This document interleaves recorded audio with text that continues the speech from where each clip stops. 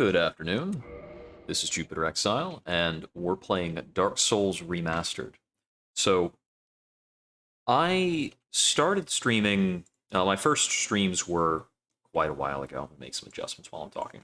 My first streams were quite a while ago, but I started doing streaming more actively kind of in the middle of the pandemic, and it was around the middle of last year that I started up by playing Dark Souls Remastered on SL1, and I started going through.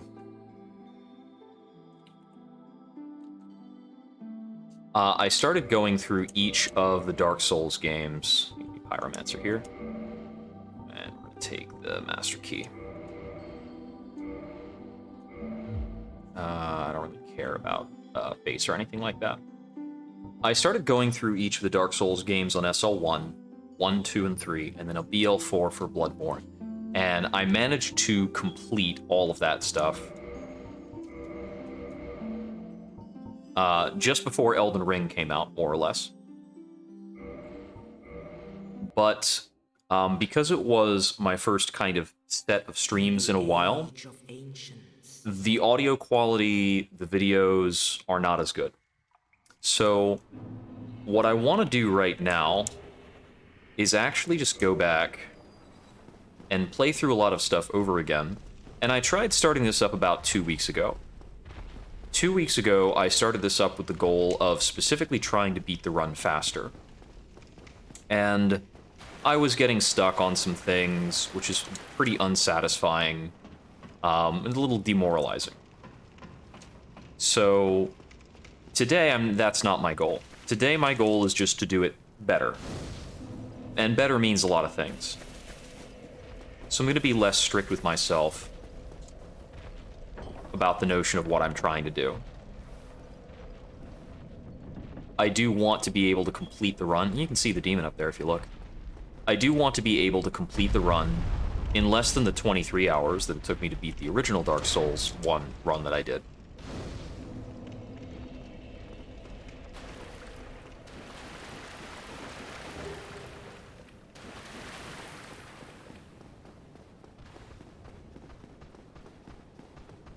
But I'm going to be a bit more generous with myself in other ways.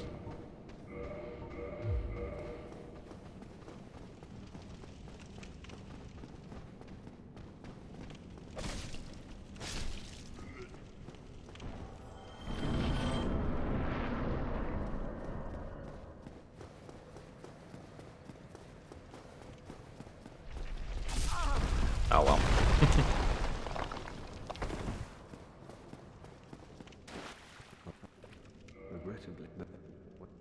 Take a hit, have a chat, Estus Flask. So, my real goal here is just to get somewhat better footage to use. It's locked. Am I forgetting something? I'm absolutely forgetting something. Thought he handed me the key. Nope. Guess I walked away too soon.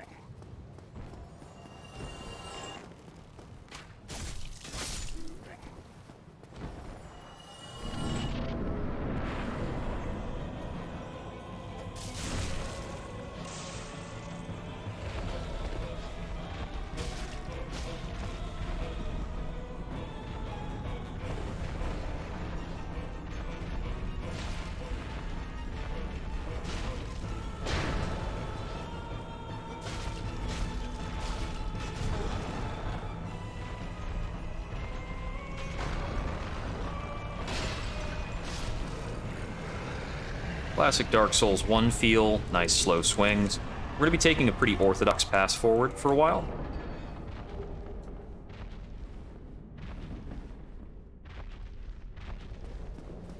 And I'm just going to be chill about it, pretty much.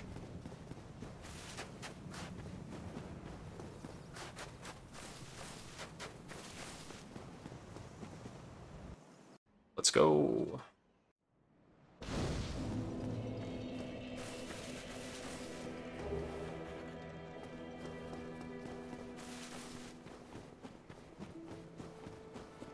So my previous SL1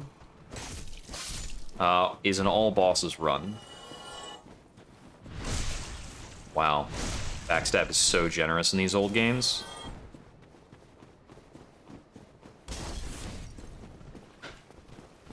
Go around you.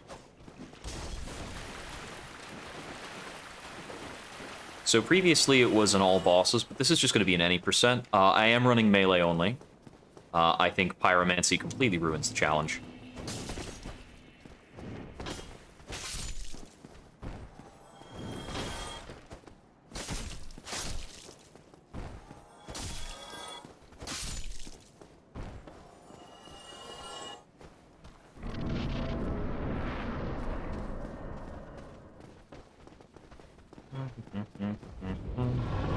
Dragon landing. Slurp.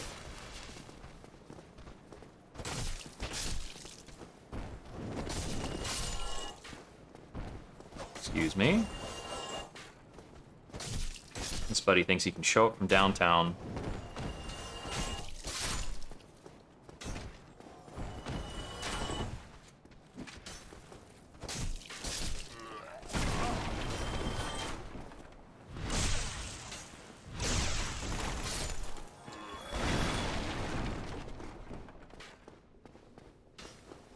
Take these guys out, and we head down here to have a chat with the undead merchant.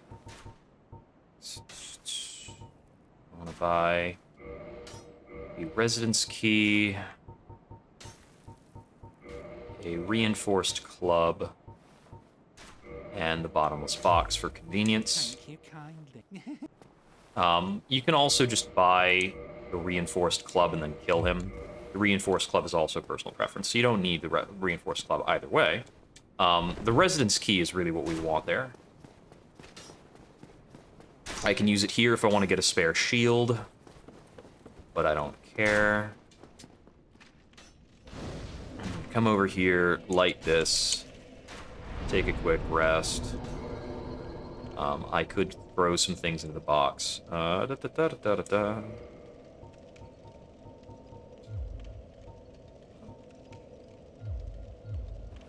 There we go. Cleaner. Don't need to look at all that extra crap. I won't be using it. Make you stop being a nuisance to me.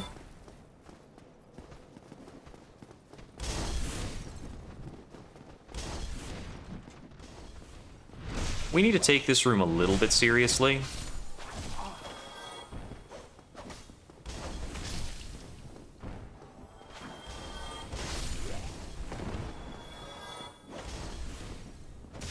But only a little bit.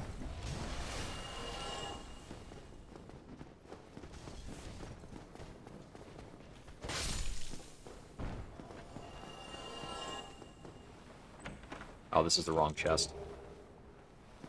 That's just some black fire bombs. Where's the chest I was thinking about?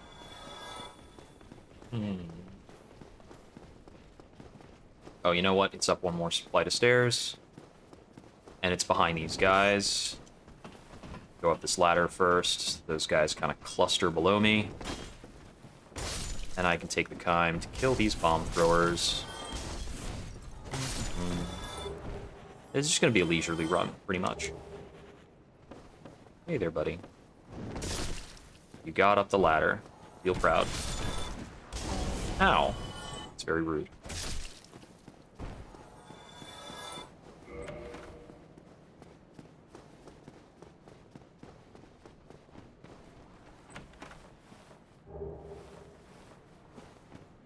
Now, I could hop down immediately to start fighting those guys. This is not Sunless Skies. Did it not update the category? I switched the category over. But it doesn't always play nice. Make sure the stream's running right. Ah, there we go. Okay. There we go. Yeah, I'm back on Dark Souls 1 SL1 again. Just to muck around.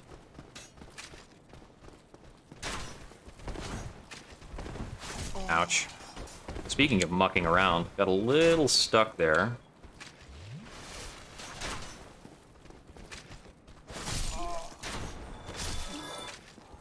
Just crash through those guys, and then you... What do you want to do? You want to just get backstabbed?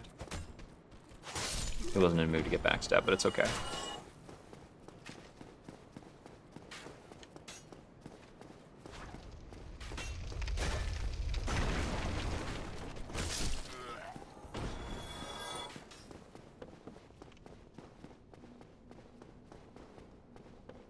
Is this the one that has the beetle in one of these barrels? Probably thinking of another area. I get this mixed up all the time. I can hear a lizard. There's definitely a lizard. Okay, there was a lizard somewhere. Oh, I don't know how that triggered a jump. That's funny. There we go. Okay, that's just Twinkling Titanite. We don't even need that stuff. Ah. Yeah, so my full-fledged thought on this is my original SL1 run, or the streamed run of SL1 that I've got right now on YouTube, isn't, like, super good quality in terms of the audio. And it's also got, like, a slightly shrunken video, because I was, like, trying to show other columns and things. Alright, I can come up and kill these guys before I start the fight. I didn't think about that. Oh well, that's fine.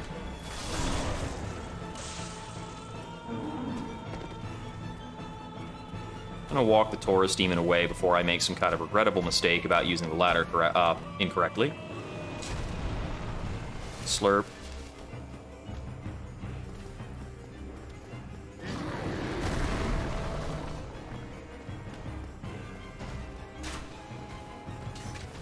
Thank you for climbing down. That's pretty nice of you. You gonna slap me? No, okay.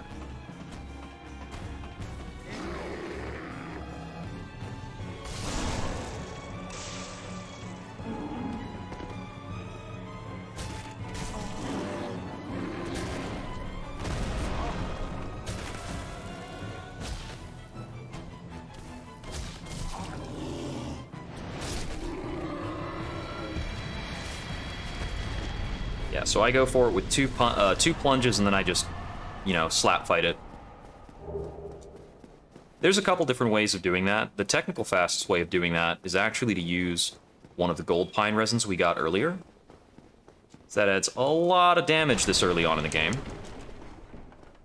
Go figure. Okay, and we come through here. We've got, like, Solaire down the stairs, but we're not going to bother with him. Just going to kind of run up along here. Dragon is liable to show up, give a bunch of people a bad time, partially including me. Alright, and to give myself some leeway and make sure I get this trick right, I want to kick down this ladder, and I'm going to tap the bonfire, give myself my Estus back.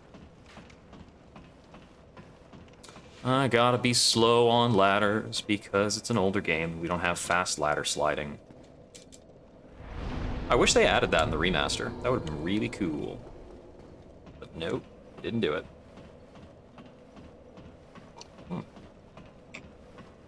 Ah, bit of coffee.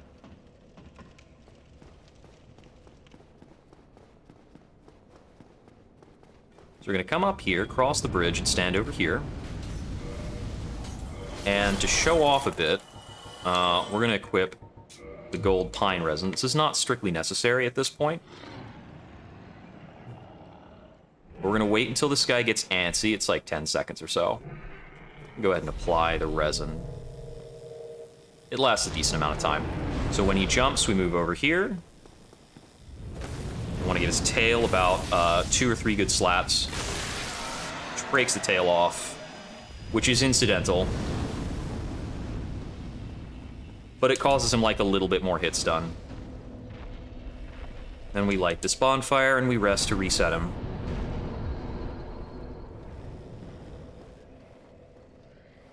Then we can open this and proceed to the next section.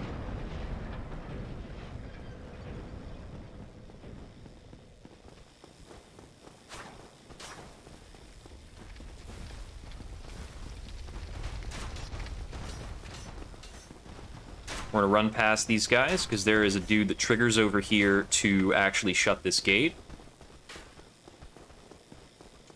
So if we run through the moment we get there, we bypass the gate shutting, and we don't have to deal with that. The gate is shut now. That was the sound effect just a moment ago. I'm gonna check to see, okay, you're following, got it. We want to bait out like a swing or two from these guys, and then we just run over to here. We can go tag a bonfire and give Andre a high five and get some upgrade on our weapon.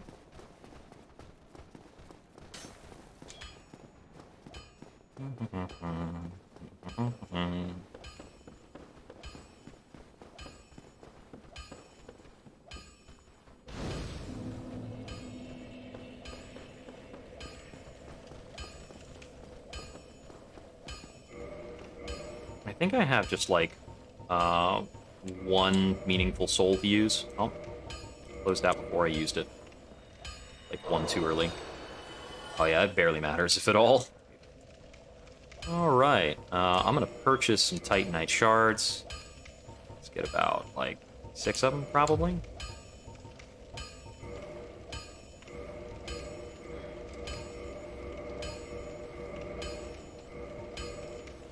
That'll get us up to +4 for now.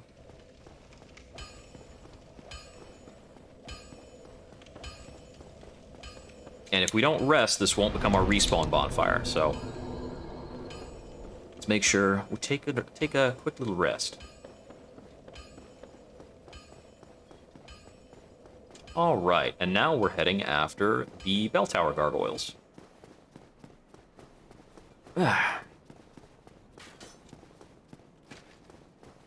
This run is particularly obnoxious, so I'm going to try once to do it as just a straight-up run. Although I am going to take a quick detour to grab this Firekeeper Soul.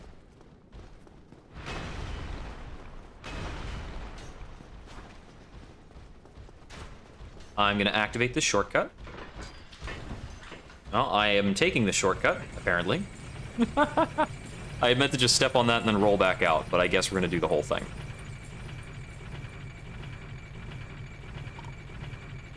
So one trick that people do when they're, like, seriously speedrunning these games, they will quit out in certain places to drop the aggro of enemies that are chasing them. So if you come over here and do a quit game to go back to title screen, when you reload back in over that, every NPC's aggro is reset back to, like, baseline, pretty much. It reinitializes all the AI. So this guy would not be standing here waiting for me in that case. This guy's a pain in the neck to get through, because sometimes he bogards the whole hallway, and there's just not a lot you can do about that when it happens. This bit's annoying because sometimes these guys block up hallways, or they come through too fast. Or things like that happen, where your swing to kill that one guy gets blocked by the wall. And that's what makes this an obnoxious section to do a run through, instead of trying to actually, like, kill everybody. So we're going to go back and try killing a lot more guys. It's going to be a bit slow. Because there's kind of a chain of people who we need to make sure aren't following us.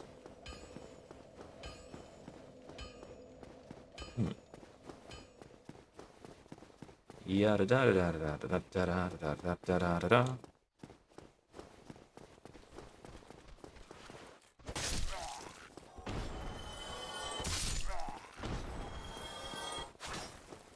If you're familiar with Dark Souls, you know that, like, all the areas leading up to the boss generally are going to be more challenging than the boss itself.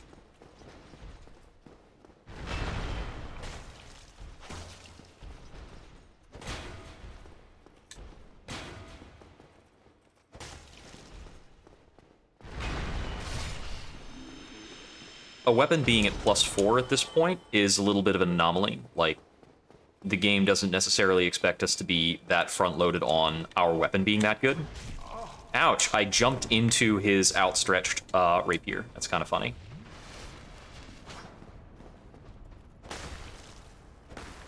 Another thing that's strange in this one is that you, the player, have a better capability to attack through walls than you do in other Dark Souls games. if your swing gets canceled by a wall in Dark Souls 1, it still has collision for a little bit. And sometimes it's actually optimal to attack a wall to, like, shortcut on your weapon. So here, I just want to club this guy and then fall off and kill him, even if it costs me my life, because he won't respawn. And now I don't have to deal with Channeler power-up on the other guys anymore, or the big guy in the middle room.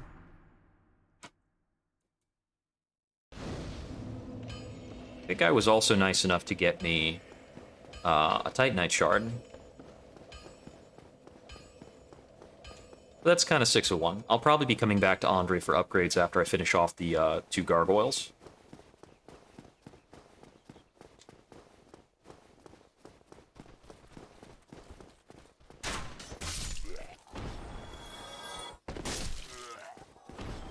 Is that guy interested?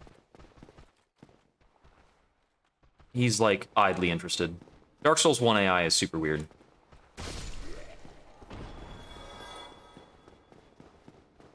NPCs definitely, like, kind of lollygag in chasing you. It's, like, old school.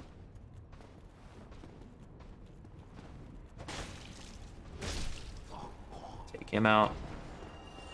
Okay, and now we're probably going to be taking this room a little slower so we don't get mobbed by a zillion guys.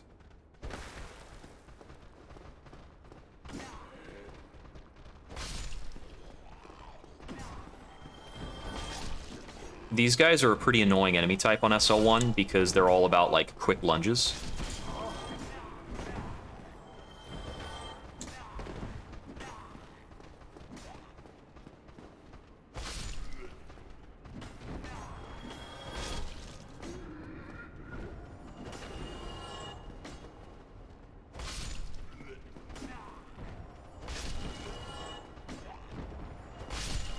The reinforced club is part of a set of weapons that have, like, a so-called weighty weapon property.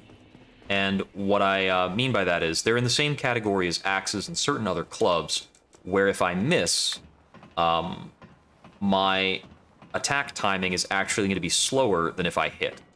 So if I whiff a blow into dead air, the character has a bit of a recovery animation. There's like an off-balance moment at the end of the swing. So before we come in to fight the gargoyles, we're going to activate gold pine resin. And this should allow us to just kind of trollerifically crush him. Get a cutscene intro. Theoretically we would. Come back over here to remove his tail. He has to growl at us after we've removed his tail. And he's very prone to staggering. And he's dead already. This other guy really likes fire breathing.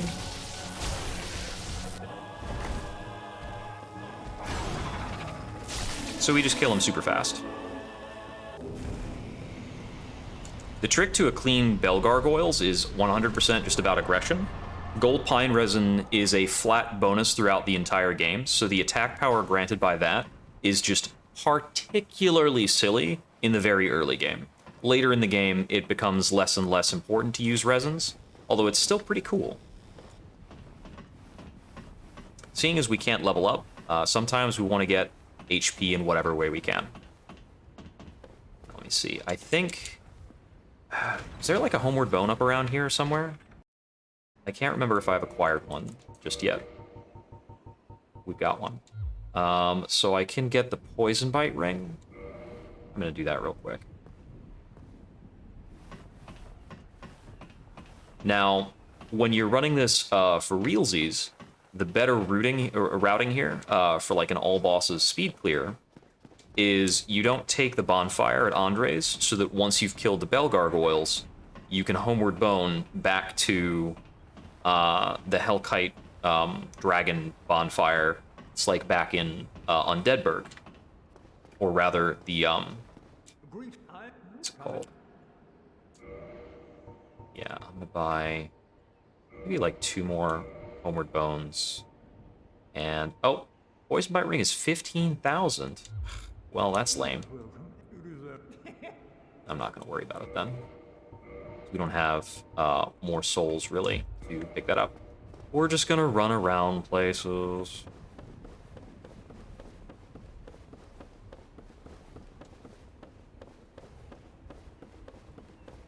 Yeah, it's like a nice dandy shortcut. If you can use a homeward bone there. Let's see, and I believe... yeah, so now we have to be going through Lower Undeadburg. That's right, it was just Undeadburg that we've done, it wasn't Lower Undeadburg so far. I think there's another upgrade item back here. I think this is another Titanite? Nope, never mind. I was wrong. And then back over here behind that guy is the location of our golden boy. But even if we don't free him, his location will be updated at this point to be back in Firelink. Oh, hey, item. Not important. So now I'm going to genuinely go back to Firelink Shrine for a moment, just to kick him off a cliff, to make sure I don't have anything annoying happen later.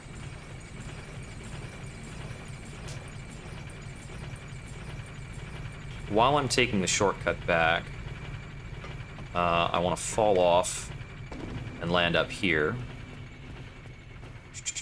I could do, like, the full return segment by, like, rolling off over here and all that extra crap. I'm thinking about whether I want to do something in that way. Well, not the full return. Oh, whoops. I appear to have already committed myself one way or another.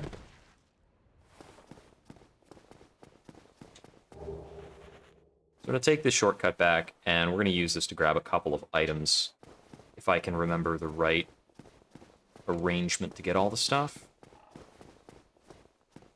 Okay, so the two chests that are back there, I'm not sure if I can get now that I've dropped down.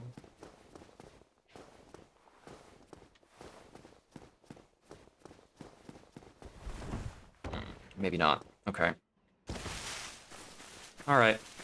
That's fine.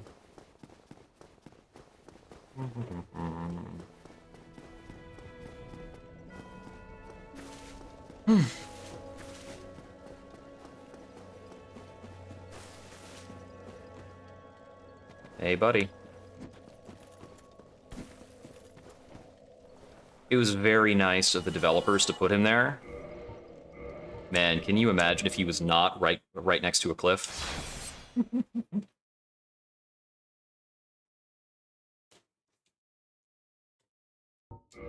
Yes, the game is offline forever, it seems.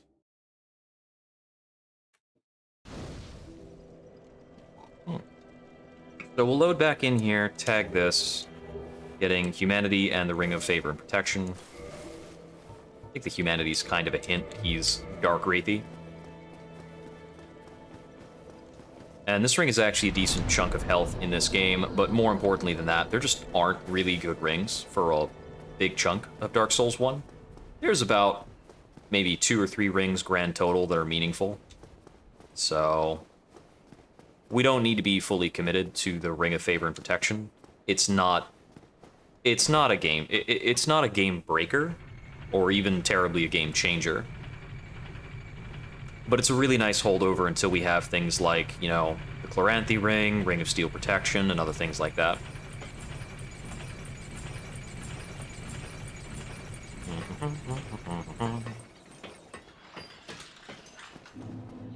Alright, so, coming back up into the Undead Parish, I'm going to go to Andre and get my weapon upgraded, because I can afford to get it a little bit better. He won't have large stones, and he doesn't have the large ember yet, so I think the most I can do is a +5. And then we'll just have to move on with that. So the last time I was sitting down to do this, I went out of my way to make my weapon into a fire weapon before doing certain things. And this time I'm not going to bother with that, because it's a huge bother to go into the catacombs, and it's honestly like a side grade in a lot of cases.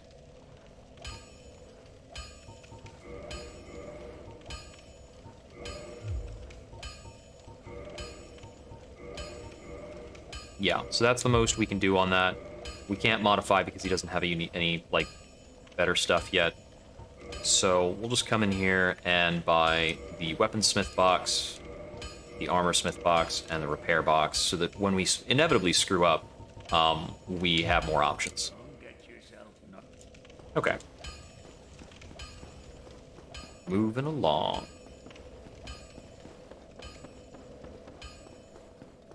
So the next step is for us to do things in Lower End Undead Burg, which is a pain in the neck. It's a tough area. We can very legitimately die in the area itself because there's a bunch of dogs. And then assuming we get through the dogs, the boss there is another pair of dogs with a Capra Demon behind them. It's mostly the dogs, though.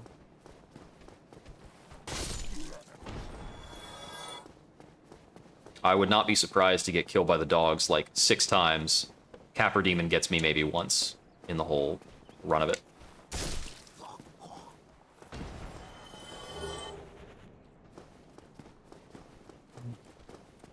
It's very nice of you to look out for me, but I don't need those shards anymore.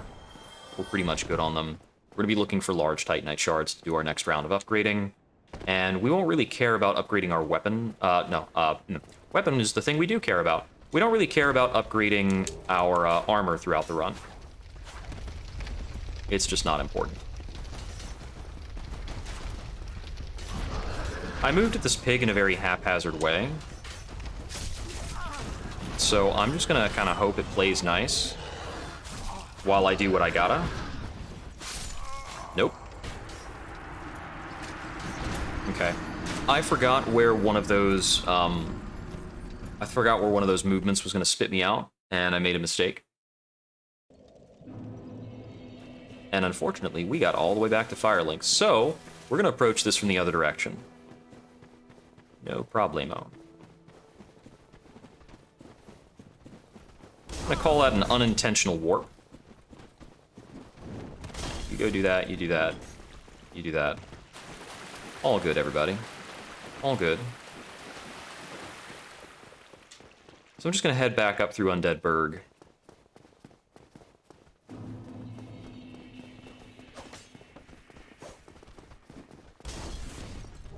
Going.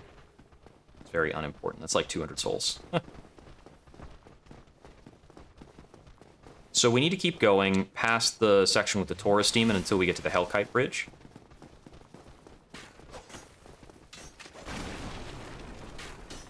While we're at it, though, I'm going to update this to be our bonfire. And that guy's going to get in, like, one last shot on me out of spite. Whee! So, funnily, the area I theoretically need to be going back through is that, what's it called? I'm going to try the super fast way through here.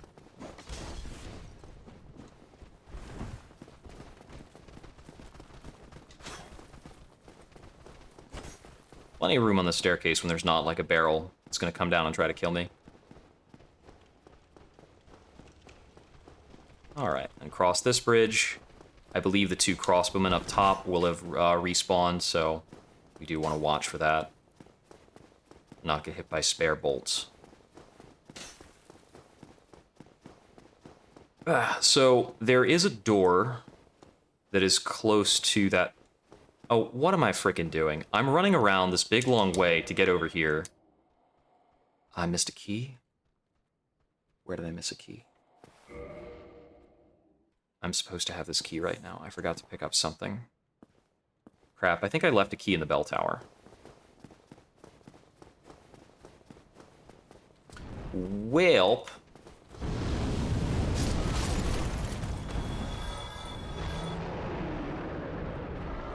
Okay, so let's make this happen again. I don't believe I left a key in the bell tower. Jeez. I'm gonna get this guy to hop on down. I also forgot that I could have used that to come up here and go to that door. Whoops. Running around a bunch of extra stuff. So if you wait for about 10 seconds, he's always gonna land on the bridge. It's like 10 or 12 seconds. Then we come through here, and we take a quick rest to reset him.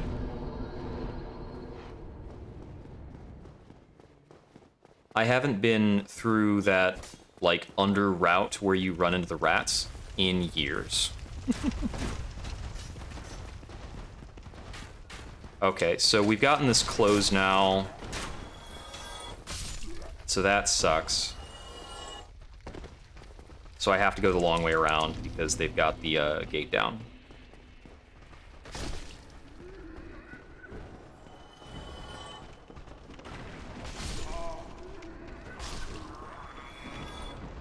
I'm gonna kill a few of these guys because they can do a decent job of harassing us as we try to make up the ladders.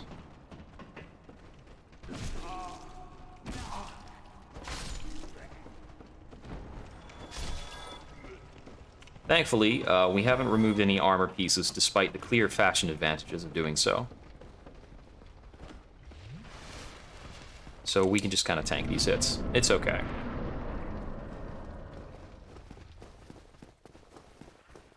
Okay, now we're back over here.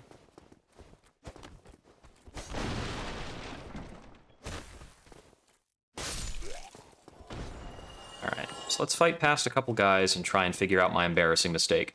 I really think I just left a key, like, right at the top of the bell tower.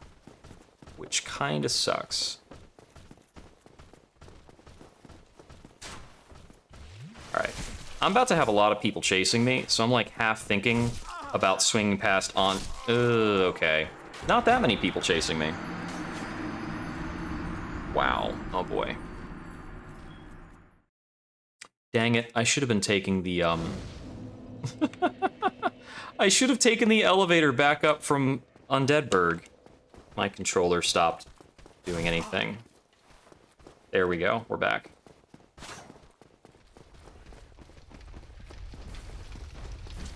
Wow. No, from Firelink. I should have taken the elevator back from Firelink for this.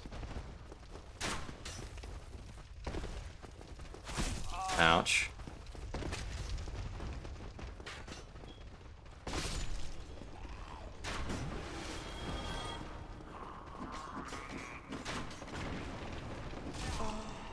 I think if I roll through the bench, I wouldn't have to worry about that guy hitting me.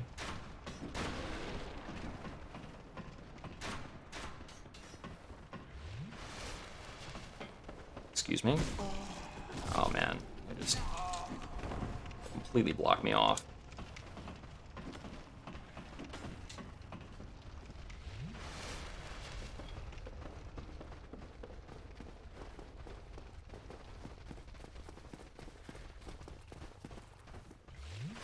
That's unnecessary, because I think that just leads to the blue Tearstone Ring.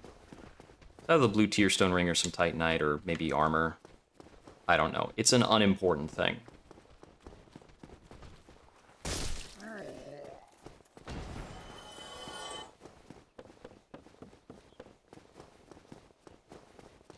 Okay. Let's slow down for these three. Okay, it rolled me into him instead of around.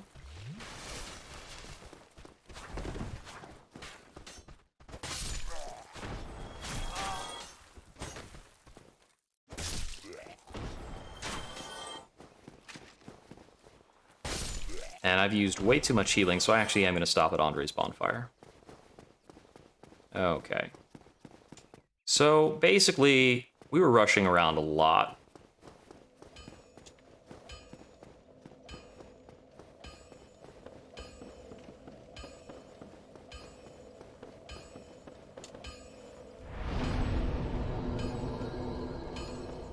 Problem of already knowing where to go.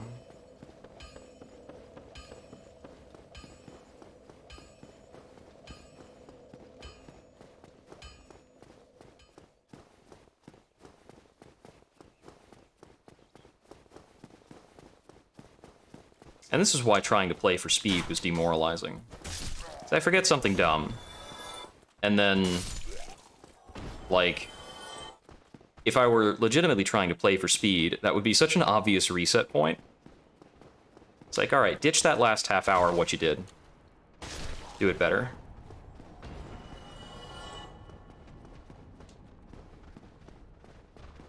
And in the scheme of things, that's not like the worst. It's just half an hour. Okay. These guys still have collision until they're, like, done falling over. Pain in the neck. Very old problems, as I don't think that's the case anymore. I think that in modern Dark Souls, enemies should lose collision as soon as they're done fighting, pretty much. Like, you land a lethal blow and they'll lose collision immediately. Everything's still very humorously ragdolls, of course.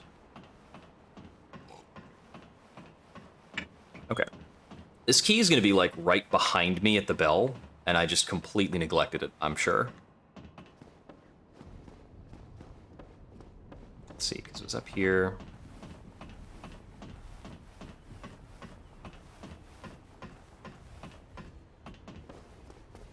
No? Where the heck is it? I've completely forgotten where this stupid key is. No, that's right. This key is by the, this key's by the gate. That's right. Oh, that thing there? With all the pouches? I suppose it's like, I don't know, pyromancer stuff.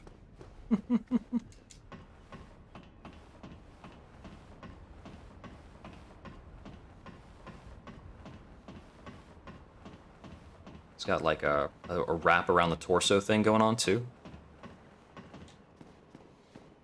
Okay, I've remembered where the key is now. It's not up here. Ay, ay, ay. So much grief from this.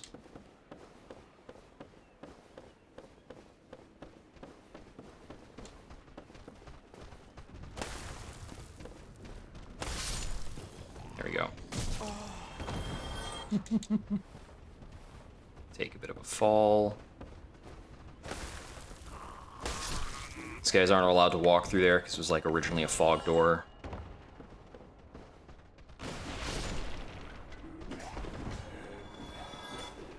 It would not have surprised me to get killed by that batch of guys. Anyways, we're gonna land down here.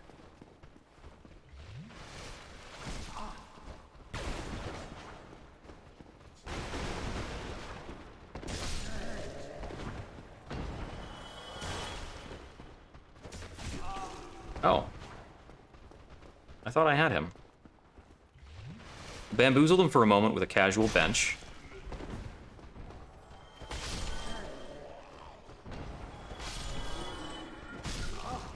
We'll take out all the rest of that stuff. Okay. So that's all the Balder Knights over here. There's like one last guy to deal with before I can grab the key.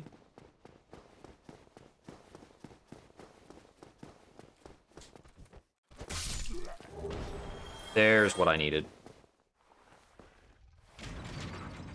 That is what we tragically forgot.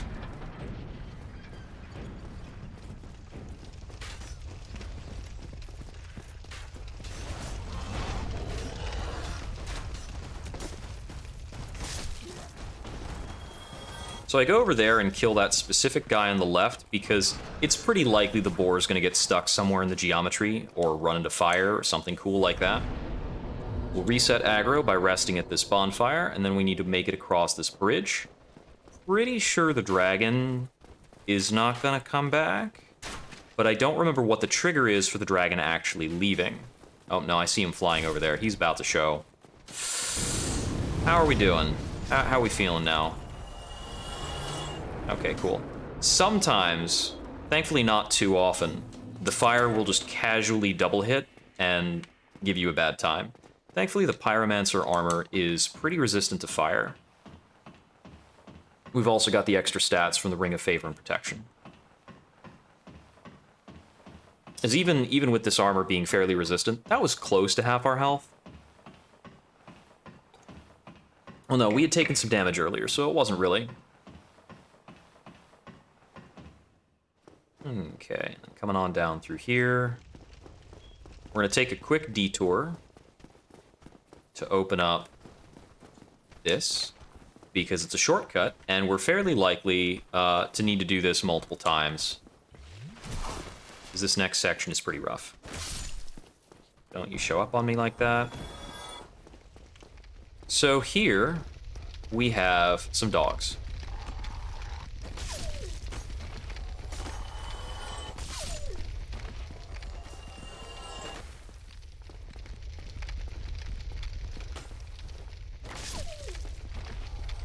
They're not quite as bad as dogs in later Dark Souls games. They're like, even faster paced. So as we run through here, some rogues are going to come out from each of the buildings, and they're going to try to mess up our day. They can do backstabs and all sorts of brutal stuff. We block the dogs super quick so that we can try and evade them. It's going to come down past this way, and I would like to open up another shortcut. That is going to require that we get past another couple guys here. So I can get into, I believe it's here. Past this guy. The dog's still right on my heels. And I just want to go this way. And we're going to open up a grate, which will link this back to Firelink Shrine. So that we can make the hike from Firelink Shrine if we want.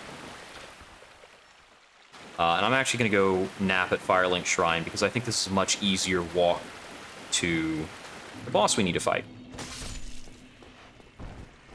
And I don't think I've ever beat the Capper Demon on the first try, so we're going to assume that we're not going to wind up doing that. I'm just glad I made it past the dogs in Lower Undeadburg the first time. Okay. Quick rest to set us back to Firelink. We get a nice 10 Estus. If we actually have to use 10 Estus, that will be a travesty. So let's not bet on that or try for that or anything. Took a little bit of damage from that fire. That guy's a chump.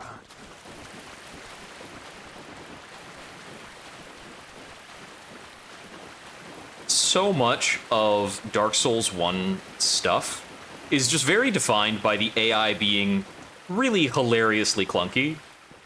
You can run around so much stuff. Yes, I might as well purchase some things. So, let me see. Charcoal pine resin sounds in order, so I'm gonna buy a lot of that stuff. And if I have a moment's respite before I get into the fight with the Capper Demon, I'm gonna want to use some charcoal pine resin. It's pretty effective against him.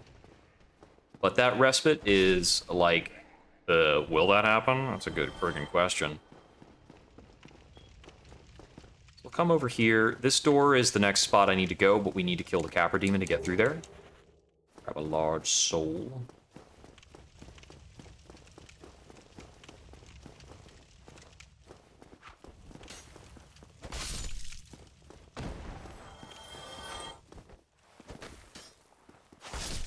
So every time we need to go in, we're going to have to fight these two rogues, and then a pair of dogs will come down the stairs. They should be aggroed at this point, I think. No? They're just patrolling. That was a bit lucky. There's one more. He waited for me to turn around before he tried something. I'm going to make sure I'm at full health before I cross this door, and this fight's a mess. It's just havoc.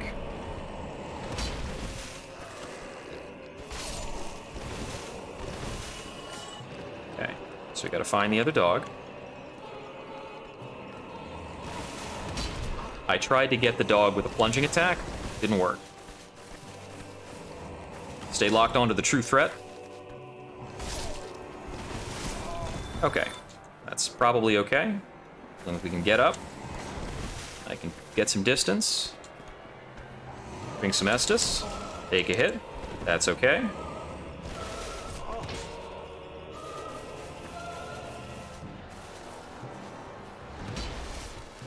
Got in some Estus.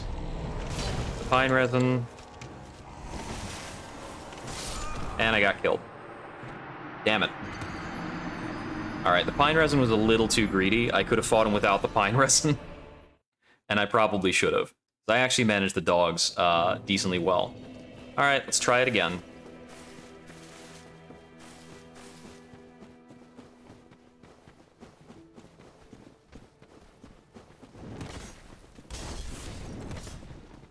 Nice, I dodged the firebomb.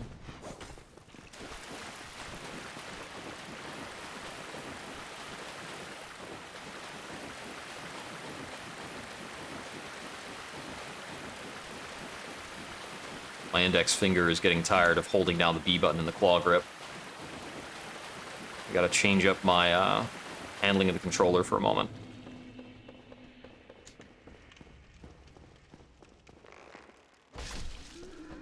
It's typically the thumb is responsible for the camera. So we're gonna have less sophisticated camera for a moment while I try and give myself a rest.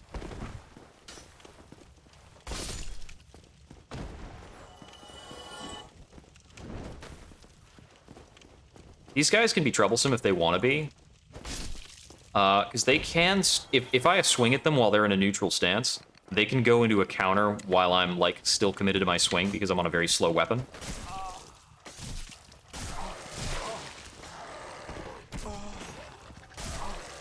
Now, of course, a pair of dogs, not one but two, is just like a really lethal scenario in any playthrough that doesn't have a shield.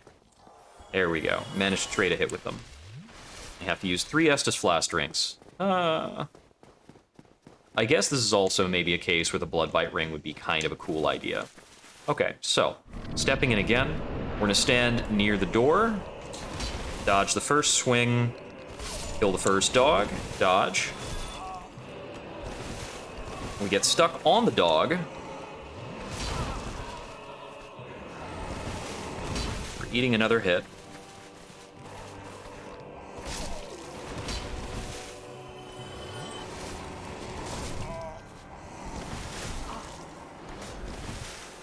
Okay. There's also a tiny flippin' room.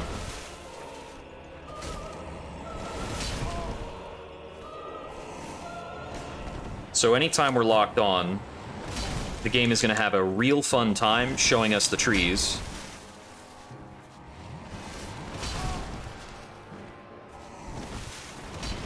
Okay, we've had a generally hard time recovering, so we just need to manage the rest of this really well.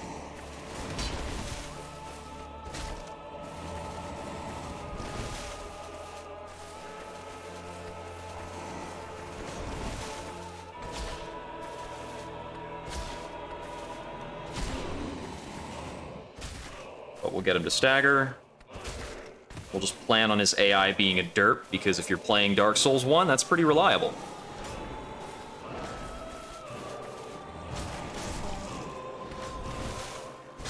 And that'll finish up the Capra Demon fight. Oh boy, that was, like, weirdly tense. But we managed to get him second try, which is not really too bad. Okay. So if I was going for true speed, then I would just proceed to the next area and just try and do it really well. But I'm not going for true speed, so I'm gonna head back to Firelink and take a rest. And then we'll come back and go to where we're supposed to go. Yeah. Oh, man. That tree is like, would you like to see that incoming attack? I don't think you're gonna. Blocked up on all sorts of stuff. Thankfully, his little leaping slam thing is super easy to dodge.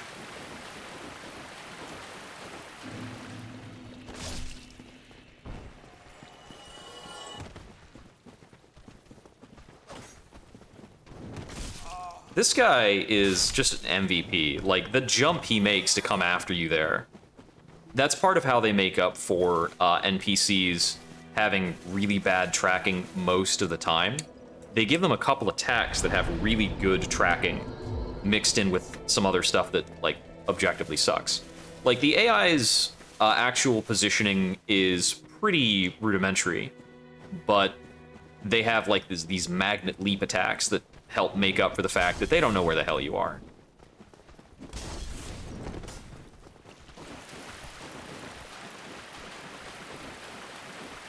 Yeah, I think the AI is basically just launching attacks on their best guess 9 times out of 10.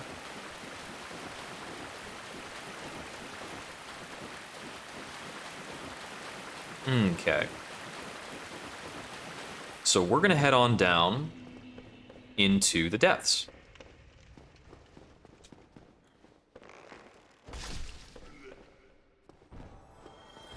And the depths is a really nice quick section with a boss that I used to hate before I learned more about Dark Souls. And now, I kind of like him. He's just the epitome of, like, a Dark Souls chonkster. You don't really have an excuse for getting killed by him once you understand the gist of it. When you're first playing through the game, it seems, man, this boss has, like, an absurd amount of health. I'm doing very little damage, and this is just taking forever. And if he hits you, it does actually hurt very hard. Or hurt quite a bit, rather. Hurt very hard. He hits very hard. It hurts quite a bit. So we want to head down there and fight with that blacksmith guy. We do have to be reasonably careful about these torch hollows. They have some very rude attack patterns.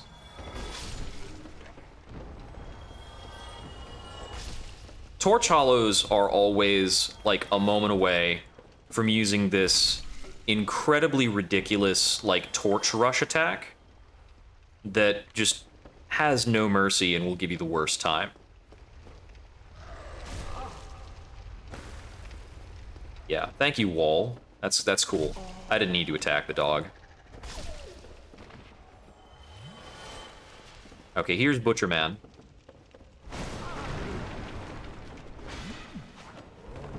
Real shout out to today's MVP, That Bench.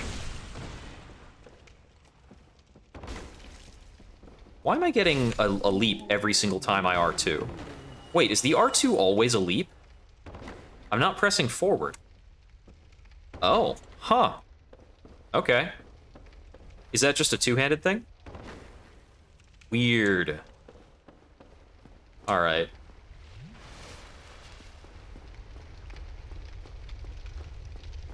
So we need the contents of this chest. Excuse me. Take that. That's the large ember that will allow us to get better weapon upgrades later. So after that, we crumble on through here, which is like a little bit of an inobvious place to go, but it's pretty cool.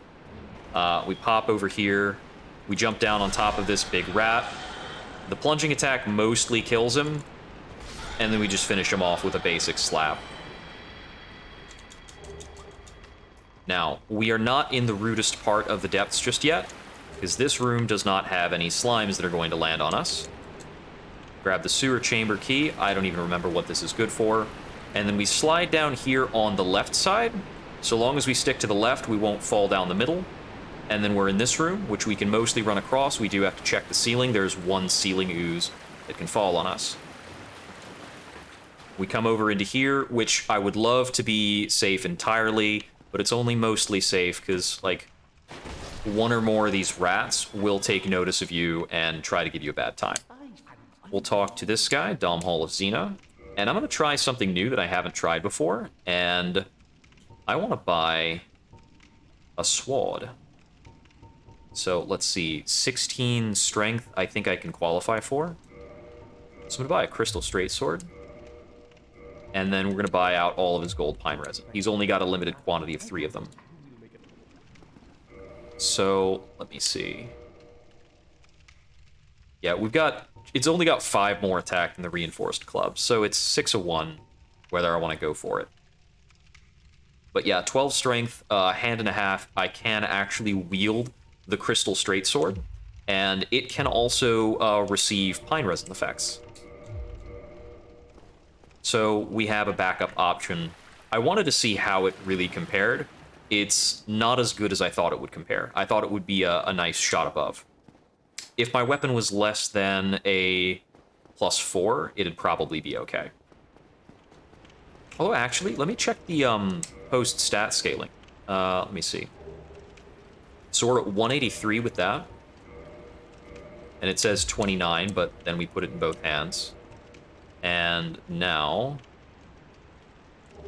oh, okay, it says 59. Did I have some other requirement?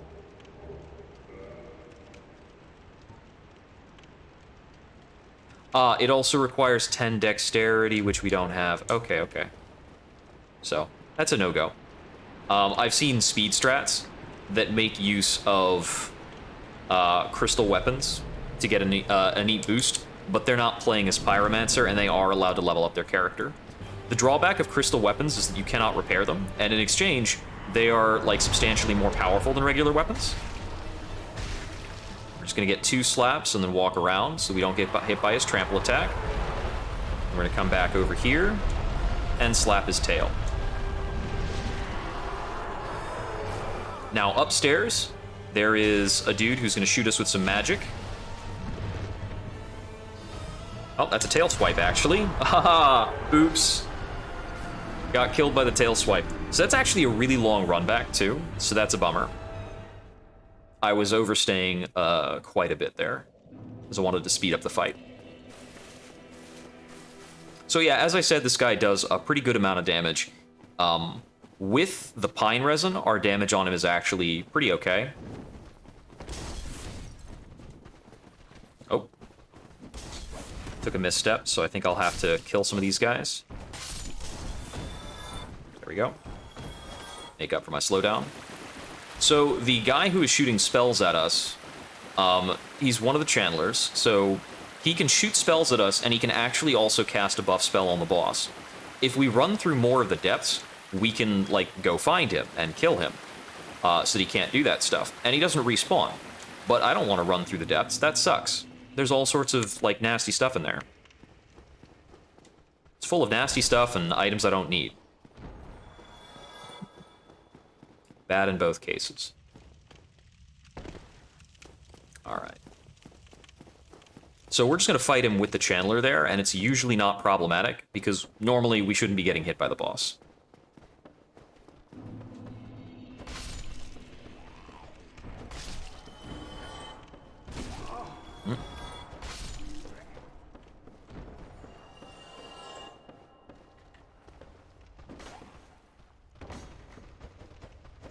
That is the running attack they can do. If you actually get hit by that running attack, it is a bunch of damage. And it happens, like, really suddenly. They can also do this annoying torch poke that is a very fast attack. And that's the theme about torch hollows. They're just much faster to attack than regular hollows. Okay. I'm gonna get rid of these benches. There we go. Ouch. I tried to just backstep out of that, but I didn't do it right.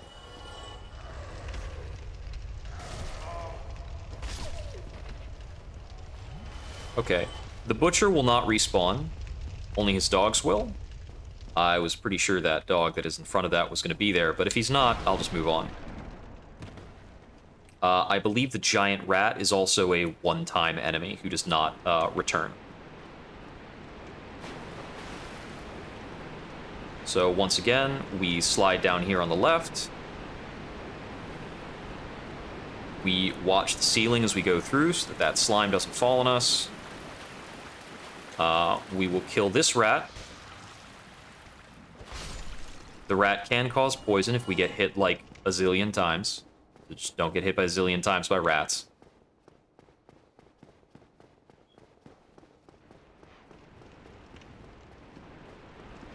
And we head back over here.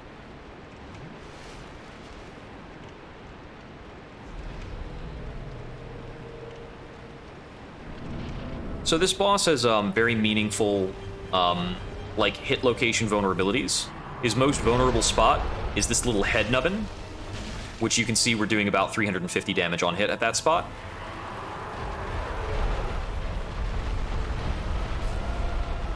Whereas at the tail, we're doing 207. So this time I'm only going to take about 2 hits, then I'm going to back up a bit. The channeler's, like, right up there. He does have a harder time hitting us if we're not, if we're in this back half of the arena. So we want to bait this head slam maneuver again and again. And watch out for everything else the boss can do. And mostly about this boss, we're just going to manage the arena and not stay too close to him. For pretty much the entire time.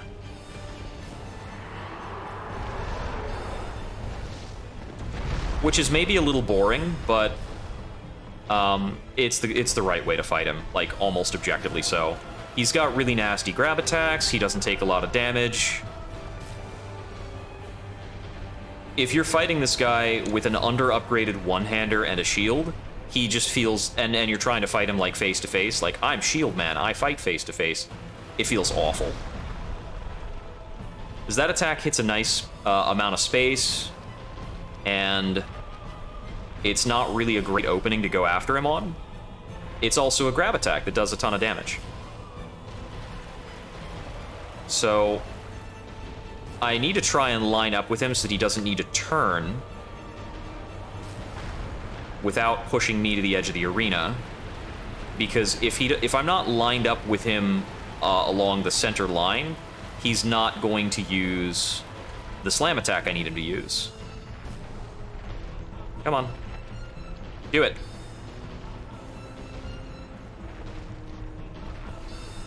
I think there's a better way of baiting this guy to do this attack. I just don't know what it is.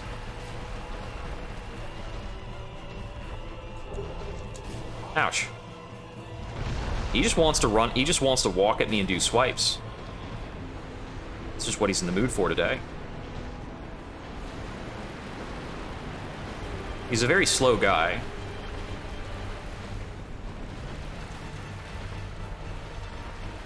Okay, once again, come on. Buddy, work with me. Do something. Like, I think it's that I need to be a little bit closer to prompt the attack, but he's just really not in the mood to do the standard thing I need him to do. There it is, finally.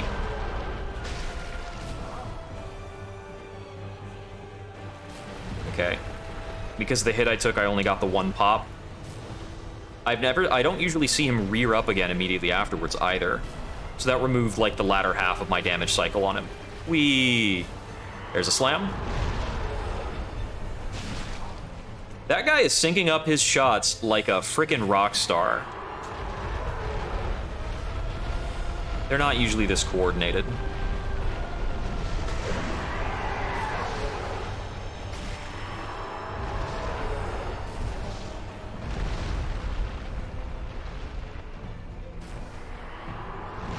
Slam. Slap. So our gold pine resin wore off a while ago, so we don't have that to work with anymore. That's okay.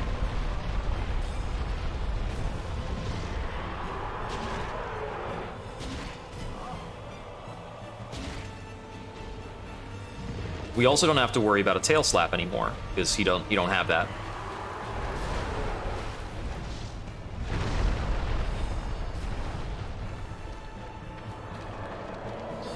I think that's his vomit attack. For this one, we have to be on, like, the absolute far side of the arena, because it covers just a tremendous amount of space.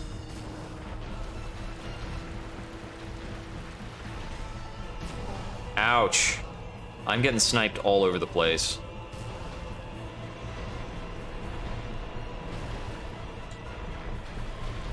Still, this is a nice classic Dark Souls 1 boss, so we don't have a second phase or anything. Don't get hit by that. He'll die. He's going up. He's a big fat boy.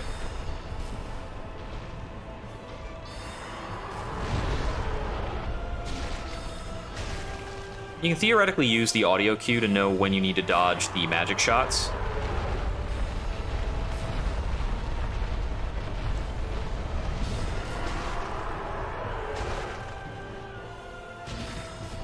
Take a couple more hits in there because I want to speed up the fight. Now he's going to slam again. See, this is actually him being nice. Get a few hits on his tiny little dragon face. He's going to stomp around.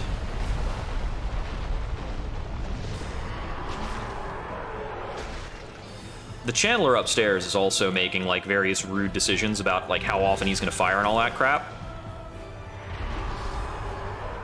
Sometimes he just wants to rapid fire. Other times he's gonna, like, sit up there and literally dance. I need to be wary of the channeler, so I'm only gonna take a single hit. Now, see, the channeler started to pause. He's doing something else for a while.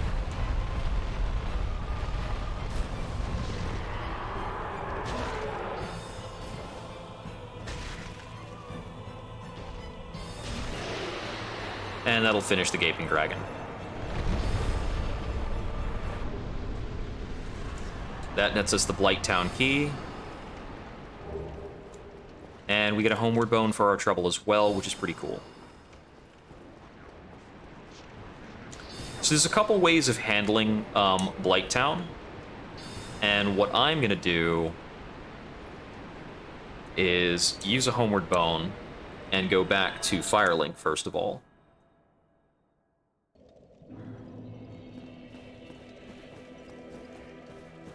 And we're going to take the back door into Blighttown, because it's a good bit faster.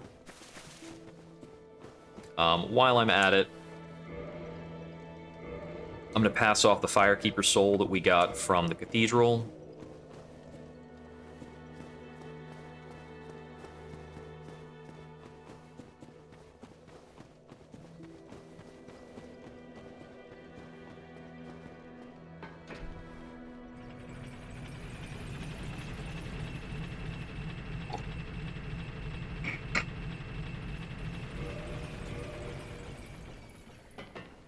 Okay.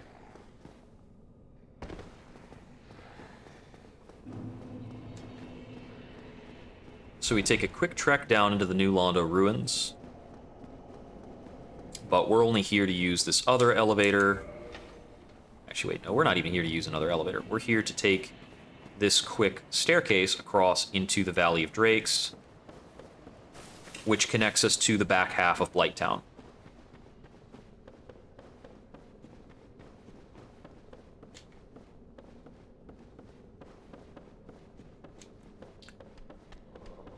We'll want to be careful about these guys. They can hit decently hard. They are subject to backstabs, though, and our weapon's pretty well upgraded.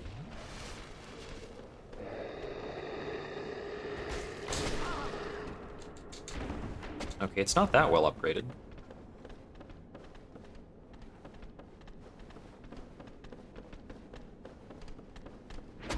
So I'm just going to let him be. And we're going to continue onwards.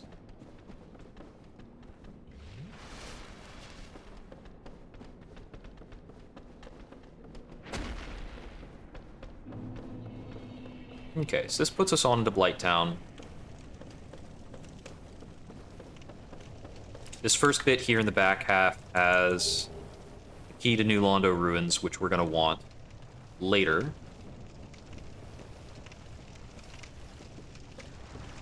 So now we're going to start climbing down some stuff.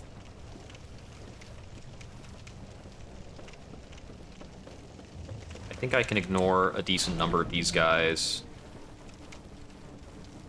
This area can be pretty dangerous if you slow down or sit still, because there's a bunch of freaking mosquitoes that will make your life a living hell. That's, like, not even really an exaggeration. They're really nasty, man. These guys, with our weapon, we can two-shot, so if we do want to slow down and kill a couple of them, it's okay. Ouch, that is a living one. Okay.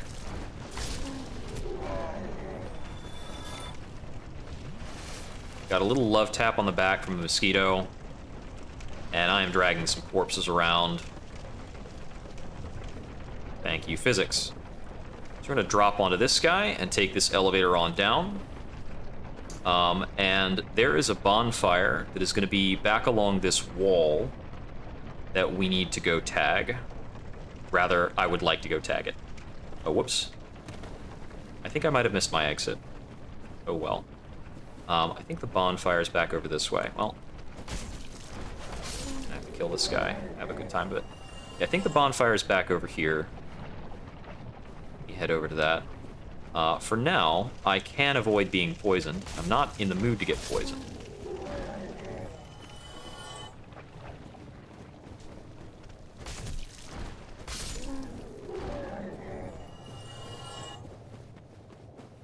And we've got the bonfire back here. I'm gonna light and rest at. This is also not a terribly bad bonfire to kindle if we wind up taking multiple attempts at the boss or anything like that. Back over here is just a dragon scale that we don't need. Now, notably, I believe I didn't buy any purple moss clumps because I'm a dope. So we're going to be fighting Quillag while poisoned.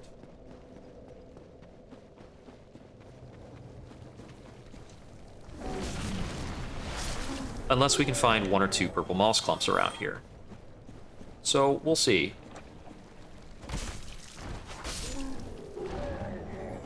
I'm thinking odds are we get poisoned. Now, if you're legitimately playing Pyromancer, one of these little islands has like a pyromancy trainer that you have to talk to, and you have to buy spells from him down here. It's awful. Are you purple moss? No. But hey, that's handy. Okay. So we're gonna go over here. We need to keep an eye on these guys because they can throw rocks. But if you're running, the rock's not gonna hit you. So just manage your stamina to make sure you can keep running. And we're coming up through here.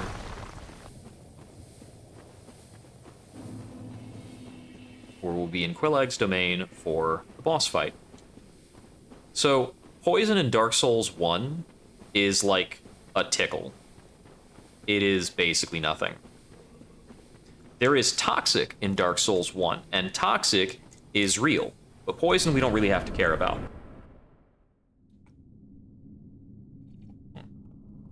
Alright. So now we've got the big spider gal herself, one of the emblematic bosses of Dark Souls, Chaos Witch Quilag.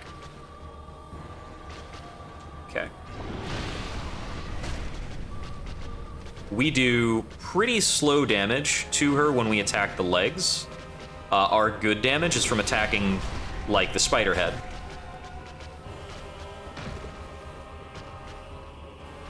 But it's most important that we just do some damage. We just want to consistently do some damage. I'm watching the way Quilag interacts with the spider face, because that's going to telegraph a lot of the attacks that are going to happen.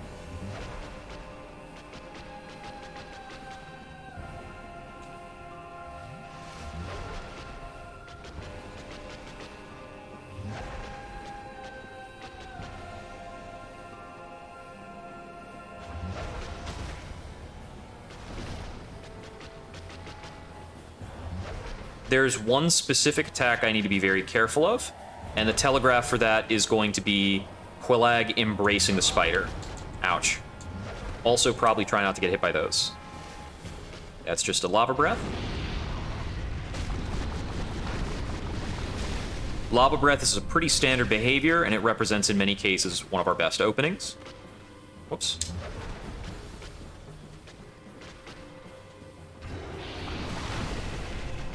That's the embrace.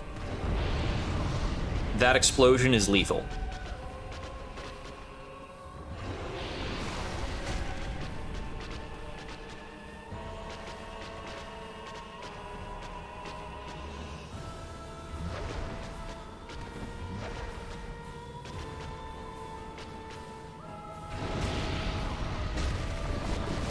So we do pretty low damage per hit, but since we get about 4 hits per opening, it's not bad.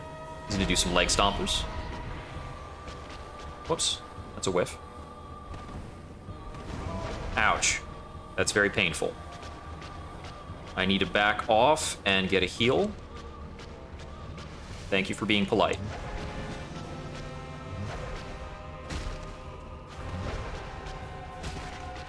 That's the embrace. For her regular hit sequence, she's gonna, we can kind of tuck in on the spider, and it'll usually go well. Our poison wore off naturally. That's lava breath. If you tuck into the spider too much or take it for granted, she's going to use the embrace attack that causes her to do the giant nova. And as long as you're wary of that and you understand the telegraph, you're fine. If you don't know what you're doing in this fight, the telegraph winds up being pretty subtle, because the spider's not doing anything. This one, we're going to hug the spider. Also, sometimes, if you get bold about hugging the spider, and she goes for the embrace, you can get tangled up in the legs and die. There's the breath. Yeah, the safest way is just to wait for breath attacks and punish those. It's not the fastest. It's not the most glamorous, but hey. Ouch. Got a little bit tagged there. That is okay. We also don't really want to run too far away from Quillag. If we run too far away, she'll do like a spitting magma leap thing. That's just breath. And if she does that in a couple of spots in the arena, it's gonna start getting like tricky to manage where we're standing with all the magma. We really like for her to spend a lot of time just doing like these long, slow fire stabs. And there's Quillag.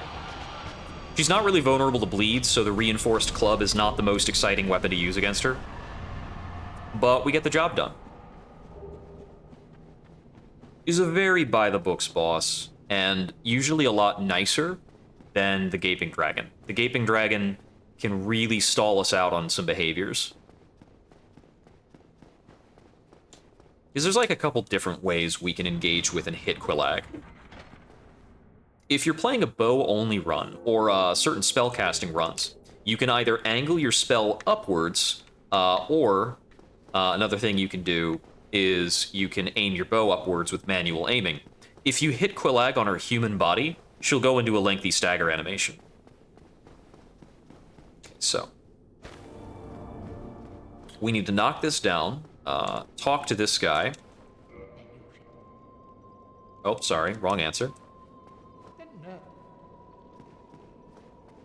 Do I not get another chance? Oh boy. Well, in that case, we will kill him.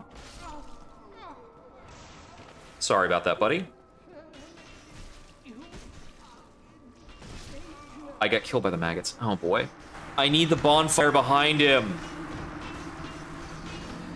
I answered a dialogue wrong, and I might lose 50,000 souls over it.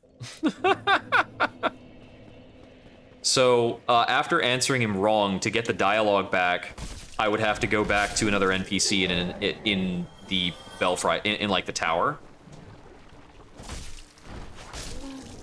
I forgot he pops into maggots. If I had premeditated that kill a bit more, what I should have done was equip Firebomb so that I could kill him and then Firebomb the maggots.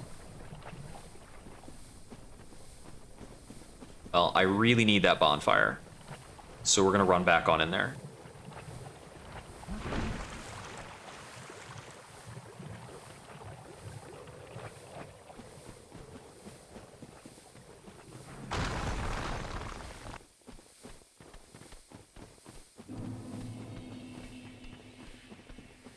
I'm pretty sure whether or not we kill Iengi, I'm fairly certain we can still interact normally with the Fair Lady.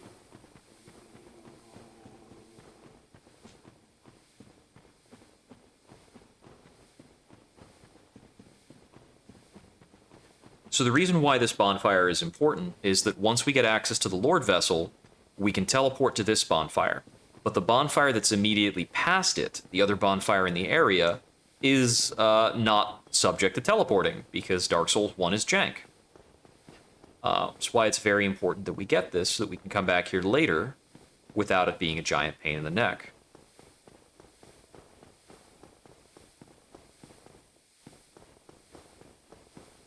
Right, well, he stays dead. The maggots that show up from his corpse will not spawn. And we can rest at this bonfire. Now that we've rested at the bonfire, it will be available for teleporting later. Alright, so we're going to continue on through here.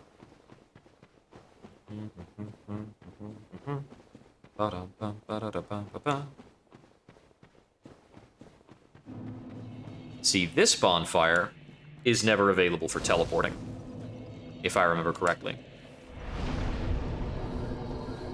It's also possible that I'm remembering wrong and going out of my way for no reason. 6 of 1. So we're going to run down here and take care of another boss who is killed in a scripted sequence.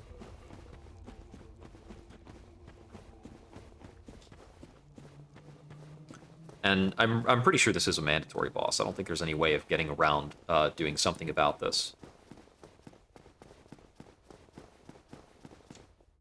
So this boss, if you fight him legitimately, so to speak, slaps super flippin' hard. And that makes him very difficult to deal with.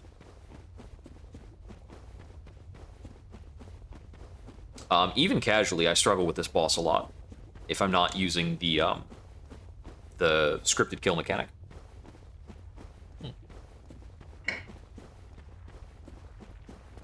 But this is kind of a neat, like, older gimmick boss.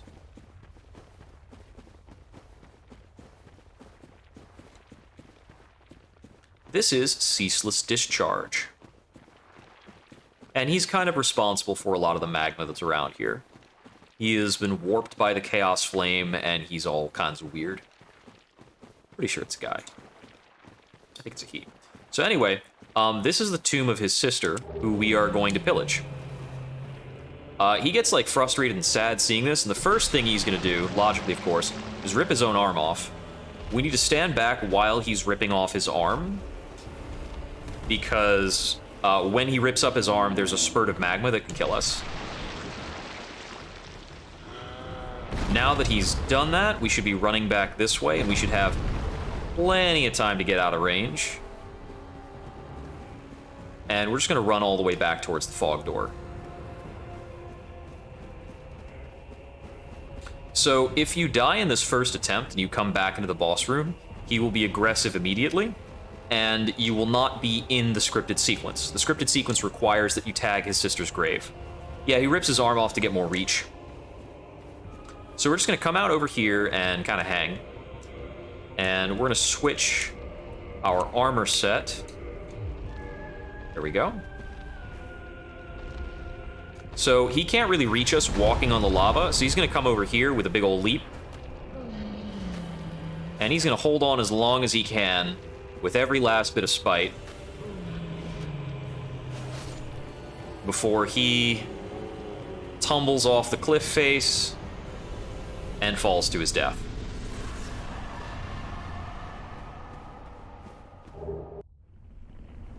And this this removes a lot of the lava flow. It starts to cool because there's no longer this big chaos fiery dude. So we need that to be done for later so that we can go down deeper into the ruins, but we're not going to bother with that right now. There's nothing in the ruins that we immediately need.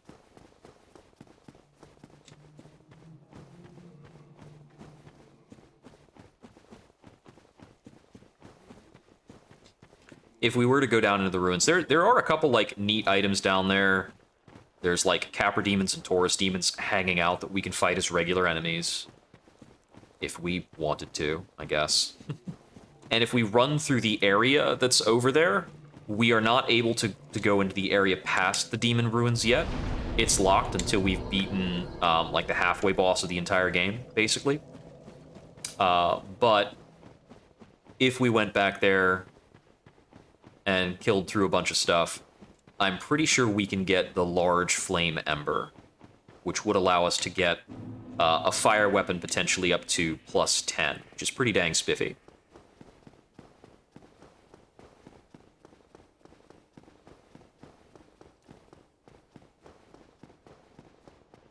Alright, so we're about to hustle our way out of Blighttown and back up to Firelink.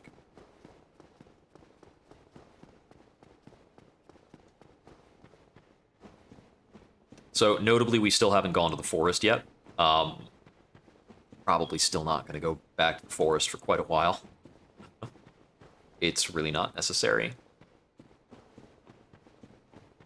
In a lot of ways, the forests are kind of a bonus area. The only mandatory boss there is the Great Grey Wolf Sif.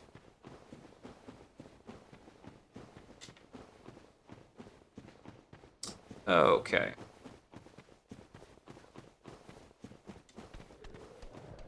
So I'm going to have one of these ogres chasing me, and there's a lot that can go wrong in this ascent, even if I wasn't going to be poisoned, which I am. Make sure he doesn't hit me. Okay. stamina back, please. So I'm going to go back to the bonfire that I had over here and rest again. Maybe the ogre might lose interest, I don't know.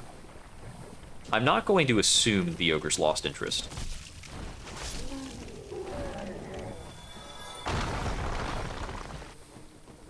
That boulder crashing behind me is a pretty good indication that somebody's still interested. We're going to rest here to remove poison, and now we're going to try to make our way out the way we came in.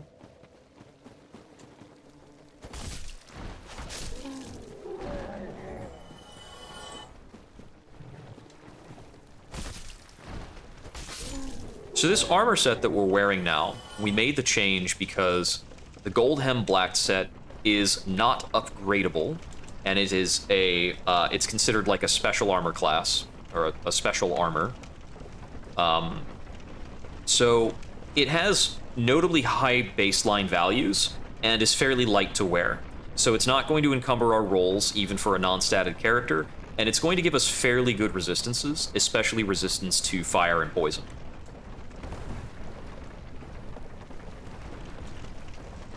Let's head on up. As before, we're going to try and make a quick clip through here so that we are not too heavily harassed by mosquitoes. The mosquitoes are able to traverse, like, up and down. They can change their verticality, but their methods for doing so are pretty jank. That little alcove over there, we can go into if we want. We have to deal with a lot of toxin shooters if we want to do that. But in exchange, we could get a Firekeeper soul that would make our Estus flasks better. It's very tempting.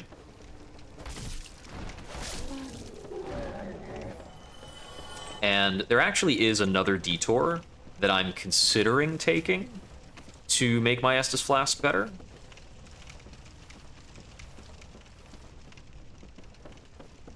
Yeah, I think we're going to do it. I would like my Estus flask to be at a +2 for the next upcoming areas.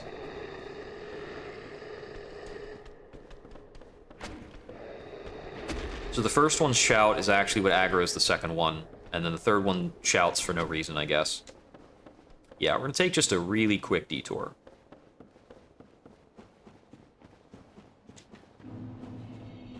It's a very simple little detour.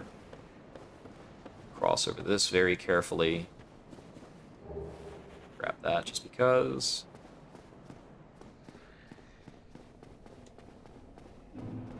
Okay. So the detour is down here in the New Londo ruins.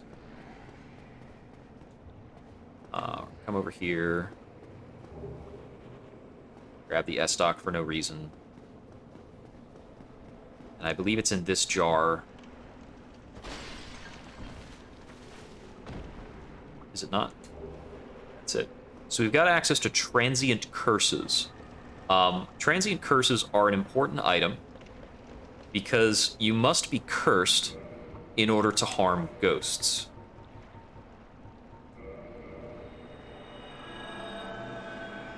A transient curse is a consumable item that applies curse to us and allows us to interact with ghosts. There are a couple other ways to do this. Oops.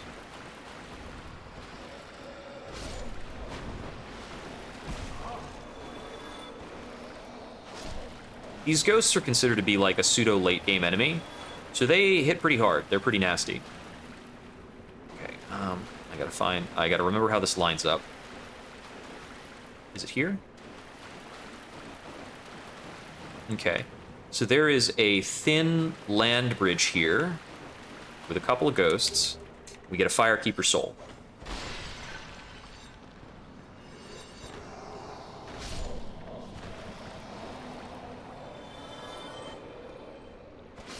And a couple of ghosts spawn behind you as you try to make your way back out. Or rather, they spawn on your way in. Oh yeah, ghosts are really nasty for several reasons. They have a grab attack that has very peculiar hitboxing. They can also move up and down, passing through all manner of terrain. So you can have ghosts that are in walls and attacking you that you may not necessarily be able to hit back because your weapons will be clanking on the walls. It's awful. So there's a whole lot more stuff back there involving ghosts that we'll have to come back and do later, but I'm not going to bother with it now. Generally speaking, the best way of addressing that entire section is with like, this big old death run. For now, we're going back to Firelink Shrine.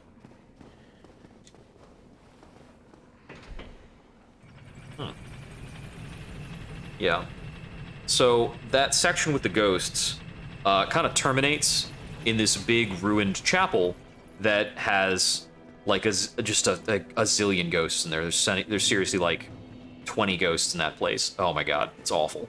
And they're coming at you through all sorts of walls, rising up through the floors. It's horrifying. Okay, so we got it to +2 now. We could have gotten it to +3 if we got the other one from Blighttown, but whatever.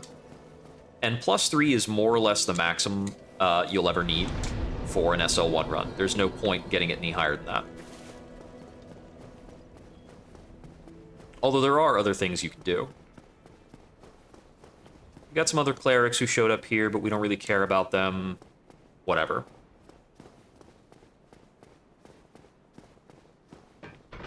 In terms of getting additional Firekeeper souls, there are only a couple ways to do it. And in a lot of cases, you need to make kind of chilling, obnoxious story decisions. If you kill a Firekeeper, they'll drop a Firekeeper soul. So in that way, you can kind of move around the Firekeeper souls in the game. But anytime you do that, you're going to permanently lose a bonfire. So the Fair Lady, Quillag's sister, is one such Firekeeper that we can kill if we want to get an extra Firekeeper soul and upgrade our flasks.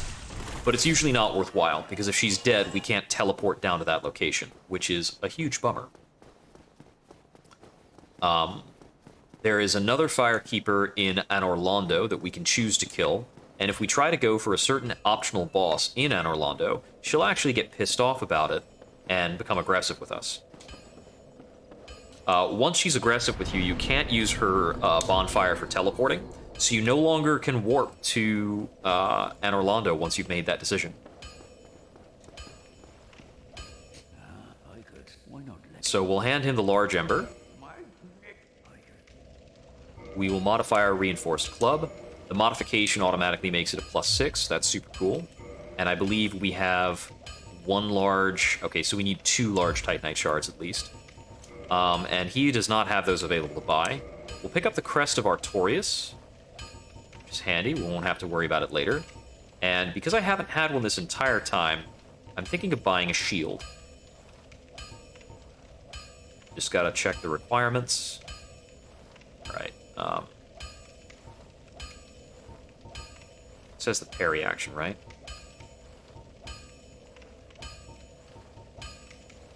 I forget how you check the 1 or 2 of them that don't have the ability to parry.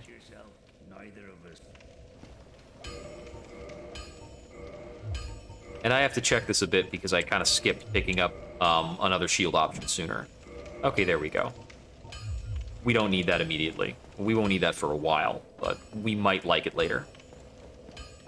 Is there anything else we can buy from you? Because I've got a lot of souls.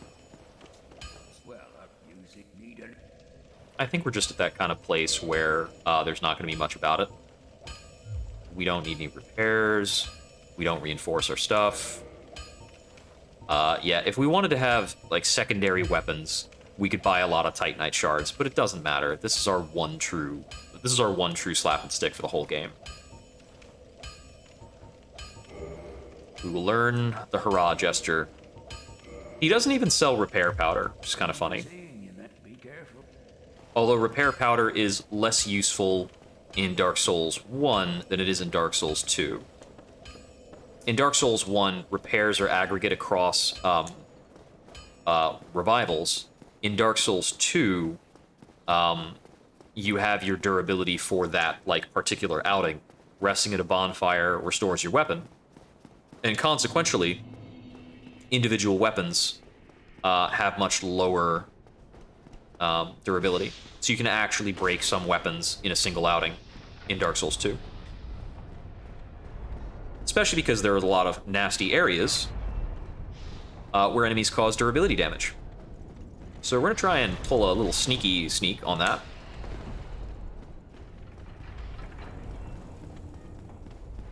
Then we'll come on up here.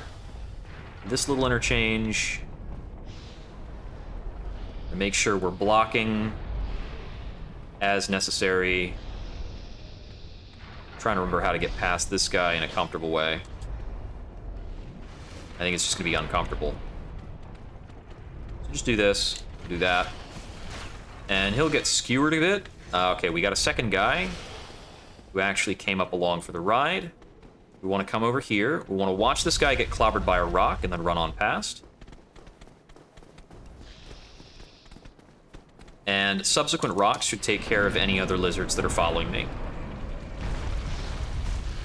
There they go. Okay, and here, you want to step on this and then step out of the way. And if the game is being nice, this guy will get hit by some of that stuff. Instead, that didn't happen. I'm just going to kill him.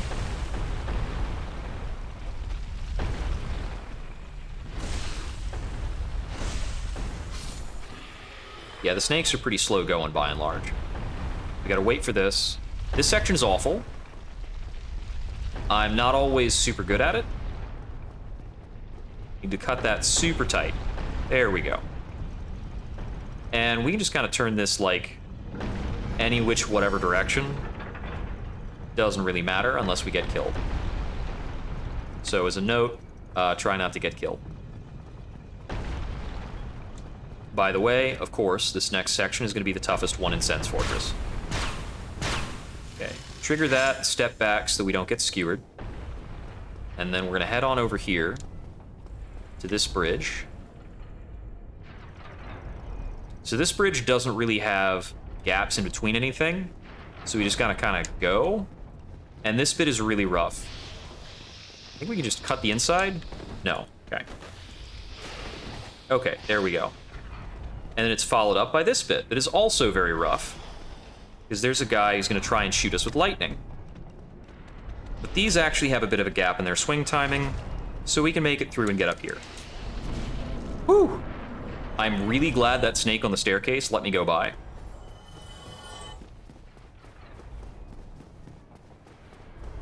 So we're gonna run up here and ignore that item temporarily and take this drop very slowly and carefully to tag this bonfire. This is the only bonfire in Sen's Fortress, and it's very inobvious. Gotta love Sen's Funhouse. The first time you play this game, this area is incredibly rough, and I do appreciate it for what it is. It's kind of honest. Like, you understand pretty soon in that Sen's Fortress is honestly bullshit, and it's not pulling punches on you the whole time. This is a Gygaxian place. It's great. We'll grab a couple items, notably including some large Titanite, which is handy. Good to have. And we're gonna get our hustle on. This is one of the first areas in the game where it's particularly easy to farm, like, loose Titanite. You can also activate a shortcut here that leads back down to the, beginning area of the fortress, if you want. We'll run across this. We need to move through this entire area relatively quickly, because up on the rooftop, there is a giant who is throwing firebombs at us. Killing this giant is technically optional, but it's a really freaking good idea.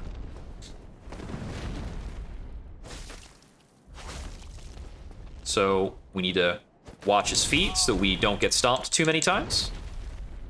We can get stomped a little, it's okay. You don't have to be perfect.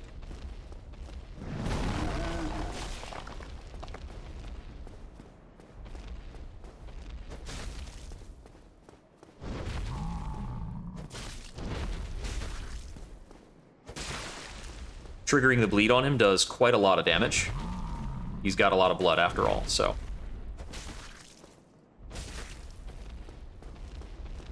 We want to go right under his legs. Any of his arm swings are going to hit in a very frontal way. So if we don't kill this guy, he can throw firebombs at us while we're fighting the Iron Golem, and it's potentially a really bad time.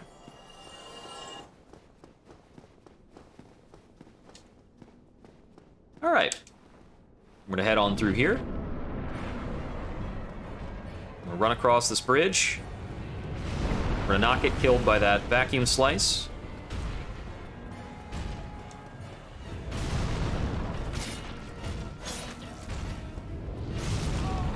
And he embarrassingly picked us up. Okay, thankfully not dead. Cool. I'm gonna move back a little bit. I only need one drink. Cool.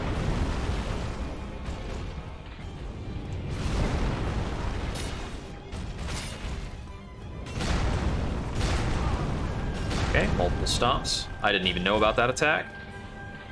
I don't know much of this guy's patterns.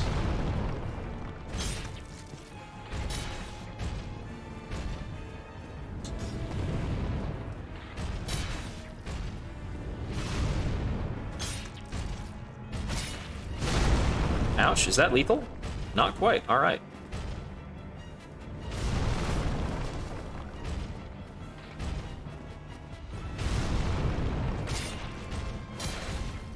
So after we hit him a certain number of times, he's going to start wobbling, and that's kind of go time. We keep on hitting him. I'm doing a little pivot to let my stamina come back a little bit. And then he's going to fall down. Unfortunately, I did not get him to fall down off the bridge. If you get him to stumble like this while he's on the bridge and he doesn't have a spot to put his backhand, he'll fall to his death at that moment. Instead, we'll just be pummeling him a lot. And it's going to be a slower fight as a result.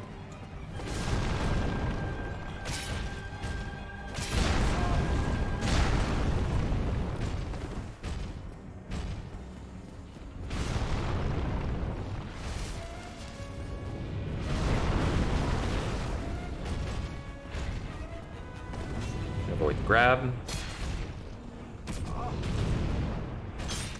Sometimes he's also going to be nice and, like, backstep himself off the ledge.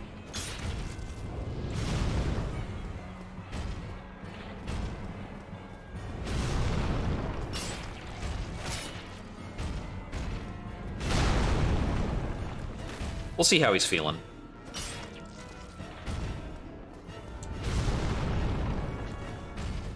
Let's do a kind of vibe check on the Iron Golem. How's it going, bro?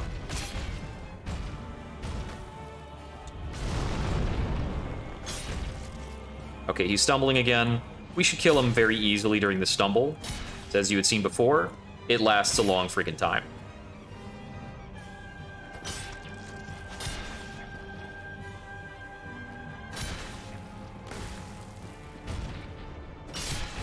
Alright, I almost got really trolled by that rock, but we're alright. Not the fastest Iron Golem kill, but it works. And this brings us into Anorlando. Man, Dark Souls 1 bosses are so easy compared to, like, Elden Ring bosses. These guys do not put up the same kind of fight. They are... Sometimes they're just, like, sad sacks hanging out. So these giants have a very small, like, aggro pickup radius, so we can just kind of cruise on by, so long as we're not concerned with grabbing the various items that are around here.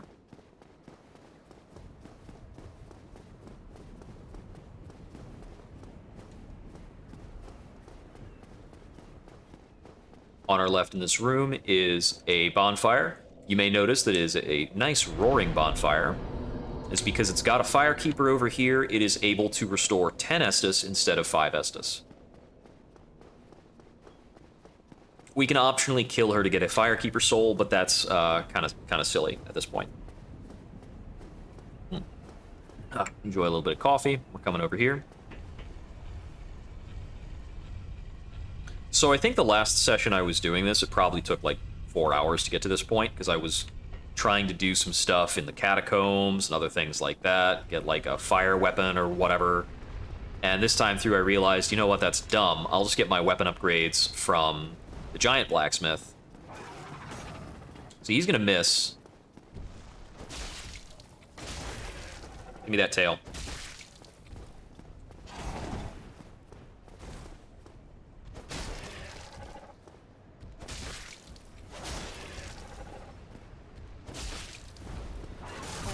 Ouch. I need to back up a bit. I forgot he has like an axe swing flight move thing. I don't remember gargoyle attack patterns, man. They just die like chumps, right? He's gonna reset because I pulled him back too far. He doesn't like to go in the elevator room.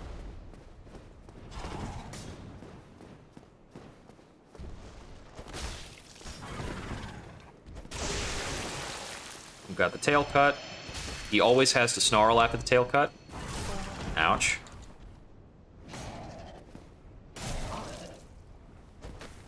What?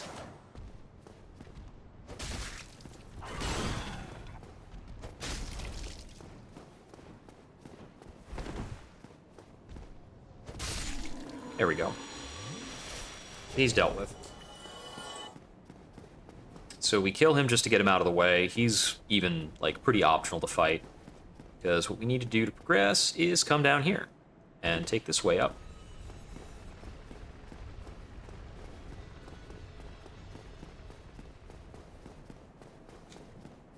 So this next section is very nerve-wracking. It's another very good example of parts of the level being the boss, more so than the bosses.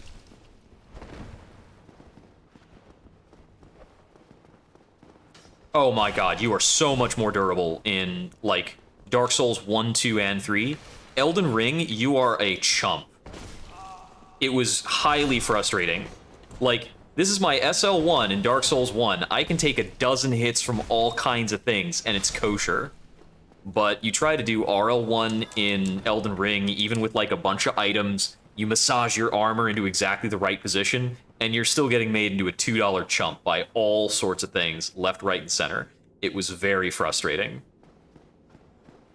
It's like, Dark Souls 1, you have huge margins of error on even an SL1 run. It's actually a very fun little challenge run.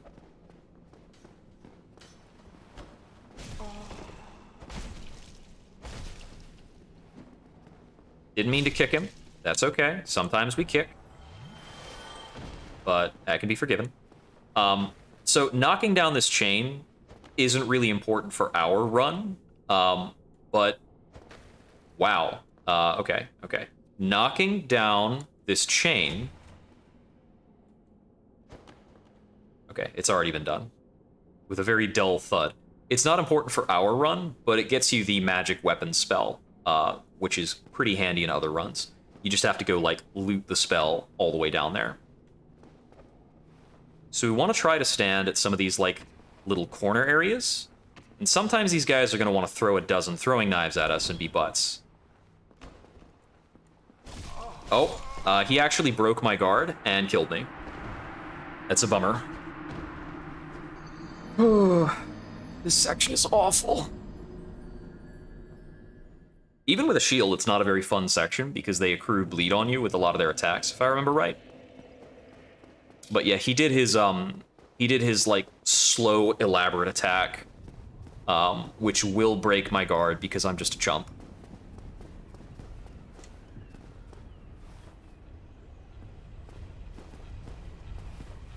But we only have to get past these guys in these rafters once. Afterwards, we get to open up a shortcut. But yeah, it's nerve-wracking because we can very easily fall off the rafters to our death. It's a little tricky to fight these guys on SL1 with, like, this slow frickin' club against their fast dagger setup.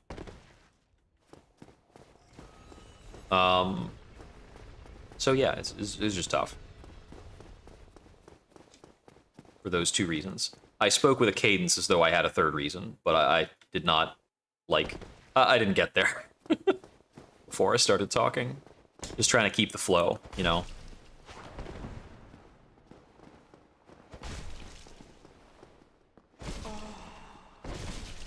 Oh my goodness. Am I gonna die? They also have a backstab, by the way. Little note. Yeah, so... Buy 100,000 souls. Those are gone. Those are gone. I was hoping to carry forward some amount of souls to the giant blacksmith. No deal. I'm gonna get more coffee.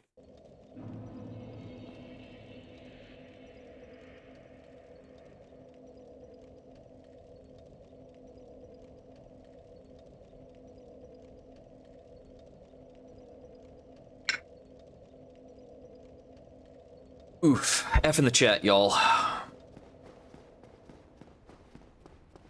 Is if I can carry through those souls to the giant blacksmith, I'm fairly certain I can get my weapon upgraded to like +9 or +10. It's probably not going to get there at this rate, and that means that for Biggie and Smalls, I would be focused on mostly just landing bleeds. So I don't think I have a big amount of... Oh, you know what? Actually, I can eat the soul of Quillag and the soul of the Iron Golem, and it'll be okay. Just not fantastic. If I actually got to the giant blacksmith with everything intact, I could buy a buttload of Twinkling Titanite off of him, get my weapons upgraded, and then kill him for his hammer. But if I might still need to purchase things from him, I'm not going to kill him for his hammer just yet. I might still do it.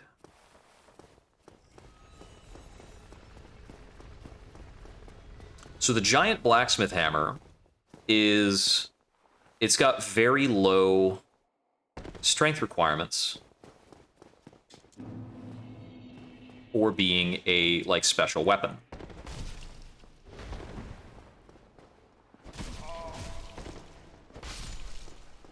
So we can actually use it in two hands even on SL1, and it's a reasonably powerful lightning weapon. With better reach than basically anything else we can equip. Weapon selection in, like, the original Dark Souls is really bad for SL1 characters. Every other Dark Souls game has at least a couple more options initially, and more options that open up later in the game. Dark Souls 2 has a lot of different items in the game that modify your stats, and that allows you to be fairly flexible in your weapon choices, which is kind of neat. Whoops, dead. Yeah, some of their attacks are going to knock us back just enough, and we really don't have a lot of ability to roll here. If I was confident that I could forward roll, and it would just forward roll the character and do nothing weird, that's what I should be doing in that case. I just don't have that kind of confidence. So when they come up and decide to do one of their slower, more powerful attacks, I can wind up in a bad way. In that case, I was not stepped forward far enough. Also, I think it technically might be better in terms of health and stamina management. If he's doing that leap attack, I might want to not block it. I think I might have less hit stun if I don't block it. Also, I won't be out of stamina. So, approximately speaking, in terms of what I would best like to route the game, I think I'm one weapon upgrade behind where I want to be, because it's taking me it's sometimes taking me 3 attacks to kill these Painter Guardians.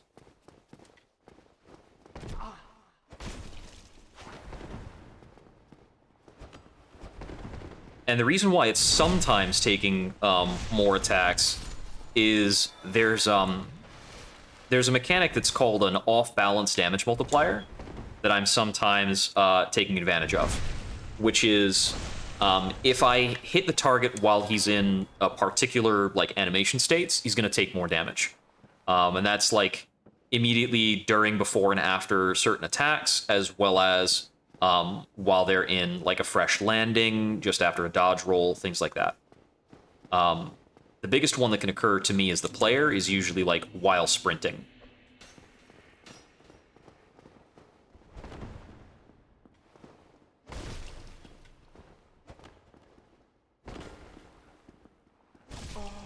That'll get me. Should I have chosen to dodge instead there? I should have chosen to do a second swing when I caught him on his leap in. That's it.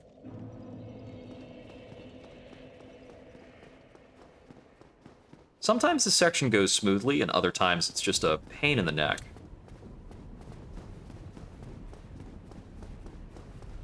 I'd say this is one of 2 tricky sections in Anor Londo.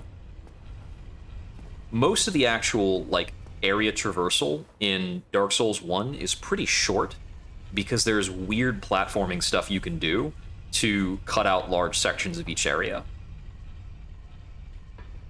Like, one of the longer platforming sections, well, one of the longer sections we wind up needing to do is the Duke's Archives on the way to Seath the Scaleless, but even in that case, even in that case, we cut out really large sections of it. Okay.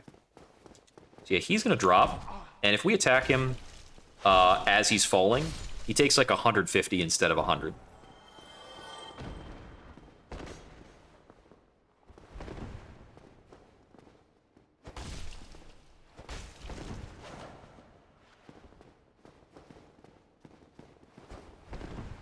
These guys can actually roll out of trouble, and they also have, in addition to a backstab, they have a counter animation.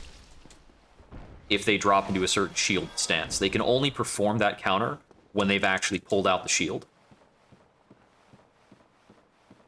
If they decide to pull out the shield when I'm squaring off with one of them in this section with the rafters, there's not a whole lot I can do. It can be really obnoxious.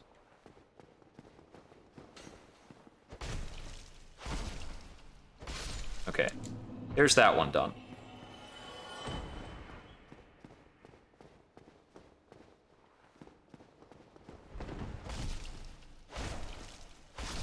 There we go. Shit!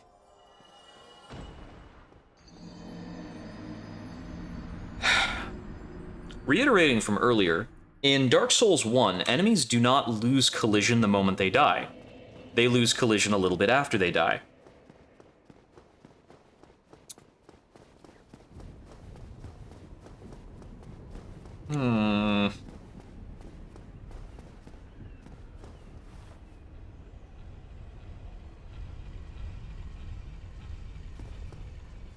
That guy's like the hardest one to get past, too.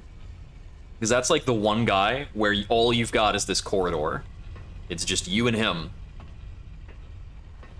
Everybody else, you get at least a little bit of a triangle. I'm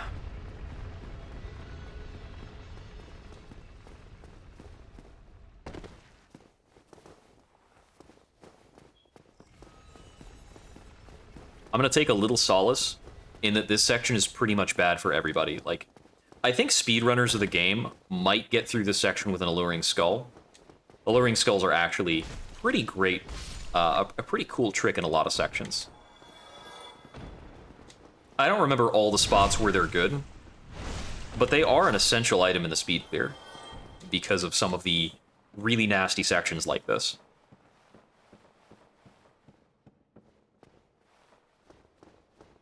They're even more essential in Dark Souls 3. In Dark Souls 3, you wind up stocking up on a bunch of those things. Especially in hitless categories. Now, I don't... I did it again! I did the same thing again. I'm getting impatient. I don't want to lock onto them, because if I'm locked onto them, sometimes they might make a jerky movement, and then my locked-on movement behavior will cause me to fall off the ledge. Or I can just stumble on corpses again. Stumbling on a lot of corpses, man. Ugh. Alright, alright. Game face time, game face time. We're only 2 hours in, it's fine.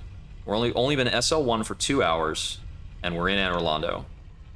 That's solid.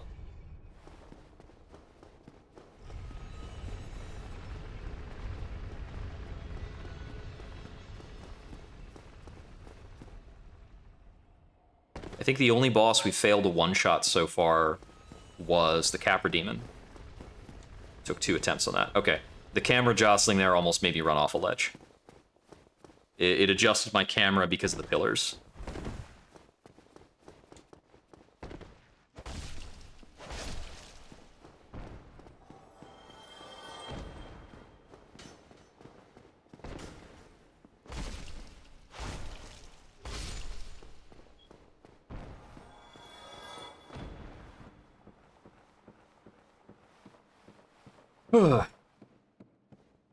So one modified SL1, or like a modified challenge run, it's not, I suppose I should say, one other challenge run that can be kind of fun for Dark Souls 1 is instead of playing an SL1 run that is like strictly locked to Pyromancer, You just pick a different class, and you run with that instead.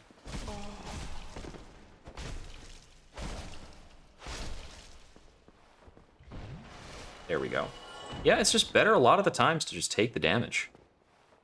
Just let him slap you, and move along.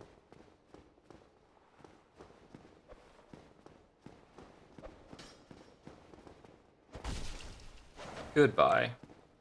You awful, awful person.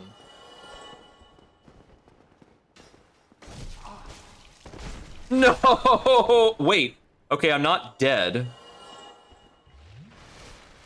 Okay, I think I can survive this.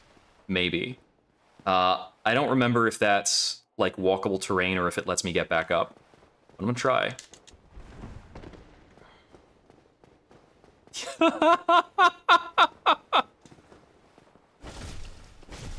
I forgot about this guy.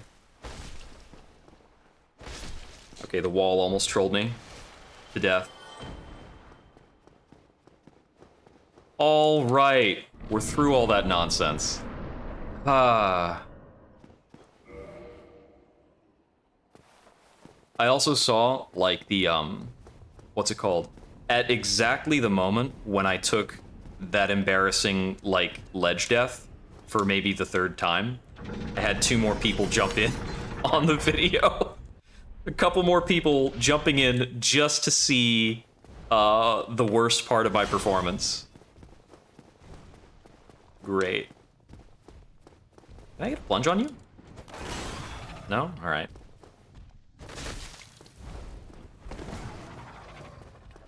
Are you sure I can't get a plunge on you?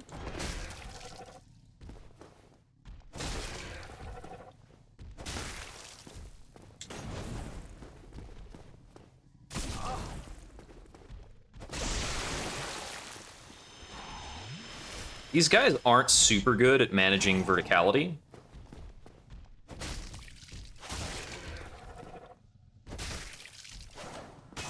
Oh. His pullback made me whiff a bit.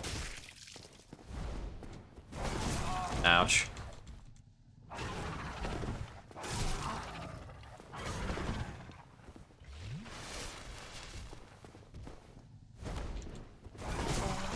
But yeah, as you mentioned, Lag Strike, we're pretty silly durable on DS1 RL1. We can kind of slap fight a lot of enemies.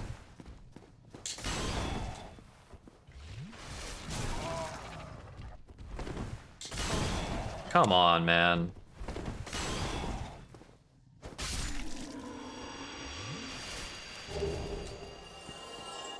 All right. Huh. Okay, now comes the really rough stuff.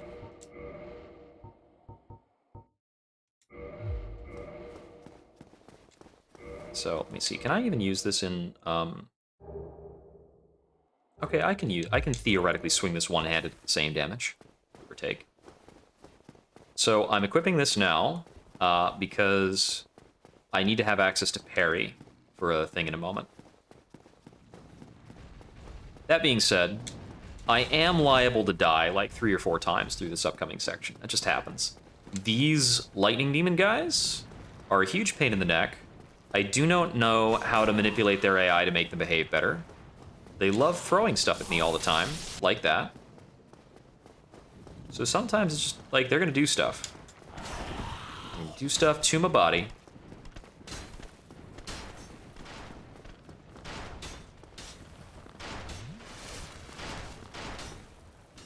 Okay. So this, of course, is like the most infamous segment in all of Dark Souls.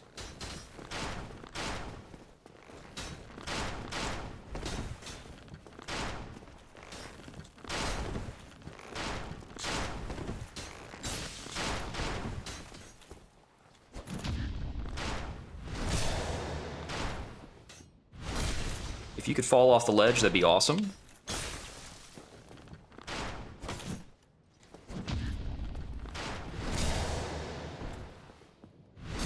Okay, he didn't want to fall the first time, so we had to go a little harder on him. Okay.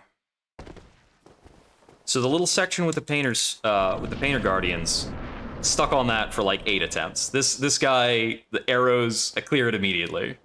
I actually called that earlier in the run too. I was like, you know what? This is going to be the worst part. And then the ledge archers is fine. I thought I was cursing myself right then and there. Turned out okay. All right. So I've got like half a mind to farm around here for materials, but I mean, I haven't actually run through this section in forever because you can do this. Oops, yeah, get it done. Oh, right, I forgot I remapped jump to match the other game behaviors. Excuse me?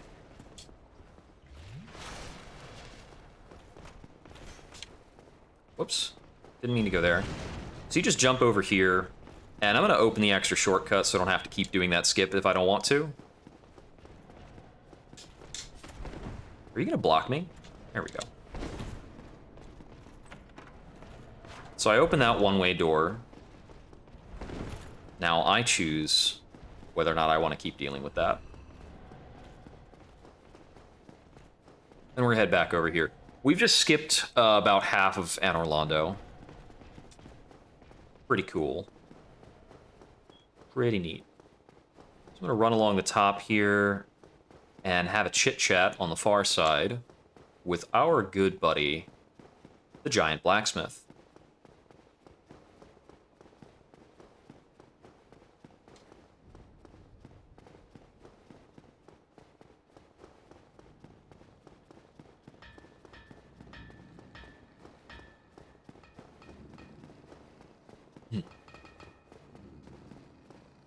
Hey, buddy, how's it going? Forge your weapons. So he can keep upgrading our reinforced club. And I believe he has large titanite for sale. Yes, he does. So you're going to be buying a bit of this. And to facilitate us buying a bit of this, we're going to burn a number of souls. So, boss souls, when you're doing an SL1, you usually don't want to use your boss souls. Since so much of Dark Souls 1 is technically skippable with glitches, if you've burned your boss souls, you're gonna lose your kill proof. Because you could very well have, like, glitched to the final room and then beaten the game. So your end screen needs to show that you have all the boss souls. Unless you're recording the entire run.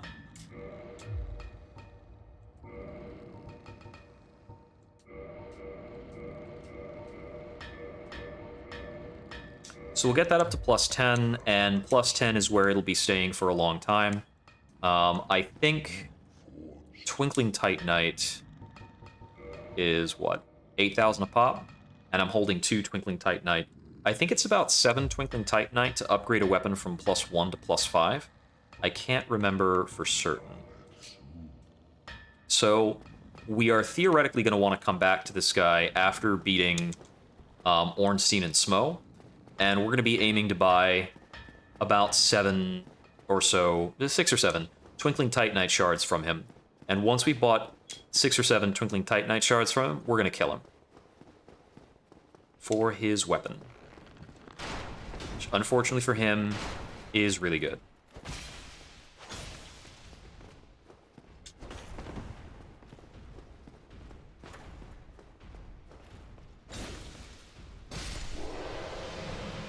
Oh, I did not want this giant guy to be coming up here. Okay, no, it looks like I can still get past. Excuse me, buddy. So thankfully these giant dudes are pretty slow. Because I need to get past them to open this door.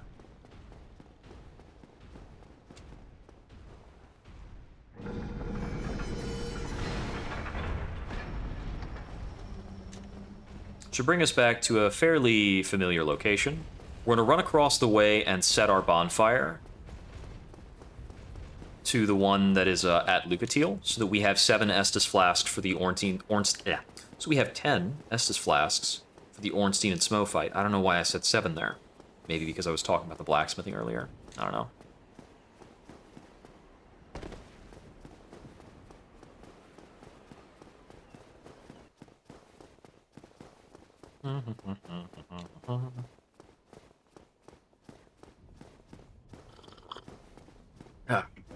sip on some coffee. Okay, so last time I was sitting down to do this, I wound up closing out the run at probably like 4 or 5 hours while I was making attempts on Ornstein and Smo. Which is, like, these guys are a really standard brick wall, both, like, casually and in terms of any kind of challenge run.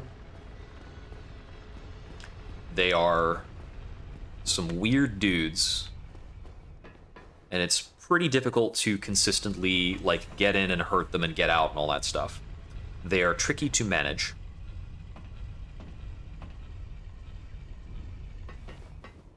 But they don't really deal like an abusive or game-breaking amount of damage. They would deal less if I had taken the time to go get the Ring of Steel protection, which I think is over in the forest. I've completely forgotten. The Ring of Steel protection is a very solid option for SL1, but I haven't bothered with it. Same story for, honestly, the red tear stone ring. I could have grabbed that, and I could be using RTSR strats to deal up to 50% more damage to some enemies. It's a very busted item in Dark Souls 1. But I'm not going to the 9s for this. I'm just running around and making it happen, so.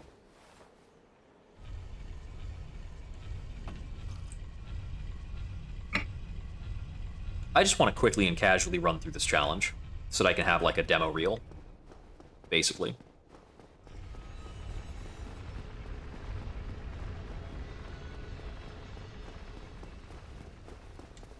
I think, actually, if I can get this run in under 6 hours, I could probably make a highlight reel that has all the deaths and all the boss kills. And I'm usually explaining how I fight the boss while I'm fighting them, so that might be a pretty good highlight. Assuming I don't get, like, hard stuck at Ornstein and Smo for, like, a long friggin' time. That could easily happen. These guys are pretty tough. But if we get through Ornstein and Smo, we get the upgraded weapon from the blacksmith. With that weapon, both Seath and Gravelord Nito are kind of pushovers.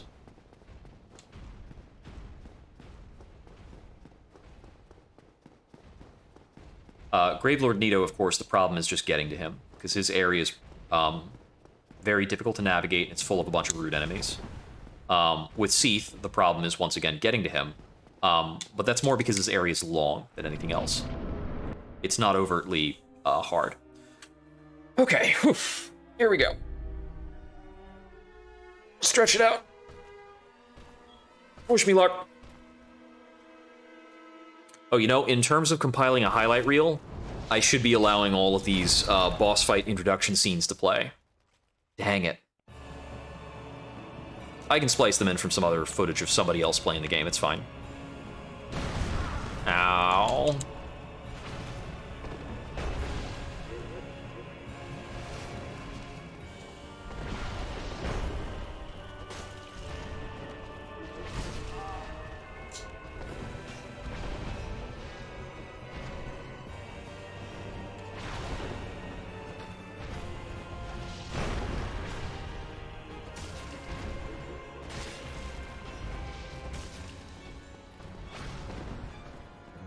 So this fight is entirely about Ornstein does weird stuff.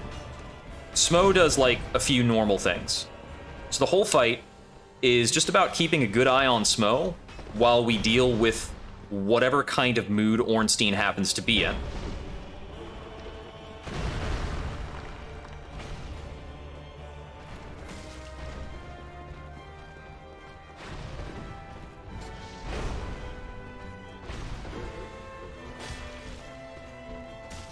And we're running into sneak hits on Ornstein whenever we can.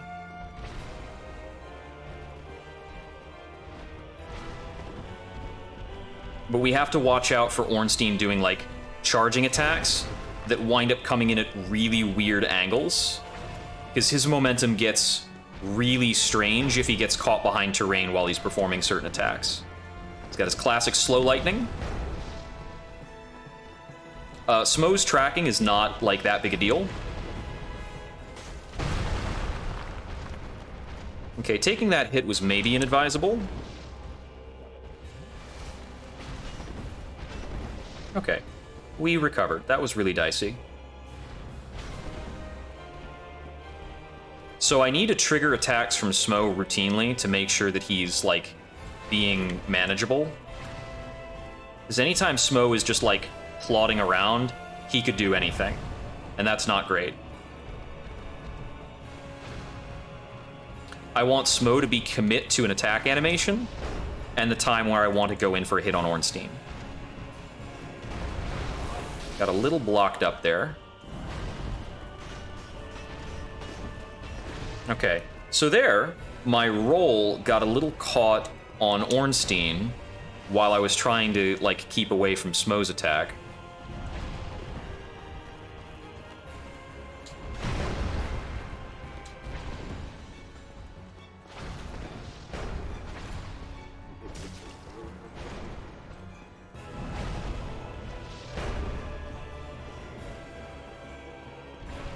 Need to be very patient.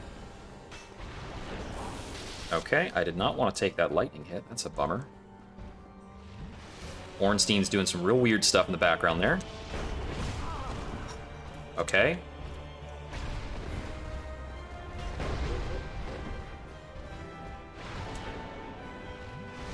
This is why we came in with 10 Estus.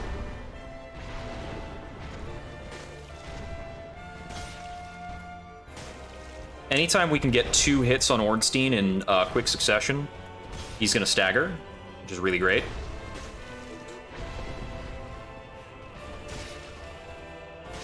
That's phase 2. Okay.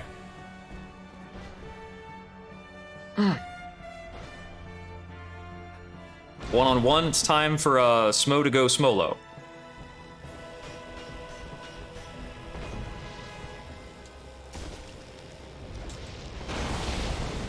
We want to do like a double rollout thing there. Run in, hit him again. He sometimes loves like looping on that attack, which is really ideal.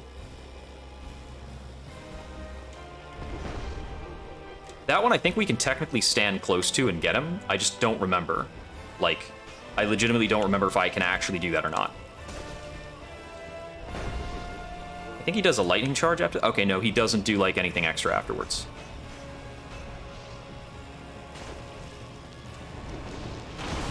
Yeah, 2 rolls gets us out of that. We run back in. We smack him. We hope he does the same damn thing.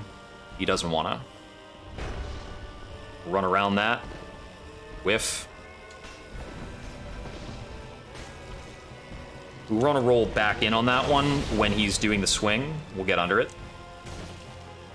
It's pretty nice.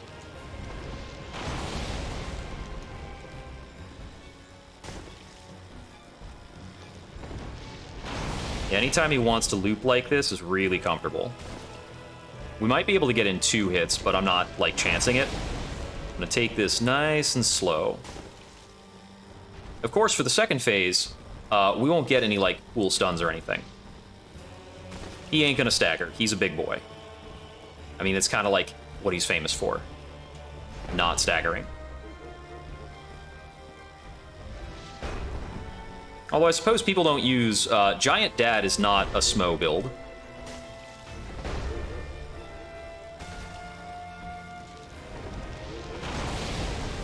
Okay, we're a little cornered, so instead of taking an attack there, I'm just going to get to the right side of him.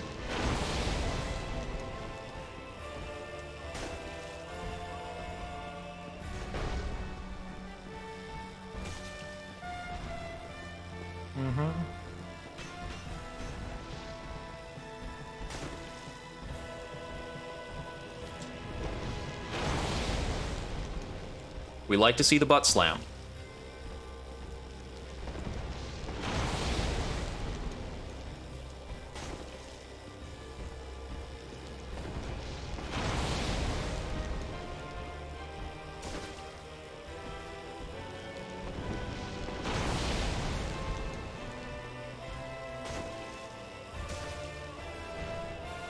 One more, please.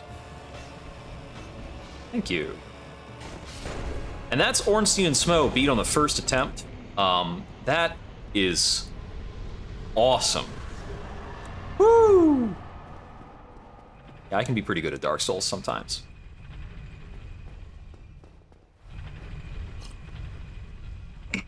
Yeah. Well, that's what happens when you've played the game through SL1 like 4 times. Let me see some hype, please. I would like a couple of emotes, just like go crazy.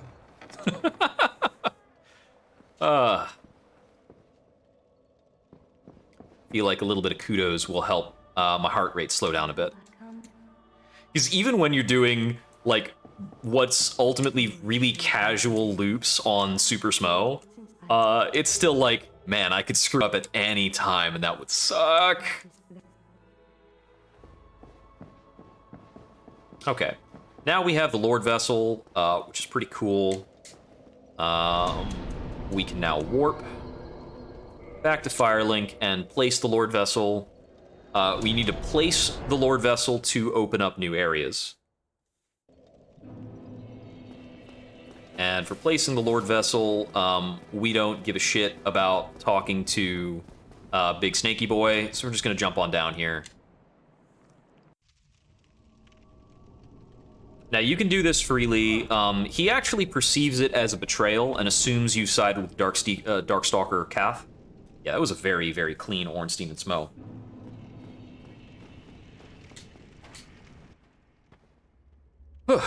So we place the Lord Vessel, and let's see, with that done, it's a question of what to work on first. There's a lot of things going on.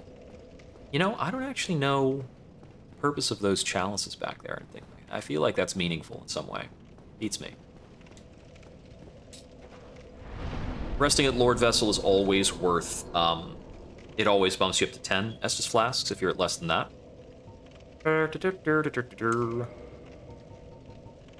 So I think then the next thing for us to do is going to be to go back to Anor Londo. And I'm going to try buying stuff from the Ancient Blacksmith and then killing him.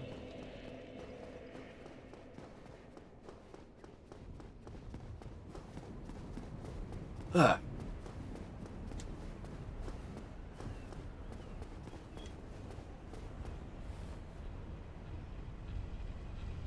So I don't really need the Ancient Blacksmith, because now I can warp to Andre. It's no big deal.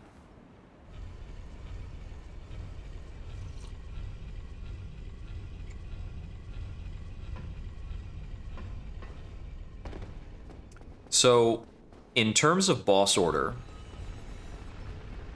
I think there's basically 2 options that I can be looking towards. If I want to take this weapon to plus 15 and use this weapon, then it would be best for me to go to New Londo and get that opened up, and I can get the Great Ember or whatever it is down there. But that's not going to be my weapon of choice. This club is not going to be my weapon of choice for a long time. So I don't know if that's really a great idea.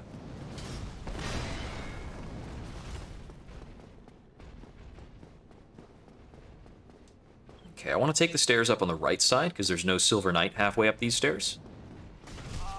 Ouch. Giant clipped me. I have to watch out for the archer then. Is there a giant on these stairs? No, it's peaceful, relatively. Okay, take a slurp.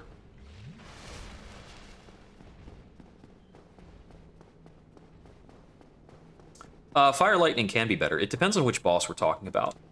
So I'm going to be going for Lightning for the next couple of bosses.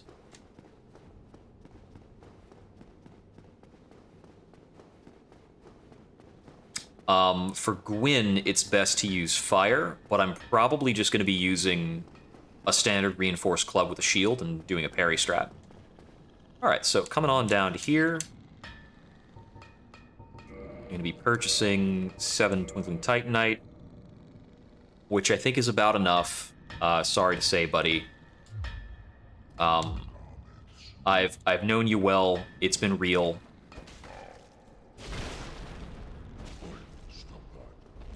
So initially, initially he'll even just say, ow. Oh, I got a raid. Nice. Thanks for cruising by. You know, it's a shame you were not here earlier. We had an excellent Ornstein and Smo. I would have loved to show that off. Nice, okay. That is unfortunate. I got a little bit, clubbed into a corner. Right as people were coming in. I have all my most embarrassed moments at the moments when I have more watchers. All right, let's do that again. I think I should actually be going to the Chamber of the Princess and walking back from there.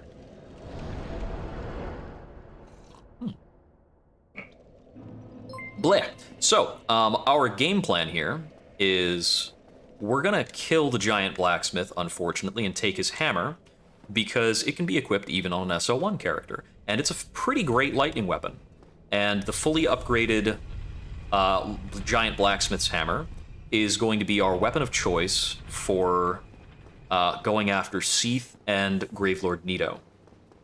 Then, of course, for the Bed of Chaos, it doesn't matter which weapon we use, because the Bed of Chaos is just like actually a tiny bug. And then afterwards,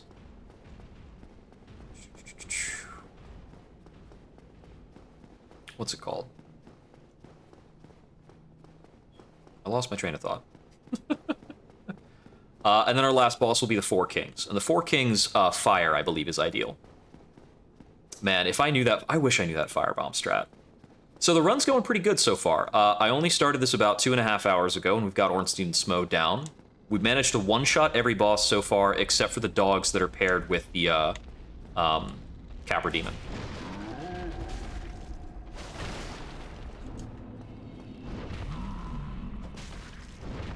We took probably like 8 deaths or so getting across the Painter Guardian Rafters area.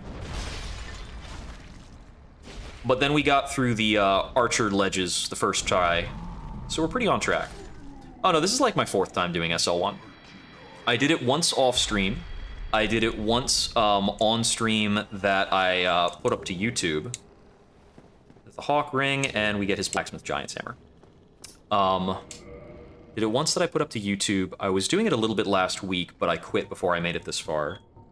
That wasn't last week, that was like 2 weeks ago. One trying bosses. I don't know if you can one-shot them at SL1 in the original Dark Souls without, like, a weapon swap glitch.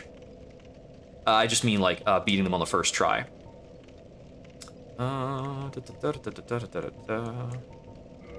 So I want to visit Andre so that I can get this hammer upgraded.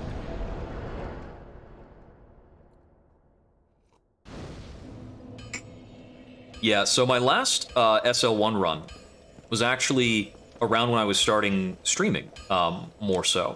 And I did that run last year, probably around September. Oh yeah, that's right, you did put that in. I owe you that. Grab some water. Can't just be drinking coffee.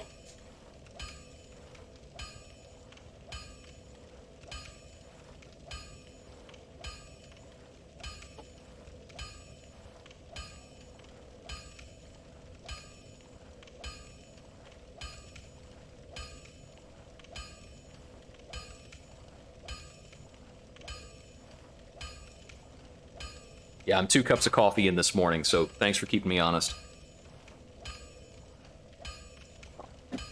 Yeah. All right, that's good. Yeah, whoops. Almost came back with a click. Thankfully, Andre would forgive me. I accidentally killed Patches when I was playing Elden Ring in exactly that way. I had tabbed down to do something, and when I came back to game, I attacked Patches. But it was at the segment... It was at the segment of the story in Elimer's castle where he dies. Okay, so... Reinforcing the hammer. I think I have enough. Oh, I need more souls. Sure thing, buddy. Well, I do not need the Soul of Smo for proof of the run, because I have viewers. Thank you very much.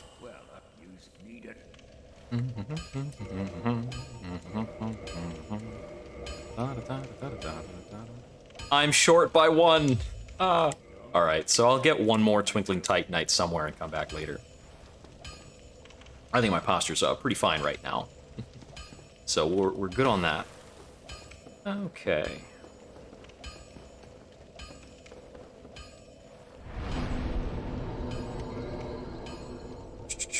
I'm going to go after Seath the Scaleless first, because if I remember correctly, there's a good number of materials around his area. I think I can definitely get the last Twinkling Titanite I need somewhere in that vicinity. Let's see, what's the way out of here to get to that? I gotta remember, I think I need to go to the right. After, oh no, it's closer to the other one. That's right, that's right. Yeah, so as I was saying, this was one of the first things I was doing streaming around last year when I was picking up the channel, and that stream actually has like my viewer count on the road to 50 is showing in the bottom, and it was about 23 hours for a melee only all bosses. This one's also melee only. I'm not using pyromancy at all. This run, I'm not doing all bosses because it just takes a long time, and honestly, the unlock method for the DLC is like arcane and tedious. So I might upgrade it to an all bosses run like later down the line. But I really don't have any urgency to refight things like, say, Gwendolyn, or, you know, melee only Moonlit Butterfly, which are just kind of annoying fights. But I wanted to go back through and do the run again so that I could have a run... Oh, that was weird that I took hit stun there.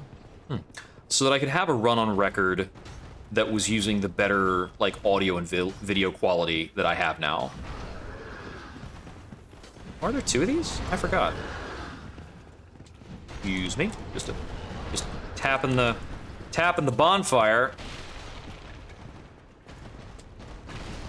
If you're gonna be that way.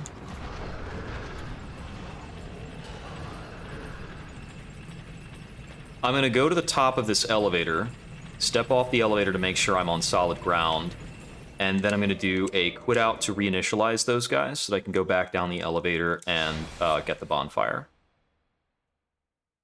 And I don't usually like quit out strats, partially because I haven't learned... Oh, no, don't try to log into the server, you're not gonna do it.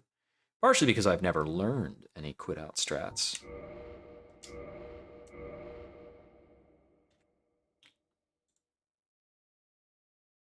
And I think they're a little bit undermining, but I mean, like, I don't really care all in all. Mostly, I want my bonfire. Exactly. Exactly. Well, I should either get good to learn them or get good to not need them. Which is the goodest good? What? Who is blocking me on this bonfire, man? What the heck? Okay, well, maybe if I kill this pig, the game will treat me better?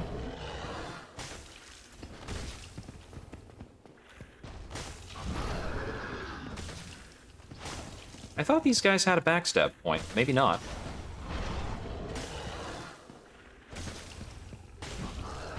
Oh, his kick whiffed. I was just expecting to get kicked. Okay, can we bonfire now? Mother, may I? Very good. Okay. Now to make it up through this area, and this area is one that I legitimately struggle with. I don't know if anybody has an easy time with this. Maybe they do? Can't be on just coffee. Ah, life-sustaining. Very nice. Okay, so let's try and remember how to get through this. I'm gonna... Ow. I'm gonna first try to run it quick. At least mostly. I vaguely remember how to do the skip.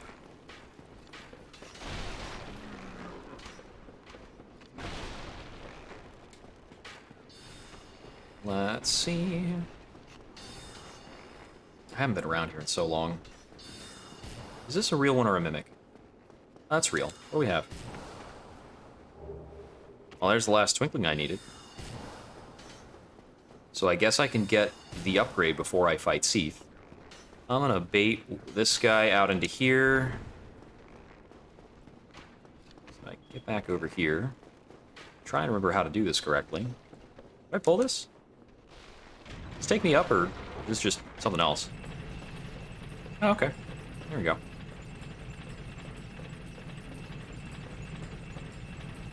Is this like the first introduction with Seath segment? Yeah, okay. I don't know how to do, like, the get out of the Seath fight thingamajig. Like, I don't know how to script break this bit. I'm just gonna pull back here so I can get past. Ow! You auto-correcting bastard. I'm just gonna run up and take my curse. So I believe there's a way to, like, skip out of this, like, upcoming segment that I don't know how to do.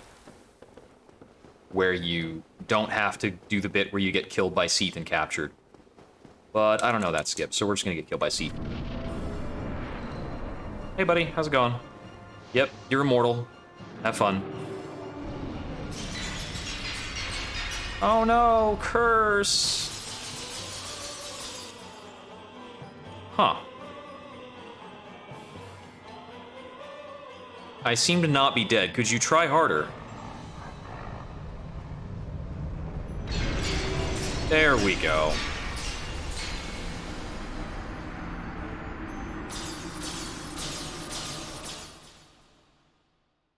Yeah, there's like a clever jump that lets you skip that fight, isn't there?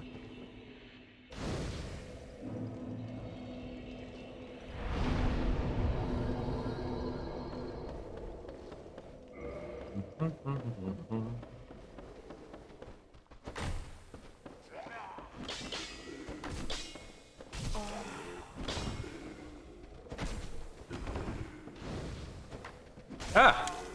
These guys are about to kill me. Okay, yeah, I don't know that skip. It's gotta be, some classy stuff. Excuse me. You could just, kindly die. There we go. I don't remember how to get through all this. I thought one of those guys had the key, but I'm forgetting something. Feel like a secret door on one of these sides?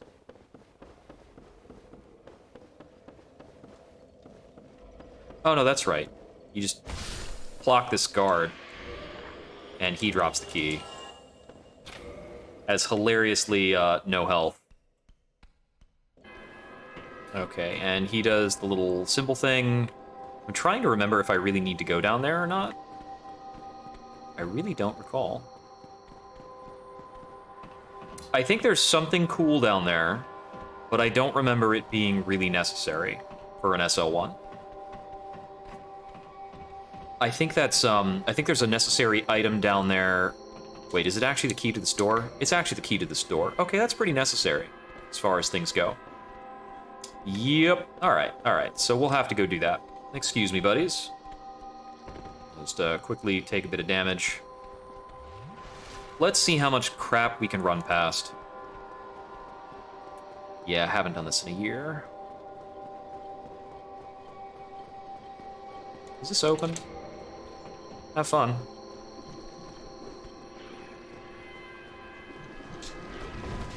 Nope. Okay, I dodged one, but I got blocked up.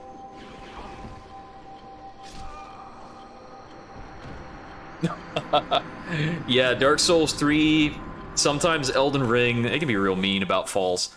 I was remarking on this earlier with Lag Strike, like how much stockier you are in Dark Souls 1 compared to like Elden Ring. Man, some bosses can like chew you up and spit you out again, and you'll just get back up, dust off. You're like, who needs level ups? But you go to Elden Ring and everything kills you with a flick of the wrist.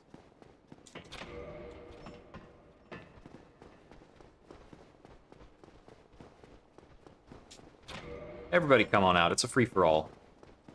I do not care what's in your cells. Although if I want to get this weapon to plus 15 later, I do need to be on the eye for Titanite chunks. And yeah, it's behind all of them that the key is, right? So I think I want to climb up here and sound the alarm, and they'll rush up the staircase. If I'm remembering correctly. Hey guys, don't mind me, I'm just gonna do this.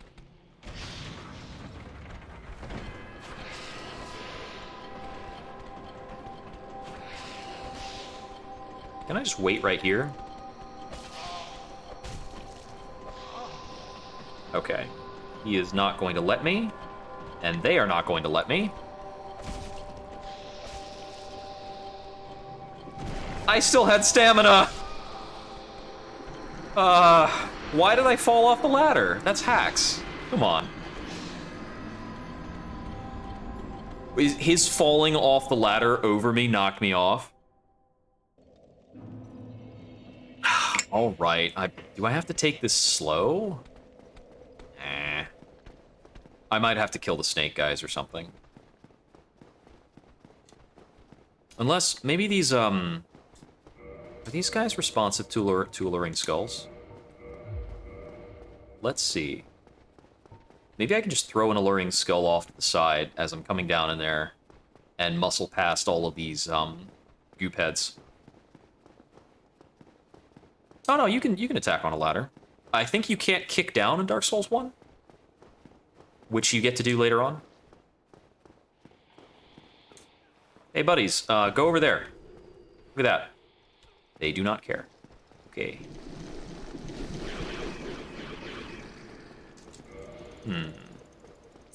Tricky.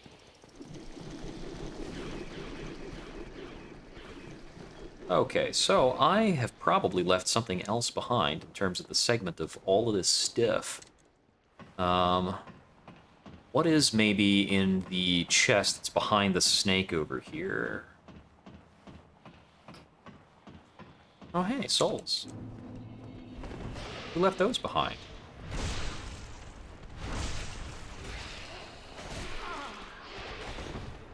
Excuse me, I'm just gonna muck with this.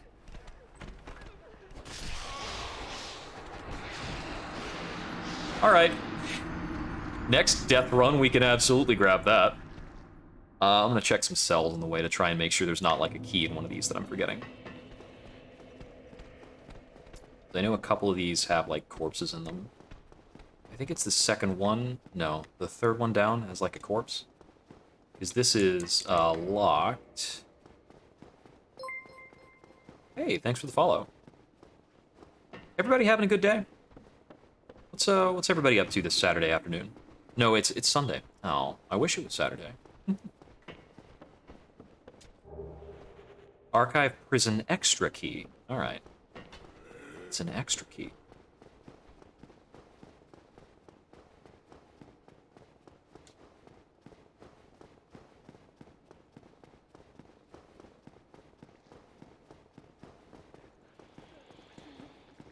It's a bit of a lazy Sunday for me.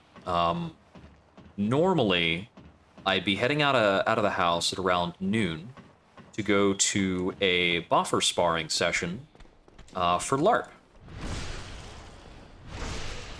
Nice, nice. Oh, first playthrough? That's the good stuff. It's definitely one of those games that you wish you could come back to and play again for the first time. Okay, there's the giant door. That's the one I needed. Especially like the first run through Sen's Fortress. That's good times. The first reaction to seeing Quillag.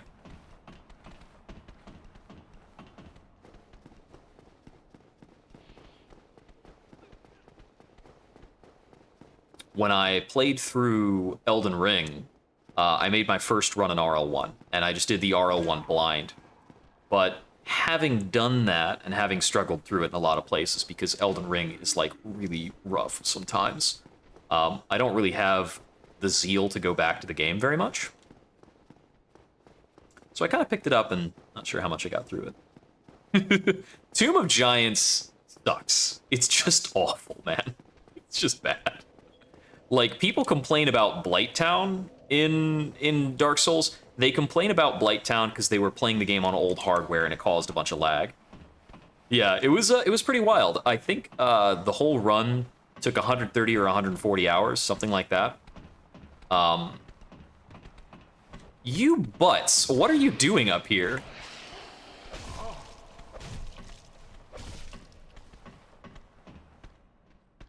Get my stamina to come back.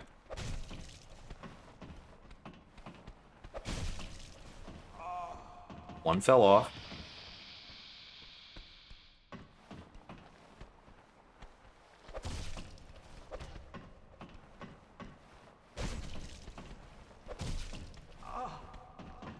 Okay, that time I didn't get knocked off. See?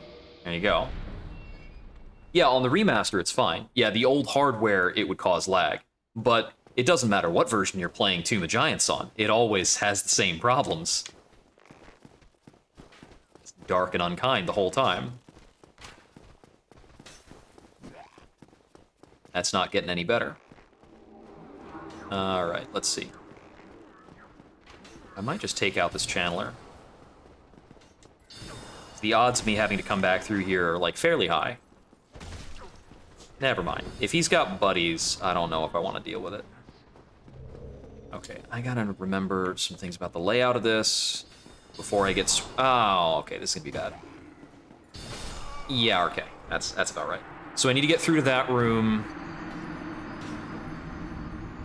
And then go up the ladder at least once in the across way thingamajigging. Okay. Gotta remember how to deal with this, man. Where do these snakes, like, start their spawn at? I'm gonna have to, like, ladder box them every time. That's annoying. Here we go. The first time I did SL1, I took the time to donate all the humanity to the Fair Lady so that I could get the Izalith skip and then the Sunlight Maggot. So that I could have the Sunlight Maggot for the, Oh, he teleported to get there, the other guy. So that I could have the Sunlight Maggot for the... I was very worried I was going to die there. You punks. The pillar! I ran into the pillar there. So I could have the Sunlight Maggot for the Tomb of Giants. I might wind up having to do that again. When you remember the routing, or once you've learned the routing for the Tomb of Giants, you can pretty much just dash through the whole place. And there's actually like 3 bonfires there, which is kind of nice. But having an obligated hand slot, it's just rough. It's just rough. Okay, so the guys who were over here were like the 2 that were on the staircase. I don't know why they got it in their heads to do what they were doing. That couple runs back. Okay. Let's do this right.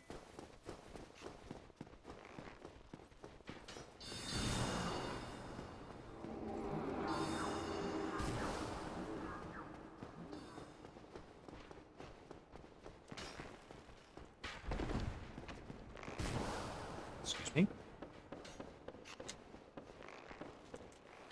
And I think we need to twist this, because I'm pretty sure we need to go up this way. Just checking around for, like, items and chests. Okay, so I need to remember what the trick is about this. There's a skip through here.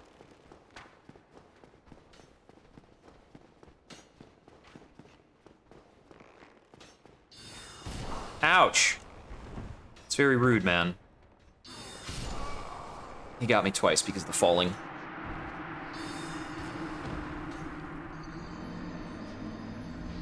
Okay. There's like a skip here with a weird fall onto one of these spinning staircases that gets you through the place a lot faster. But I don't remember what has to be done. So I might wind up doing this in the orthodox way, which involves a whole lot of, like, running back around to the same places.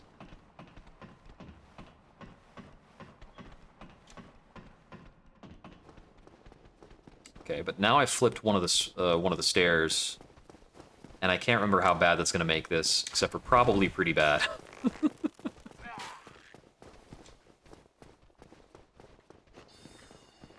Okay, no, this actually stays up.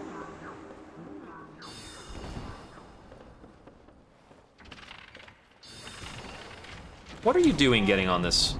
This is for me. Take a stagger. And now he's gonna teleport away like a punk. Over here, apparently. There, you're dead.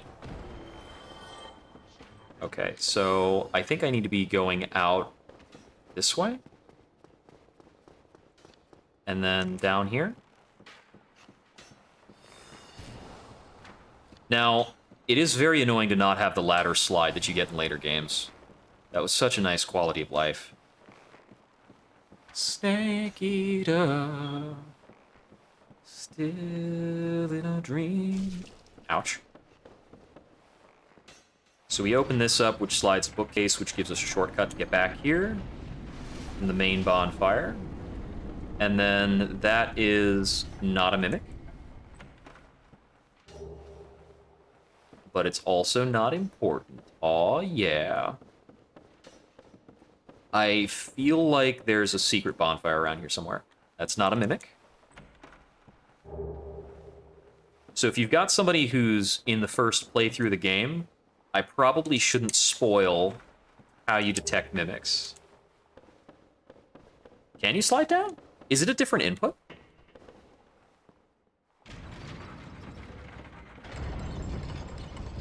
That one's a mimic.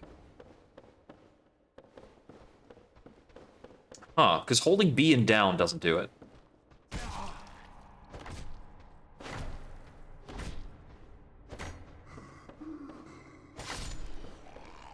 And that one's not a mimic. Prism stones. Haha. It's such a troll. It's like, you're gonna need these. Yeah. I didn't actually mean to just take that stumble. But oh, alright. So... I'm trying to remember where the next bonfire actually is.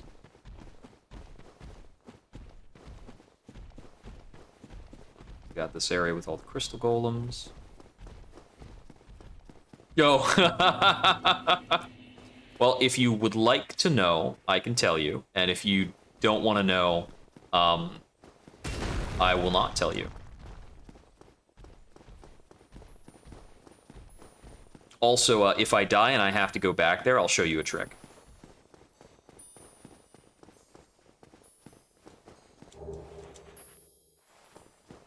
Ah, gotcha, gotcha.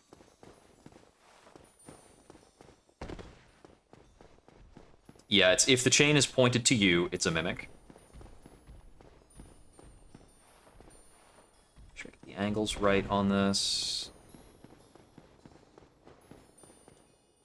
I think these golden giants, I think they might not respawn. I don't remember. I got stuck. There we go.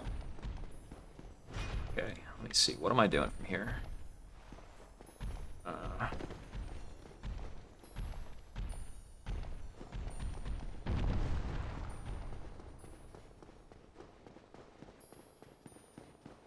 Even when you've done this before, it's still pretty nerve-wracking.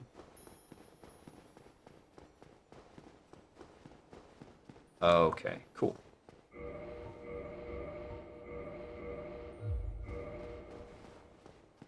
Gotta use this in both hands. With only 2 Estus, I do not have the warm fuzzies about this. So the real reason I'm down here right now is I could not remember whether or not there were any other bonfires on the way. Now that I remember there are not any other bonfires on the way, I am going to probably do something about that on my way back. Unfortunately, these guys sometimes follow you into this boss room. And they cause problems, because those clam guys are, like, legitimately more dangerous than Seath, I think. on your return trip, you get a proper fog door. Okay, so what I'm gonna do here... You punk. Oh boy. Cannot warp, eh? I thought that actually stopped being cut off once you've gotten through this. Yeah. Every single area, the enemies are worse than the bosses. I think there's very few exceptions. Until you're in the DLC. In the DLC, the bosses are actually, like, they have real AI for once. Ornstein and Smo are also pretty reasonably tough, and everything else in Anne Orlando is just, like, clunky. Okay, so... I forgot what I actually needed to do there a little bit. So, now... yeah, if he's empowered, he's gonna one-shot me. Okay, so... I need to get back down to the first floor and get to the bonfire that was at the very entrance. I should have gone back for this bonfire after opening the shortcut. But I thought it would be okay. I screwed myself, and now I have to redo some things. Because with both of the banisters twisted around, I think I don't have a great time getting down to the, like, lower area.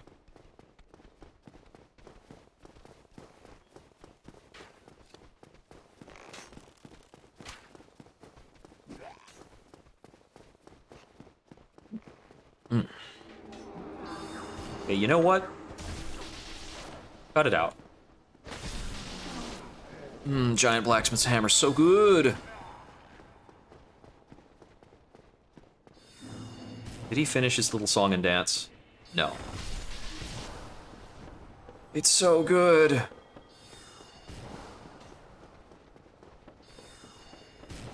Okay, here we go. Just need to get past these guys. Excuse me. And here is our bonfire for Seath.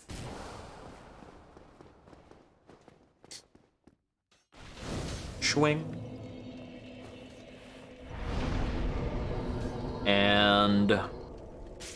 Ow! What a punk. I'm actually going to go to the Undead Parish so that I can get the last upgrade level from Andre, since I got the last Twinkling Titanite I need. And then I can come at Seath with the maxed out +5 weapon. And I'm pretty sure I can warp to that same bonfire, or else I've screwed myself yet again. Easily possible. I think it's at least 2,000 for the upgrade. It is exactly 2,000 for the upgrade. Cool. Alright, so this weapon will see me through most of the rest of the game. It's not my preference for Gwyn. Back to Duke's Archives, and let's go take out Seath and Scaleless. Let's see.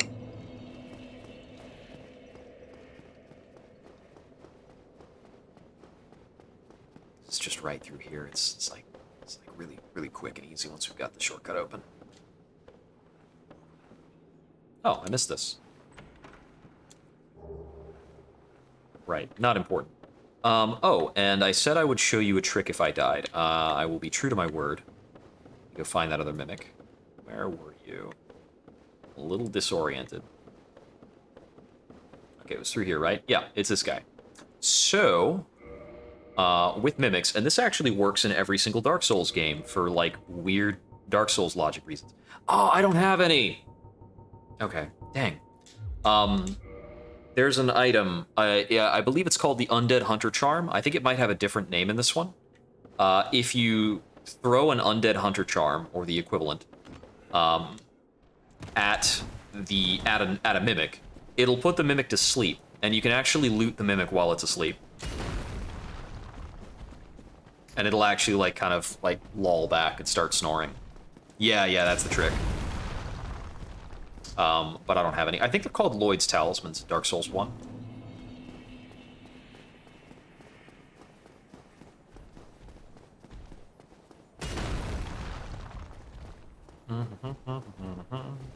So you do have to take this run back anytime you get killed by Seath. Punk. Oh, that's funny. That's funny. Yeah, if you can't identify the Mimic, that's pretty worthless knowledge.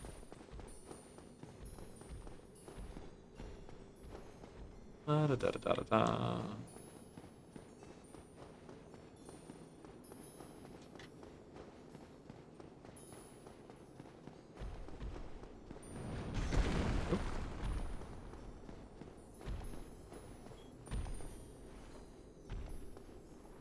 This is the angle? Oh, okay. I thought I had it wrong for a moment. There we go. There's a section down there that you can drop down to that has a bunch of upgrade materials. I think there's like Titanite chunks and stuff. I might need to come back for that. Alright. We're gonna see how the Seath fight goes, and if it runs too rough, I might need to kindle the bonfire. I think you can kindle up to a 10 Estus bonfire without having the Rite of Kindling. And then you need the Rite of Kindling to take it higher. But if you honestly need more than 10 Estus to deal with something, the proper answer is not get more Estus, it's get good. Okay. So, I, like, don't even know or remember Seath's attack patterns, and I don't think I need to care terribly much. Every time I've ever fought Seath on SL1, it's gone about the same way. Where I just kind of, like, charge him and keep slapping several times, and he falls down.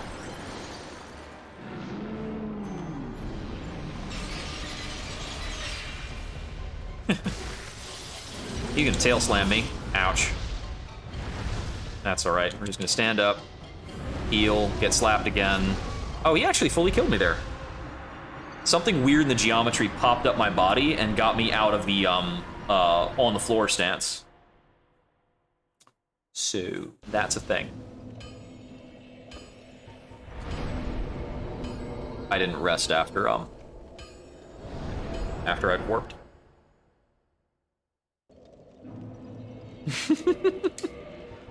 That being said, I am going to use a Twin Humanities to reverse hollowing and kindle.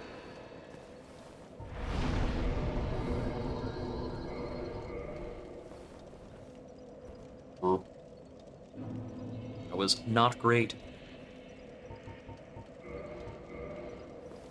Get a drink.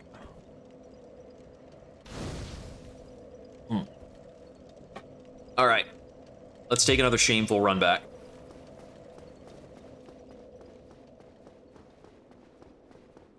But yes, I genuinely do not really know any of Seath's, like, actual attack patterns. Because this weapon is so good against him, I've never actually needed to learn what he does. Even on SL1, you could just kind of slam into him. No, I'm not. Let's see. Spook is the lower fall damage, right? What's the Slumbering Ring? Is that, like, longer buffs? I don't remember. I'm just going. Just winging it. I know that Spook is also, like, less aggro. That's right, the Slumbering Ring is also less aggro. Now I'm just going Cavalier. Because I don't remember where every little thing is. I just remember, like, the big important stuff. And I just wanted to sit down and, like, truck on and see how quickly I could get through everything. And we're 3 hours in, so it's pretty good.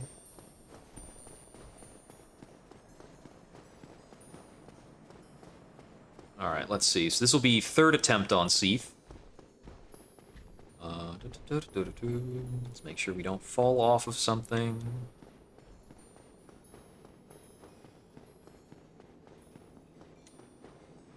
I think this is another running path, isn't it? I could run across this. I haven't been doing this the other times. I don't know. I'm just gonna go past this guy.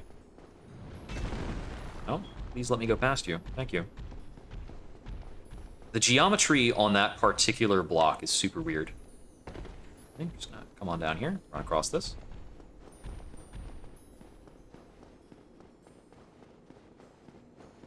Yeah, I started this character at the start of the stream about 3 hours and 10 minutes ago.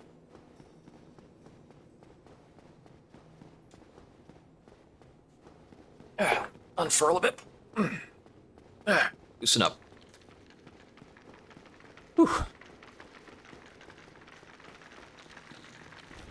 when you're doing the SL1 of Dark Souls 1, the early part of the game, what's it called? You get the lightning resins in that, like, first area. Excuse me, buddy. I need to slip past your tendrils. The lightning pine resin you get at the very beginning of the game cuts you through the early bosses so dang quick. And, like, Quillag is just a dream in being really simple.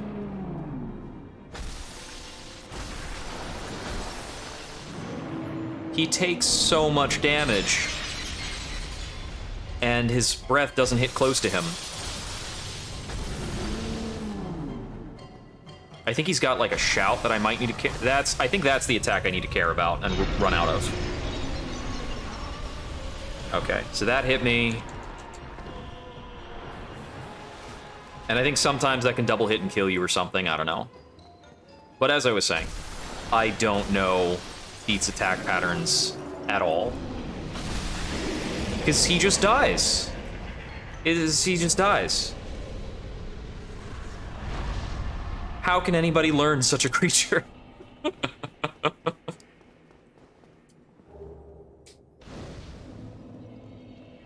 Alright, so we'll light that. And, what do we want to deal with next? So, we can try to go through the Tomb of Giants, but I think we should probably go on to Izalith. So, let's go to the Daughter of Chaos. So we can go to Izalith and, wait, but can we get the, I think it is at least... Oh, I messed up a dialogue earlier and had to kill Yengi, unfortunately. I don't know if this is enough humanity to access the secret door.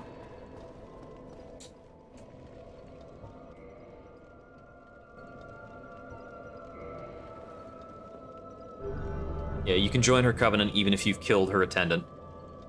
Unfortunately, I said no to him. So I wasn't able to, like, talk him out of the way and walk past. Okay, what rank does that make us in the Covenant? That's a +1. I think we need to be at +2, but I think that's 30 humanity, and I'm not gonna farm.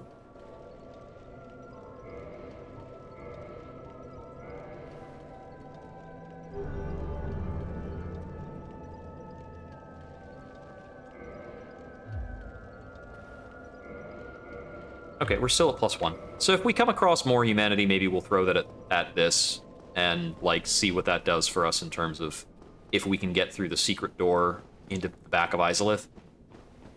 I don't always remember Izalith's layout super well, but whatever.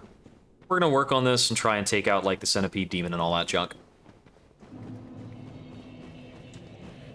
Tag this real quick.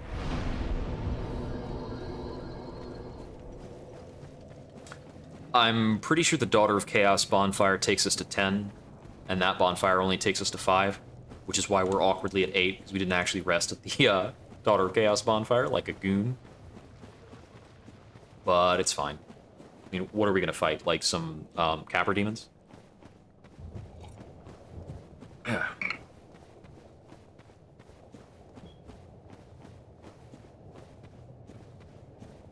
Hydrate while we're in a lull. Okay, so I'm pretty sure the Chaos Ember is, like, the one that's over there through the fire. Through the fire and flames. Which we can come back for more easily later if we want it. A lot of people will swear by the Chaos Ember for SL1, and it does a lot of damage. It's good. I just don't like it. Because to make it do the maximum amount of damage, you need to have 10 soft humanity in the upper left, which to me, in SL1, means you either have to be absolutely married to picking up your souls every single time, which, like, defeats half the purpose of SL1 is not having to carry about your friggin' souls. No, we don't level up. We never level up. Oh man, I'm actually unhollowed, so Kirk is showing up. Oh, that's hilarious. Oh, right, there's a bonfire here, isn't there? Hey, can I get at that bonfire?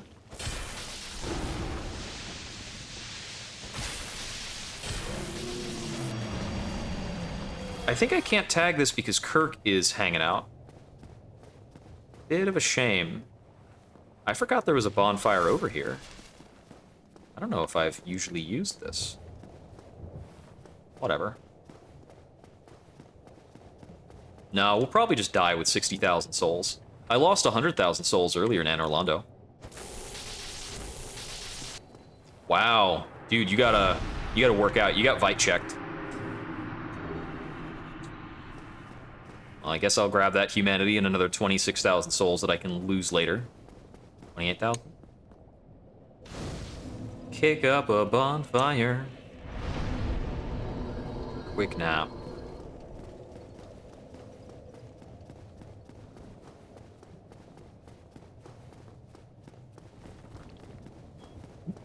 Yeah. Excuse me. So, playing melee only, we're like half doing legit strats. The giant blacksmith's hammer is a little cheese. Like, honestly, I mean, it hits so freaking hard. Look at this. But if we were not doing legit strats, quote unquote, you can kind of one-shot bosses if you're playing on pyromancy, because you can get like a plus 15 chaos flame, or you can get like a plus 15 pyromancy flame, chaos or no, which is pretty hype. And you can use it in conjunction with the Dust Crown and the Dragon Crest Ring that makes your magic stronger. And you can punch out some really hilarious damage.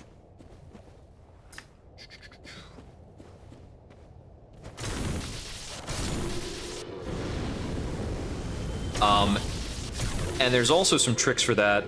You can pick up Power Within, and if you are cursed and under the effects of Power Within, your HP, if you're cursed and wearing the Dust Crown, your HP is so low that Power Within drains health based on a percentage of your max. So you can actually get to a point where wearing the shield on your back that replenishes HP actually outpaces the damage you take from Power Within, and you can just like use Power Within willy-nilly, which is pretty cool. But you can get to a point where you're using like Power Within and Firestorm and just one-shotting bosses with like sick damage multipliers, brah. Which I think of as not a very interesting SL1. So I loosely have to watch out for guys popping out of the rocks here, because I think they can maybe like knock me around if I'm not careful. But I'm gonna come over here and grab this, just in case I want that later. It's good to have.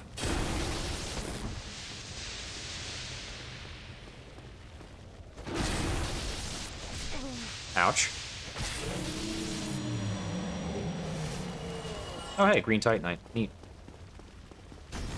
I think I need Green Titanite if I want to upgrade the fire weapon later.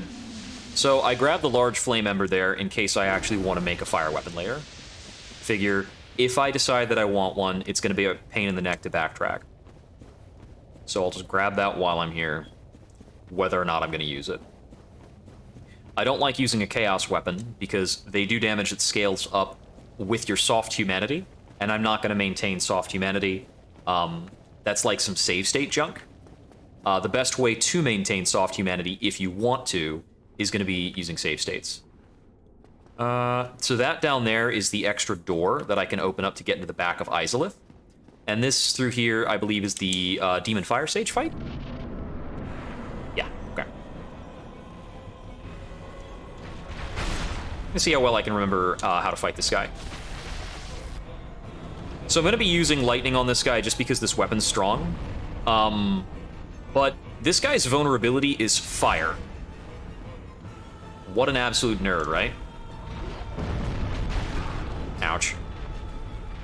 He is a pain in the neck to fight, a little bit. Because the hitboxes on those explosions are pretty obnoxious.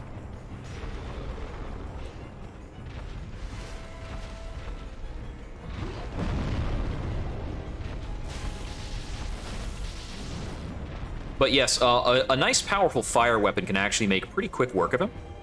So I'm thinking, actually doing a little swaparooski. He's a pretty slow guy, so we don't have to worry too much about this. Let's see how well this performs. Ouch, did he kill me? I'm dead. Oops.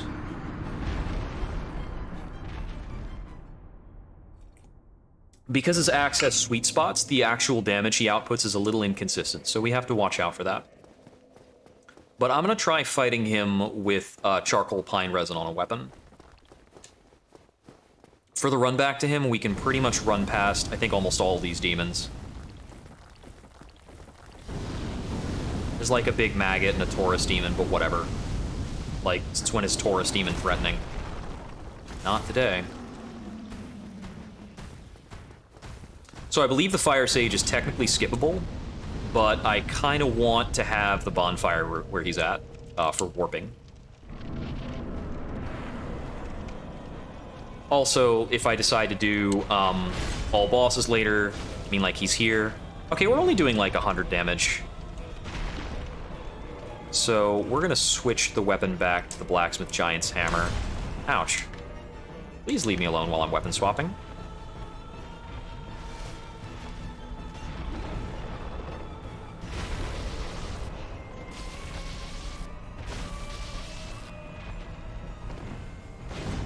Oh, that's a fine time for me to heal up.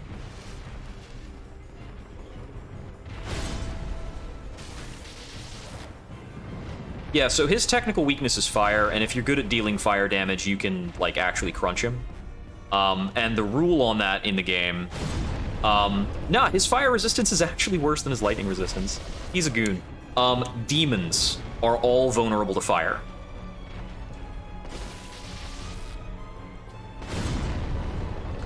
Demons are vulnerable to fire. Dragons are mostly vulnerable to lightning. Although, what's it called? Black Dragon Calamite in the DLC is also a frickin' loser and breaks the dragon's rule. He's not actually vulnerable to lightning. Like a jerk.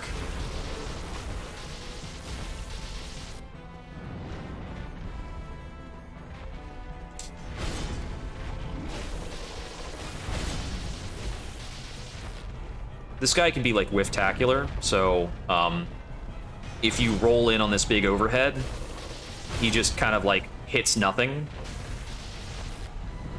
and we make a mockery of him. That's gonna boom, so that's gonna hit me, and I actually need to run out of this, or it's gonna explode and get me. So we'll heal. Give me another swing. Ah, you do the explosion again.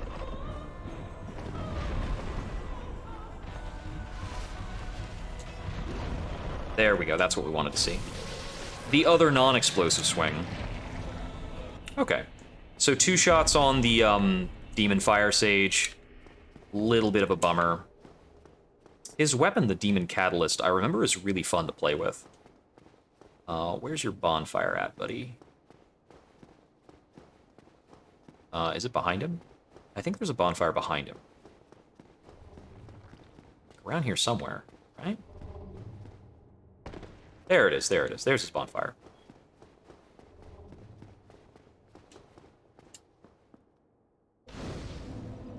And now we've got 115,000 souls to lose. Yay! I don't remember which item is on this ledge and if it's worth, like, the tricky platform I'm going to have to do. That was probably not worth.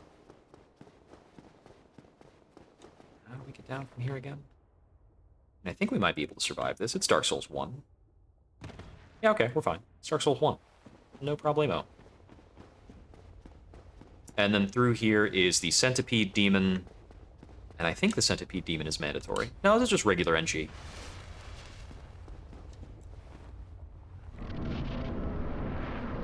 Like I said, I just created the character about 3.5 hours ago now.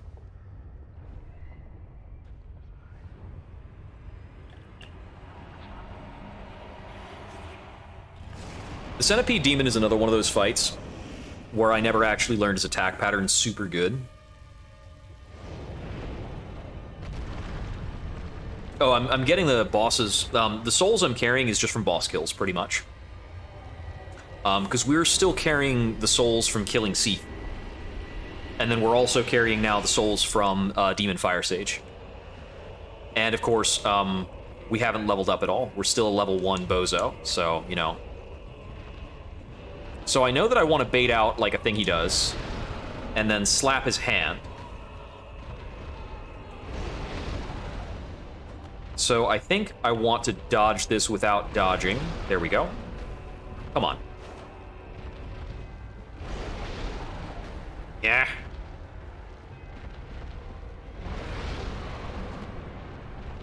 I'll get this right in a moment. Or not. There we go.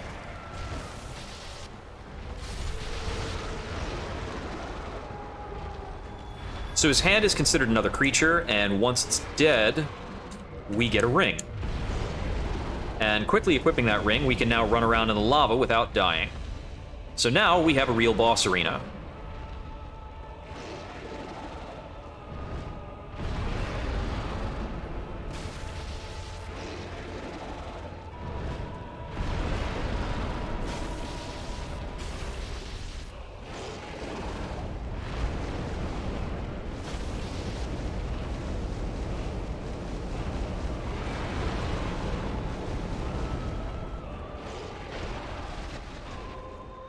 Yeah, I think Fire Sage is like we also killed, Kirk.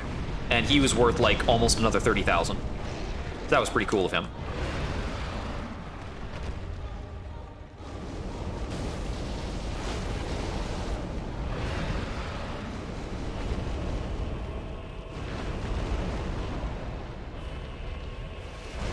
Ouch.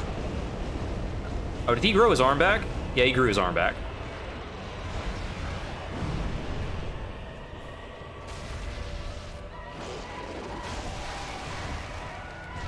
That'll teach you to have an arm.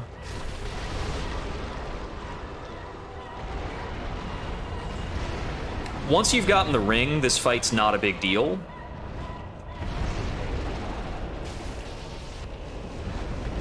Because you can, like, walk around here. Oh, man, yeah. Yeah, killing the hand here's a big deal.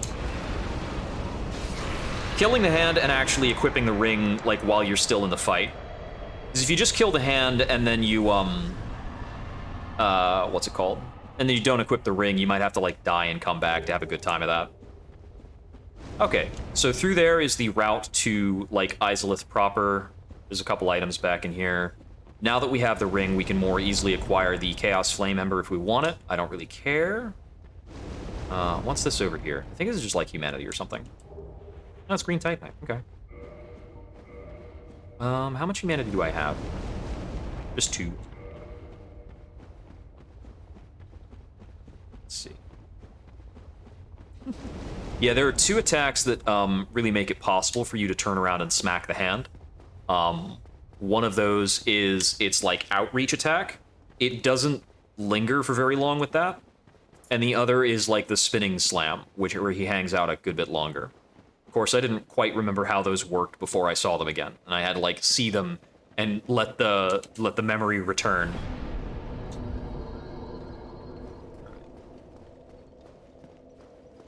So, if I had the Covenant at a +2, I'm going to demo for a moment what I cannot do.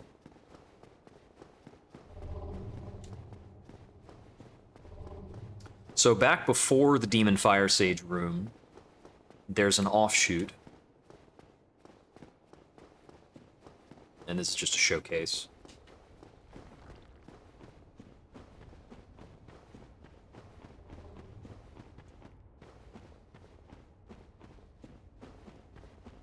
So if you head down here, yada yada yada. This is one of those, like, super obtuse classic Dark Souls things. You've got these little, like, parasite-y dudes around here. They're really chumpy.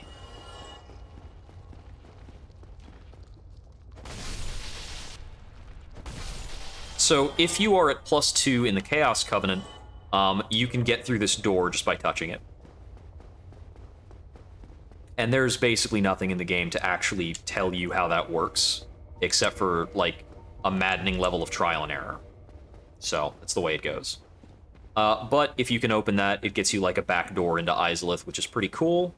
And that back door drops you off right at the Sunlight Maggot. And if you kill the Sunlight Maggot, you get a hat that is a source of light that you can use to get through the Tomb of Giants without having to use the shield that you can hold out for light.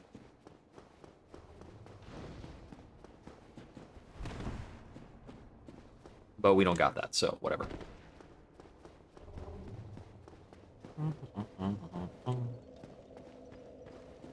I believe also, going up above that area, there's an elevator that you can take. It might be somewhere else that I'm thinking of. That goes back up to Quellag's room. I think that's where it is.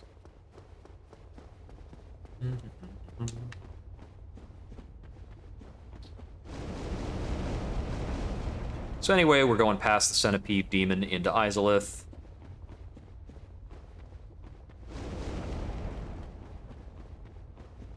Yeah.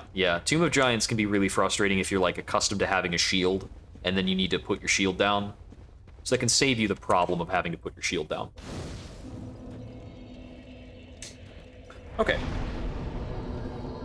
I'm going to step away to use the restroom, and while I'm doing that, I'm going to be, like, a real streamer and do, like, an ad roll, so we can move the ad roll ahead. I'm not usually good at managing my ads, but if you would help me out by catching, like, a 1-minute ad break, that will assist me in continuing to stream. So thank you very much. I'll be back shortly.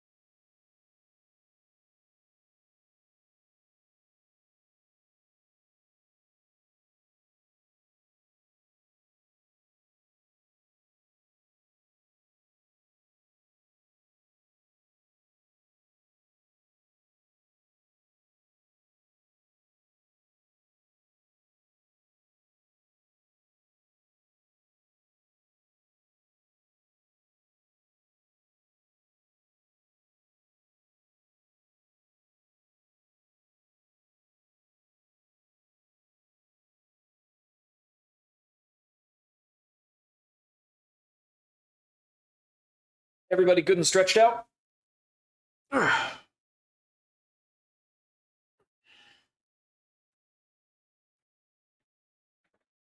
Okay. Is that ad roll over? I hope so. I hope that ads are not bothering anybody in terms of the progress of the stream. I have not gone into the Twitch settings to manage the ads in any particular way. So right now it's running on like the default settings for those, which is like the routine mid rolls that it does.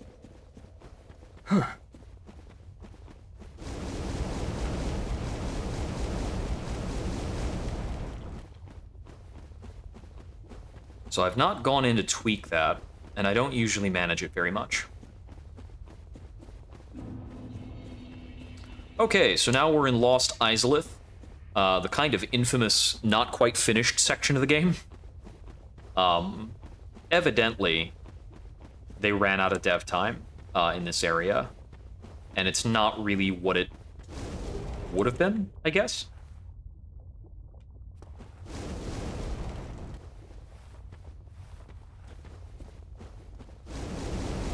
And in a lot of cases, it does feel like it's just a big old pool of lava with a couple enemies strewn about in maybe a haphazard kind of way, because there's just a whole bunch of these dragon corpses hanging out. Oh, there's like a mid-roll push that routinely goes. It's like the automatically configured thing. If it hasn't been playing, then that's cool, I guess. I think if my average viewership slips below a certain amount, it stops doing regular ad rolls. Which I don't really care about. You a big fan of Azalith? I mean, it's kind of cool. It certainly fulfills, like, a niche of, like, big magma hellscape area. It's kind of barren, and the boss is pretty annoying, though. I will definitely stand by the notion that the boss is a pain in the neck. Bit of humanity. And we have to run through here the old-fashioned way, because I did not, like, get the humanity to set up the skip. One of these is illusory and has a bonfire. But I don't remember where it is or which one or anything like that. And apparently I've got a dragon, like, paying attention to me now, so... where do we go from here? Where do we go now?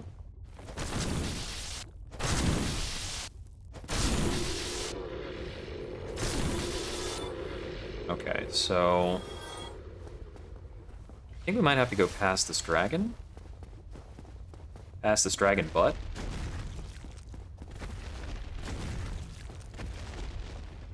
Ah, it's over there.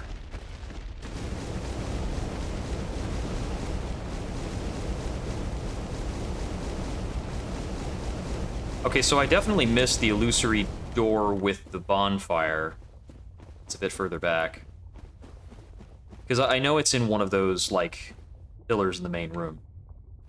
But I think it only opens up on one facing. And I didn't get it right.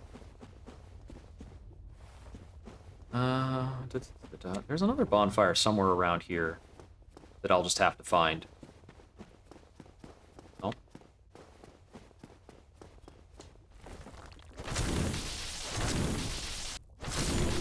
So we've got a lot of these, like, sluggish fire-breathing guys. They're not too challenging. There's just a bunch of them.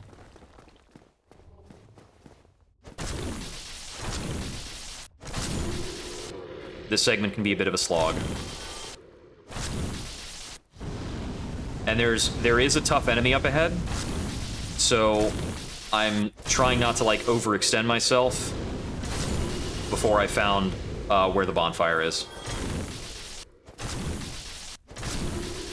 There's also a section somewhere around here that's got, like, a crumbling floor. It's like a trap that leads you into a bunch of guys.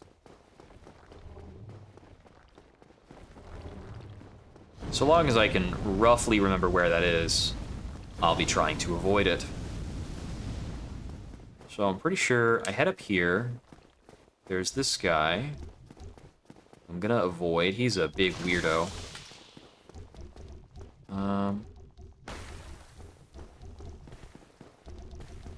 Okay, so I think that the bonfire I'm looking for is like down here somewhere. It's like over here.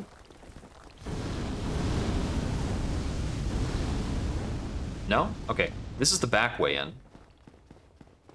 It's not the route I want to take. Man. I'm gonna forget, like, just enough, and then wind up jumping into the area that is, like, the pit that I was just talking about. So I think that's the pit. Almost. Not quite today. Where does this lead? Does this one lead down to a bonfire? Where the heck is this bonfire, man? Gotta get this figured out.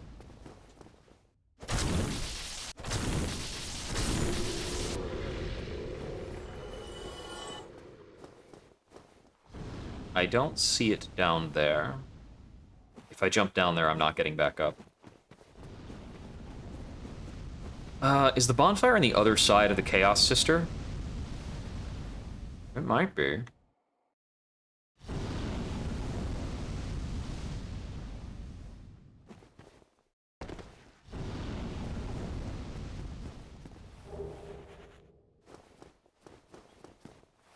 It's not over there.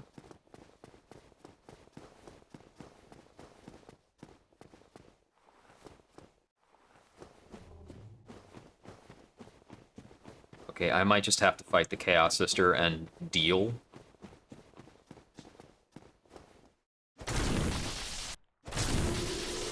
So the challenging enemy I was referring to is up over there.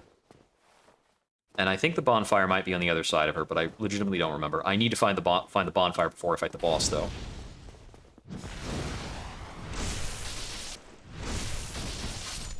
Oh. Okay. Well, I remembered that wrong. Shoot. Okay. There you go. Sometimes it's, just that easy. This is not illusory, right? Nope. Get past this guy done. These guys do, like, acid attacks and some kind of grab and some other stuff. But they're not super tough. They can drop red titanite, which is really cool, and this is just an item. Pyromancy for Chaos Fire Whip. Right. Are you sure you're not illusory? It's like, even a little bit. Oh boy, okay. So, I really need to remember how to get out of here.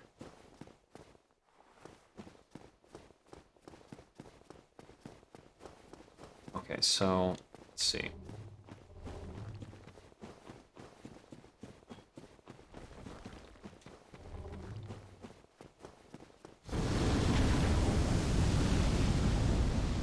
I might just wind up dealing with this.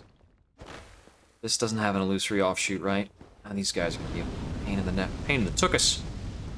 Okay, so we're gonna wind up getting past this guy, or trying to, and maybe we'll die, whatever. If we do, this is a huge run back, but it's okay. So, this is like the only Titanite demon we really need to face off against. Ouch.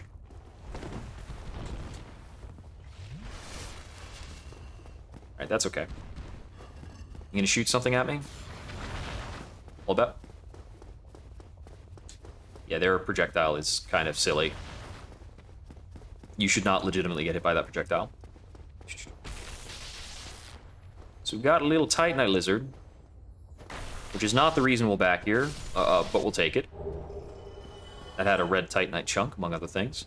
If we do make a fire weapon later, the red Titanite chunks will be invaluable for upgrading it.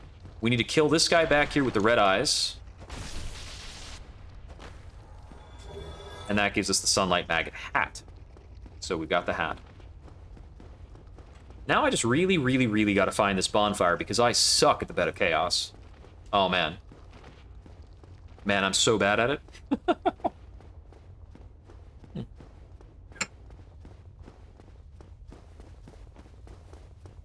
But hey.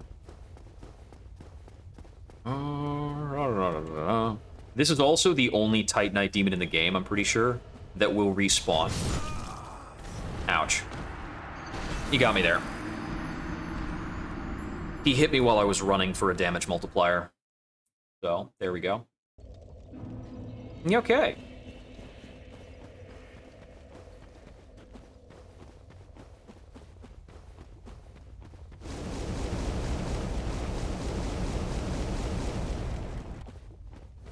So, one of the runbacks to deal with Izalith, like one of the ways of dealing with the Izalith runback, is you have the back door open through the Covenant, and you just run past basically the one Titanite demon, that guy, and then you're home free.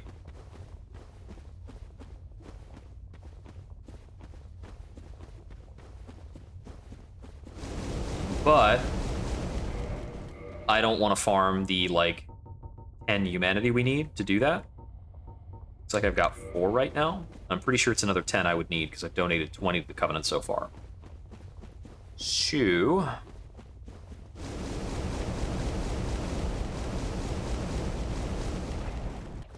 if that's not the game plan... okay. So I probably just had the illusory wall facing on this... oh. Not illusory at all. Okay, so it's not this one. This one's just got a soul.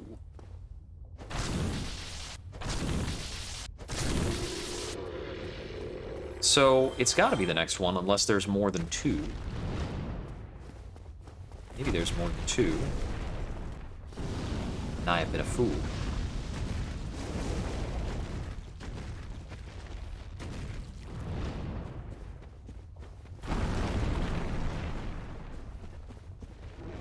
Got a big old dragon butt chasing us down.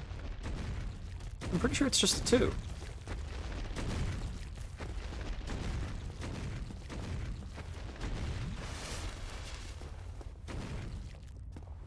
There are a couple little items swirled away. Okay, so it's not that one. It's got to be one of these 4 walls. Not that one.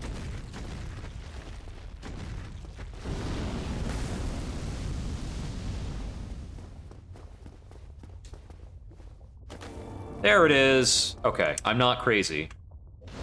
Promise I'm not crazy. Alright. So I think this is about the best bonfire we're going to get in terms of the run back for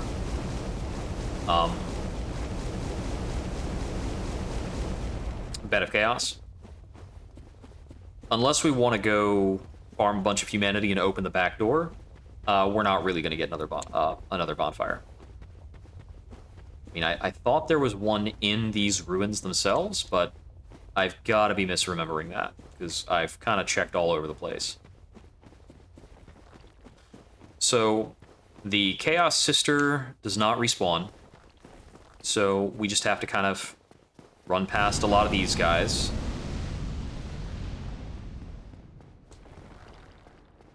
And we can get up to the Bed of Chaos fight.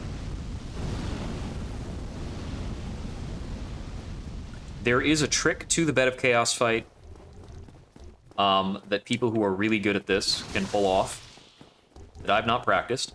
There are some specific angles where you can throw firebombs and hit the triggers on the left and right sides of the fight to kind of end things quickly and efficiently without having to deal with all of the stuff that the Bed of Chaos likes to do. I don't know how to do that, Skip, so I'm going to be dealing with the Bed of Chaos. Surfing down. And here we have the Bed of Chaos.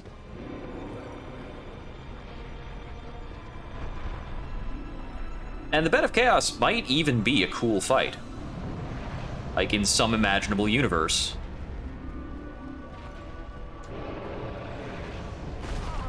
Ouch. And I'm already dead.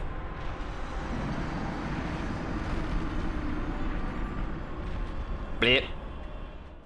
Yeah, so the 2 fire chains that are coming down on either side If you know how to hit those with a firebomb, you can just have a good old time of this. You run into a spot in the middle, you throw one left, one right, and then just finish up the fight by, like, walking forward. It's a thing of beauty. This boss, I find, instead, is quite frustrating.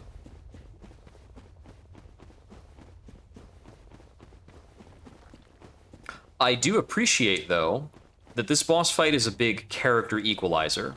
It really doesn't matter how many stats or levels you have on your character when you fight this guy. So the fact that you, like, going in to fight him on SL1, it doesn't really matter. It doesn't change almost a damn thing.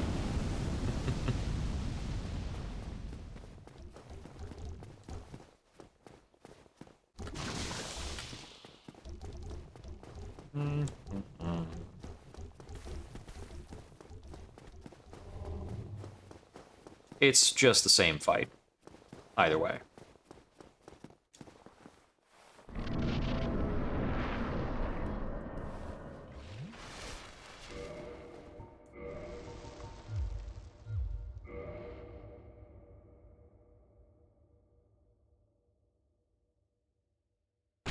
Ah.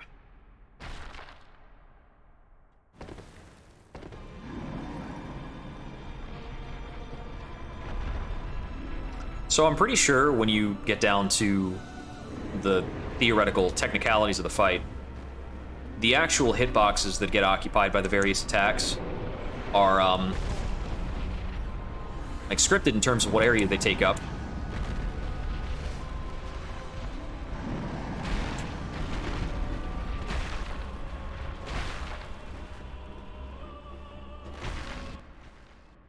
Okay, there's one bit done. Now, thankfully, this is one fight. I just got killed by something. Thankfully, this is one fight where your progress on the fight is saved through attempts. Because it's not progress based on the boss's health bar, it's progress based on, like, this environmental objective thing. So if we accomplish a little bit of progress, then, like, whatever, we can die and retry it. And it's fine. I have never, ever, on any character, one-shot the Bed of Chaos. So if we can get the Bed of Chaos in 5 or fewer attempts, I will be okay with it.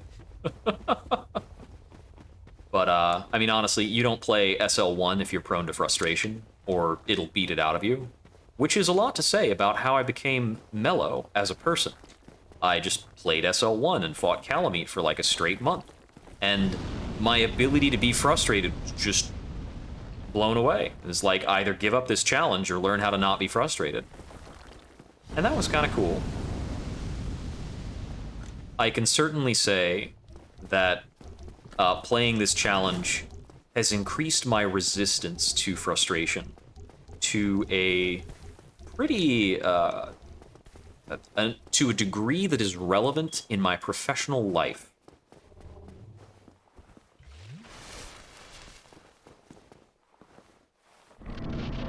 This is not the wrong time to learn the firebomb strat, to be sure. Although I only have 6 firebombs to work with, so I never stockpiled them. Oh boy.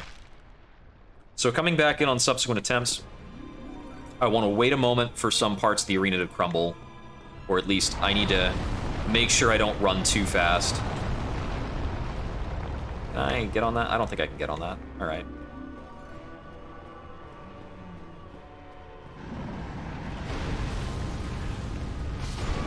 Oh, I got killed.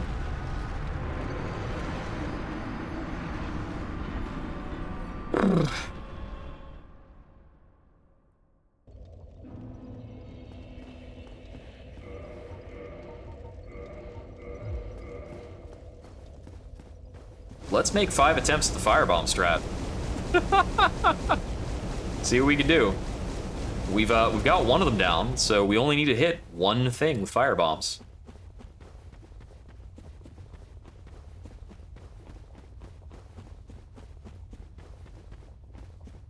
You know, I think that's actually a warpable bonfire, the one back there. If not, the one just after the Centipede Demon is. So if I wanted to, you know, go back somewhere, consume a soul, buy some firebombs, and try harder at getting the strat to work, I could do that too.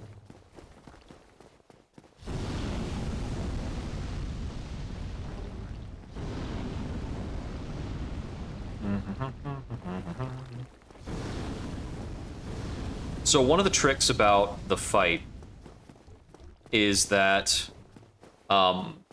if you're running and you take a hit, you're going to take more damage. So if you can catch the attack coming in and just stop sprinting, you're likely to survive it, and in some cases that's the much better thing to do. Because sometimes you're just going to get hit, you really don't want to block, but sometimes you'll get knocked into a pit even if you take the hit. I'm pretty sure if I'm not running, I won't get one shot. Thankfully, that pit stays revealed. That's good.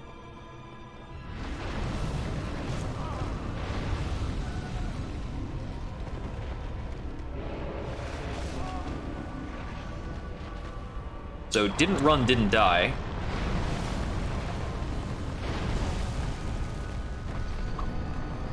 I didn't get killed by damage on any of those. I just got killed because the third time I rolled into some kind of terrain or into the hand itself, and then it just gently caressed me off the edge.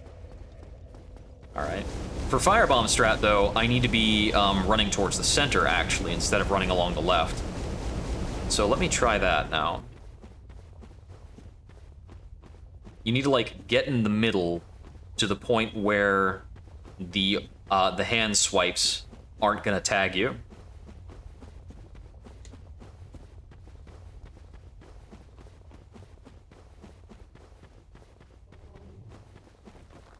And part of the grief on this, and it occurs in a couple other boss fights, but none so clear as the Bed of Chaos. The invulnerability window you get from dodging is not a non-collision window, it's just an invulnerability window. So you won't take damage, but you can still be subject to certain collisions, depending on, like, what kind of hitbox you're interacting with. So it occurs on a couple other bosses. You can get pushed around while you are in the middle of a dodge roll or just after a dodge roll, and you can get pushed around into really bad spots. Let's see.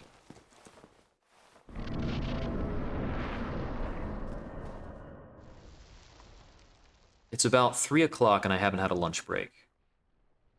I think I've got, like, Cliff Bars or something. I'm gonna cook later, so I don't want to spoil my appetite completely. If I spoil my appetite completely, I'll find an excuse to not cook. Okay, I took the second hit there.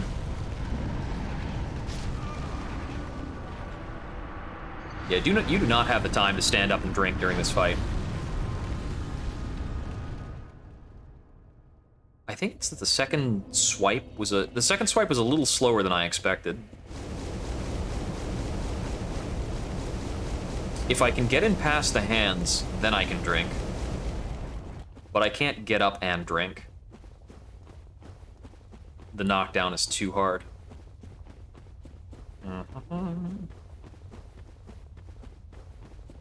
If I find my way to the middle and then fail the firebomb strat, it's gonna be kind of a little problematic. I think that's very likely at this point.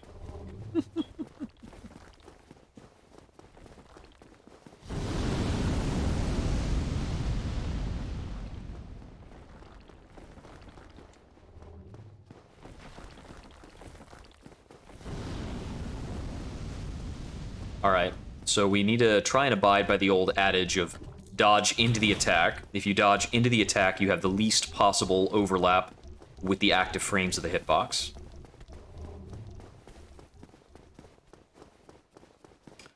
Let's go.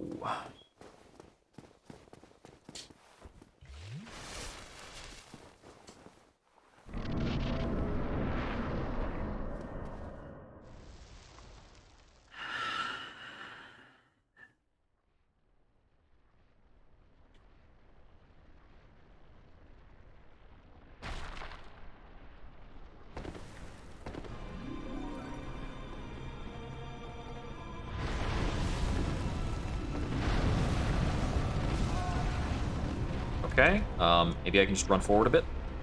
Get under the beard bit. I think this is about where you want to stand for firebomb strats.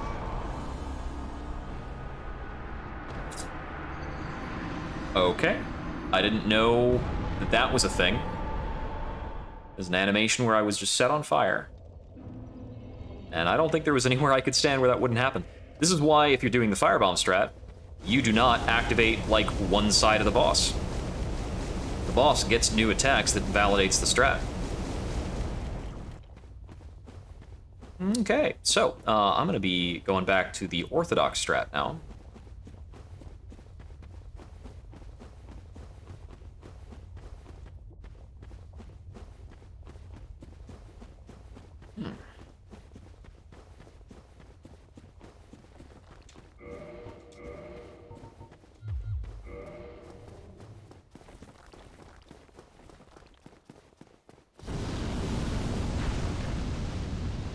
And I just gotta hope that the hands don't, like, slap me off to the boss's right side,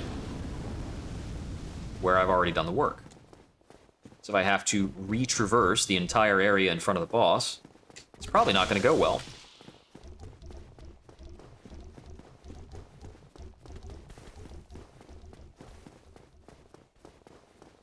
I think what I want to do is look at the boss, move more or less straight towards the boss, and then kind of hook right, and as long as I get one of the dodges correct, I think it'll turn out okay.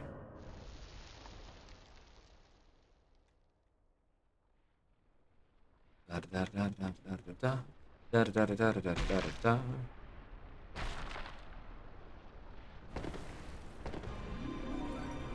can't go too far forward. That dodge was way too early. Way too early. Alright, I'm gonna get a bite real quick.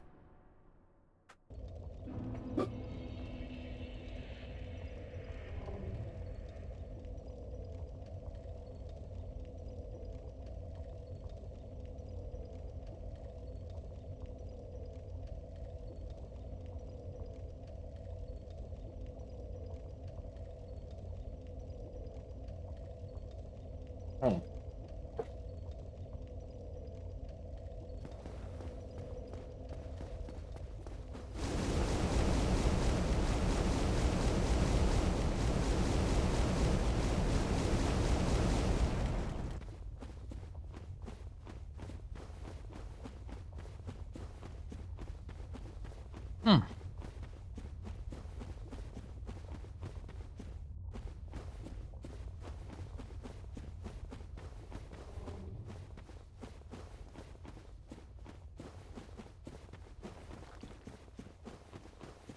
Yeah. I just dried.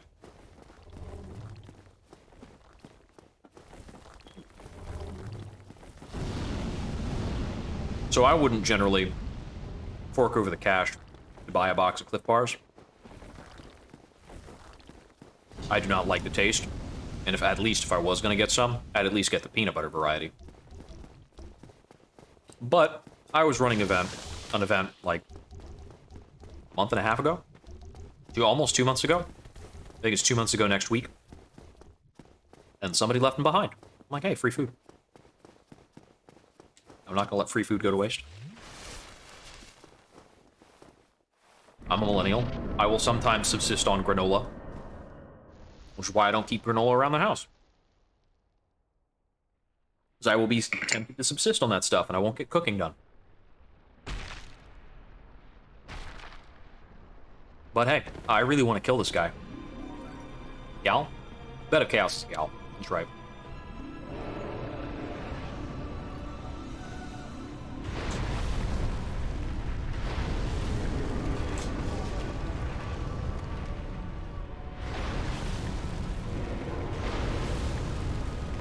Dang it! Right into the cup of the hand again. The dodge was also too early. Let me see. I'm watching the replay on the stream now. Okay. I think I didn't take initial damage when the collision with the hand started, but the hand picked me up and carried with it, so once my invulnerability ran out, I was in the hitbox for the hand anyway. Which is kind of what I was talking about. Is you're not immune to collisions, so you can get picked up by a collision that also has a hitbox on it, and you'll just be hit at the first frame that your dodge expires. I think I kind of see what I need to do. I might need to bait an attack or two for this.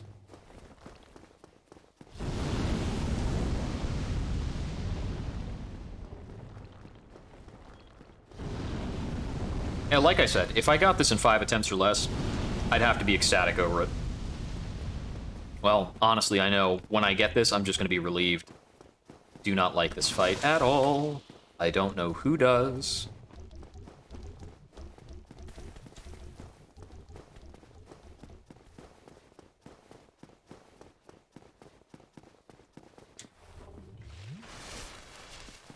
If I were a betting man, I would bet this is probably Miyazaki's least favorite fight in the game.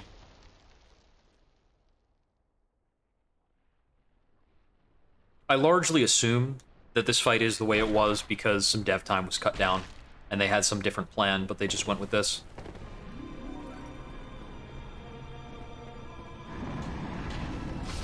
Oh man, I was trying to turn back and bait the attack, but I triggered the skid animation, and the skid animation has the same vulnerability as the running animation, so I took the extra damage.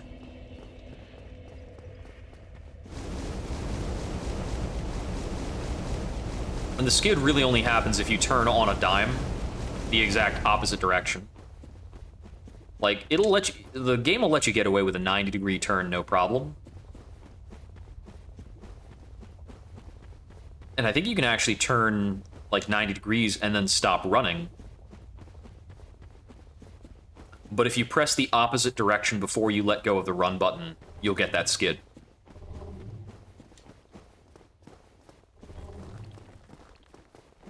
Which certainly makes the character feel weightier, and is usually an important part of having satisfying character animations, is having some, like, slowdown or stop there.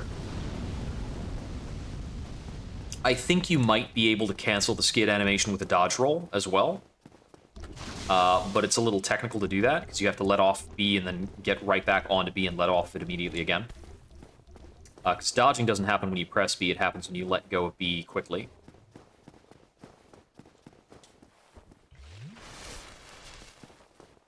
Which is an interesting distinction that doesn't start to matter until you're doing challenge run nonsense and getting one shot by the Bed of Chaos 10 times in a row. Ooh.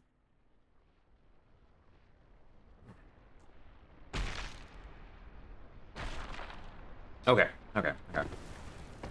So I think what I want to do is kind of run at him, but stop a little bit after I get past this thing on the floor.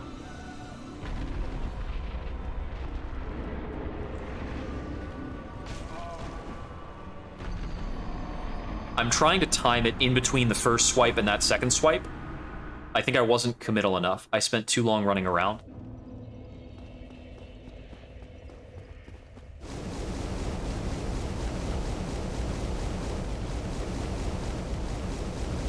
She's got 2 speeds of swipes, I think. I think her attacks are left swipe to right swipe, right swipe to left swipe, slow swipe to slam. And then they've got, like, fire bullshit that I don't fully understand. So if I can get slow swipe to slam and run where I need to run while the slam is coming out, I think I can take a leap over one of the gaps and get out of the range of the hand. And then it's a matter of, am I going to run into some other pit before I make it to where I need to go, or can I get where I need to go from there? I know either hand also has, like, a slap back, which hits pretty reasonably hard and knocks me down for a good long time. And then if I'm in a place the hands can't reach, or where the fire bits can't reach,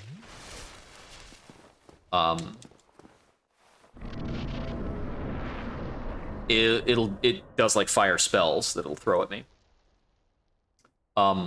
The fiery part that is up back behind the main body is also a separate NPC. They've got independent AI, so sometimes they can just like stretch their attacks apart a little bit. Like that.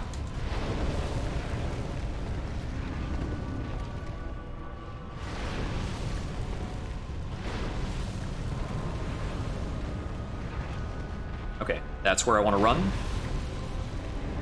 I forgot my rebinding. That's on me. I tried to do a Dark Souls 1 jump, but I have my controls remapped. The jump is on left click. Left stick click, which is the controls for Dark Souls 3. I done goofed.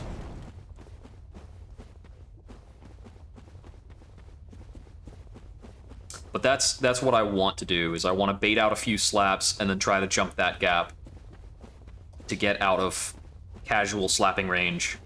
And then I think I can run for the right side barrier. I just need to be decisive, and importantly, the right buttons. I always recommend hitting the correct buttons as opposed to hitting the wrong buttons. That's a life lesson.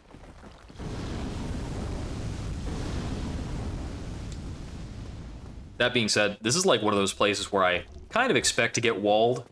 It's not pissing me off as much as earlier in the run when I was dealing with the Painting Guardians, and I killed the Painting Guardian and tried to move past it, but the collision on the Painting Guardian was still active because this is Dark Souls 1. And I bumped into it and fell off the ledge, even though it was a course. That happened twice. That was just before y'all came in on the raid.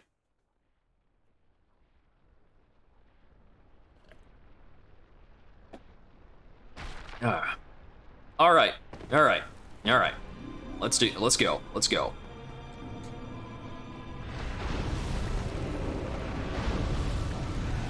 Two hands.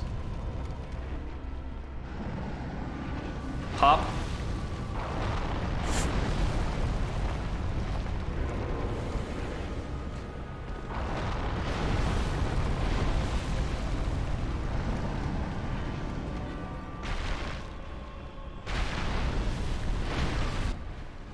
Last phase.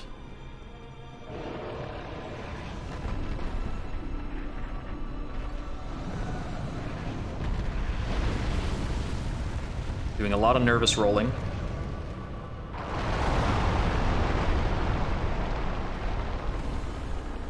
No! A buffered roll. Buffered roll. I was just trying to wake up. Oh my goodness. I got scooped right into, like, the winning zone, and then I killed myself with a buffered roll. Alright. Let us see if our newfound understanding will pay dividends and allow us to complete the fight. Because I've learned a decent bit more about slap timing. Just have to deal with this last tricky bit of floor. Yup. That's a bummer. That is a bummer. If I had just waited for the character to get up, casually drank, I could have, like, strolled on up, right up to the boss's doorstep.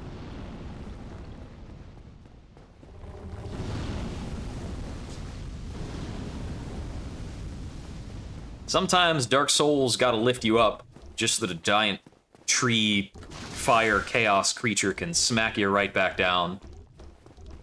Just like, this has happened not only to me, this happens to a few people at various times. You get right up to the bug at the end of the Bed of Chaos fight, and when you go to slap the bug, the Bed of Chaos casts, like, Firestorm on your location, and you get wrecked.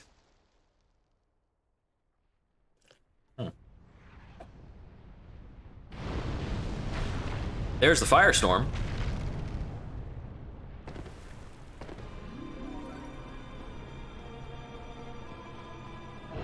Bait slap. That's a slap and slam. And that is a fire poker. Right on my body. Right on my tender, running flesh. If I was not running, it wouldn't have killed me. Is that, like... I'm trying to see if I could have seen that coming, and it's really hard. Because you have to look up to see what the boss is doing. It's very tall, but you have to look down to see where you're going. Because the floor is falling away.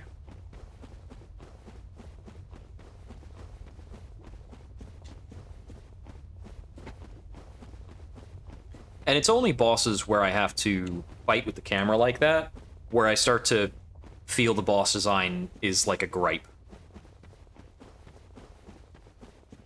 There's a few fights like that in Elden Ring. I did not like the Fire Giant fight in Elden Ring, because I think the Fire Giant is just too big for the camera to really capture.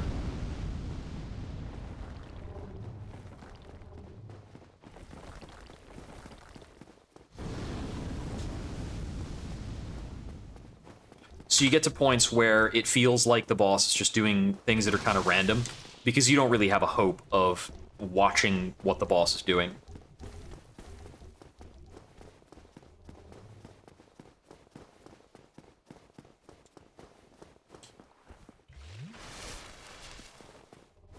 Yeah.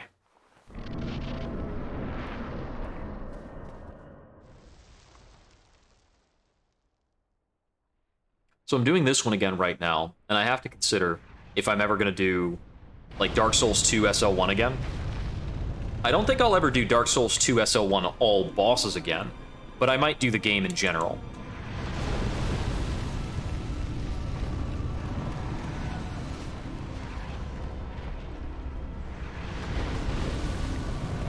Is that good enough? Nope. You have to be a little off to the right because the route is curved. That was close. Very close. Finishing off this silly fight, get back to the game. And I think the specific reason why I don't really want to do Dark Souls 2 SL1 again, there's a couple bits and pieces. I mean, Dark Souls 2, there are places of that game that are utterly miserable. The Lost Bastille is pretty obnoxious to do on an understated character or an unstated character.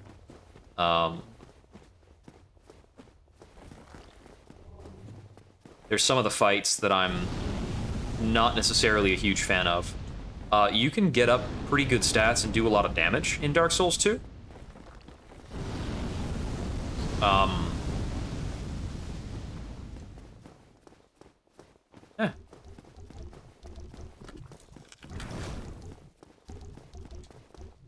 I think the biggest thing in Dark Souls 2 that I don't want to deal with again is the Dark Lurker, which is why I would not want to do an all bosses run.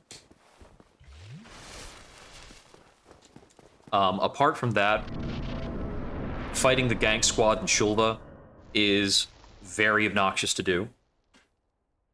That's obnoxious even casually. Dealing with the Iron Corridor to go after the Blue Smelter Demon was really obnoxious. So those are a lot of things that I probably never want to do again, having, like, gotten the feather in my cap for those challenges.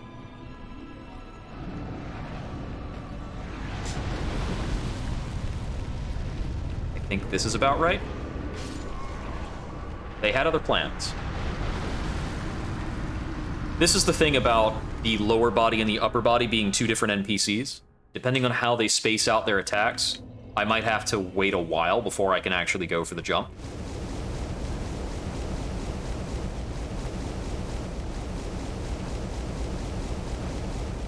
And that's just going to be a bummer.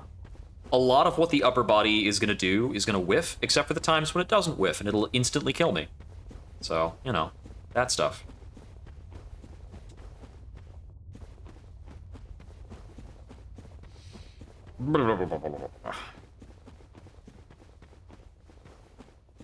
But yeah, there's just a couple bits in Dark Souls 2 that I think are pretty miserable.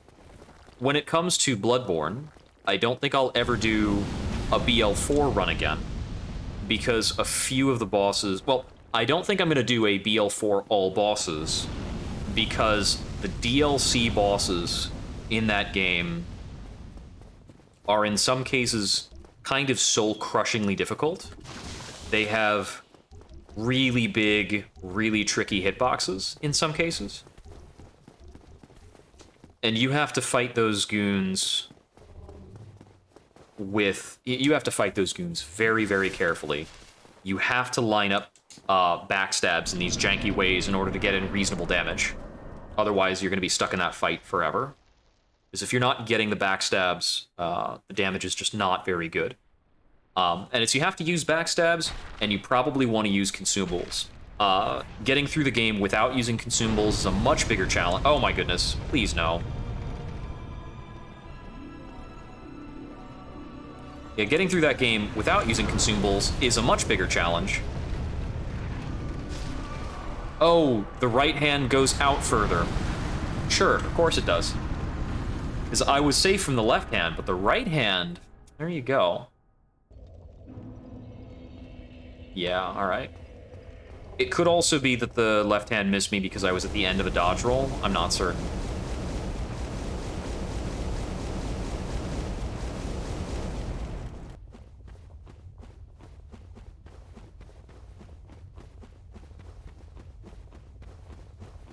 This fight is just thread 3 needles at once. You do it once, you're good. Well, it's basically thread 1 needle, then thread 2 needles, then thread 3 needles, and if you get all of them correct, you're good. And thankfully, you don't have to do all of them at once, but this bit is the hardest bit. Thank goodness they didn't make this boss fully reset. If this boss fully reset on death, I think this is where people would quit playing the game. Yeah. Although, actually, if this boss reset on death, I would have learned the firebomb strat by now. Like, the first time I tried to do SL1, I would have learned the firebomb strat to deal with this. So, funnily, the Four Kings, another boss to deal with, they've got a funny strat on SL1. You can actually tank through them fairly well wearing a set of Giant's armor. Or Smo's armor. So sometimes, instead of fighting them, like, legitimately, you'll just wear the heaviest freaking armor set you can. You will welcome the fat roll.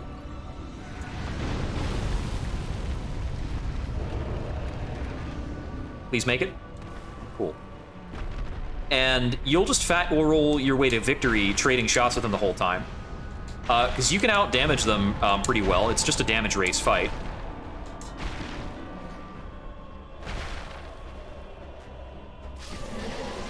There's the bed of chaos. We finally got there. I think if I jumped a moment later, that would have been a tragedy. Okay, we don't have to do anything in Izalith anymore. Yay! So, I think we're gonna be going after, Nito next.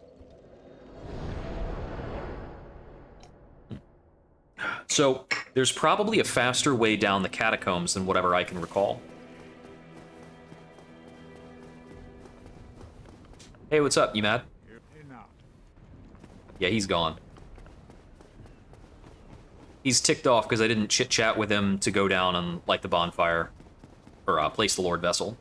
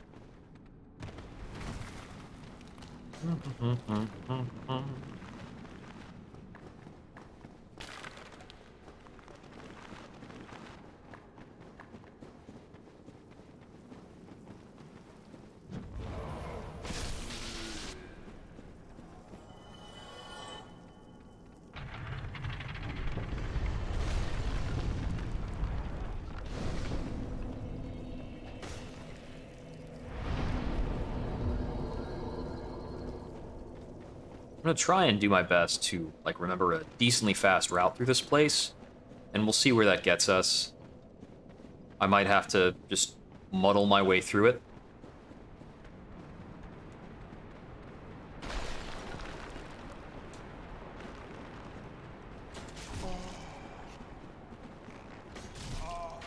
These guys are just really poised to hit you.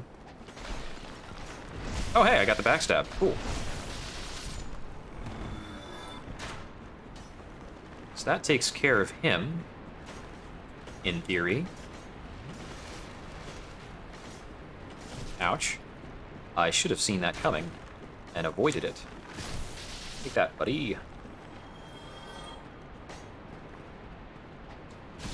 Ouch. Ouch. Sometimes these explosions can, like, wall bounce you to death.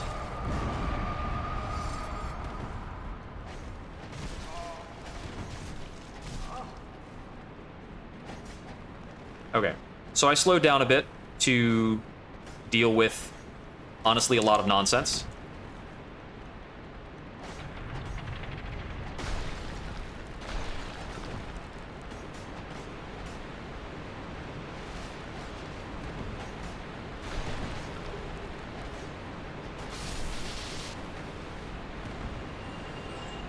One of those skeletons was trying to go into a parry stance against me. Freaking bastard. I'm pretty sure only the ones with shields can go to parry stance. Although I don't know for sure. Ouch. Excuse me, buddies. This is at least a little bit of a shortcut. Ouch. Yeah. The first time you come up here, Patches will push this for me.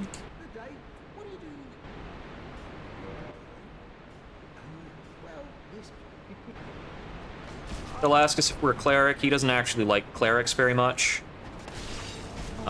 There is an illusory wall here that leads us to a bonfire.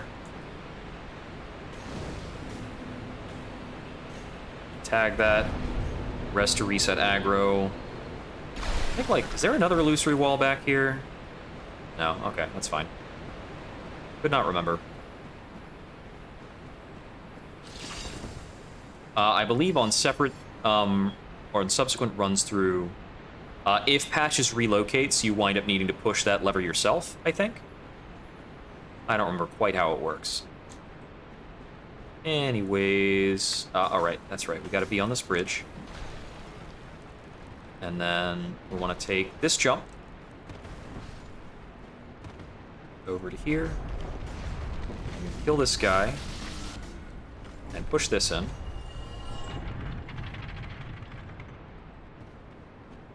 And then once that's pushed in, we want to head over here, and I believe we want to run off this. Got it.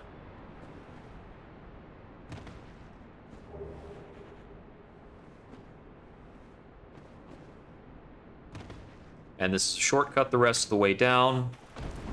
And we also get to chitter-chatter with Vamos the Undead Blacksmith. Don't forget to light this bonfire. It's a big deal.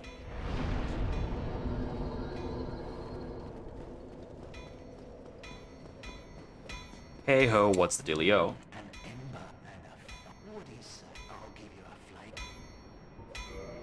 Hand him the large flame ember.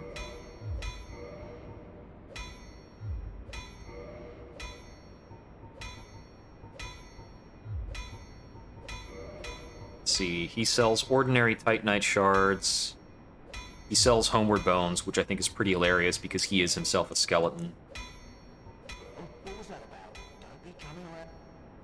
Yeah.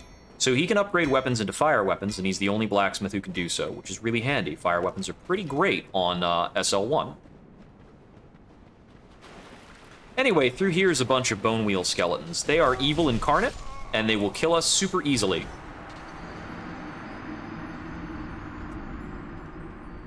Just like, no shenanigans, no lies. These guys are the worst. The nastiest enemy in the game. So, because bone wheel skeletons, they do a very small quantity of damage very quickly.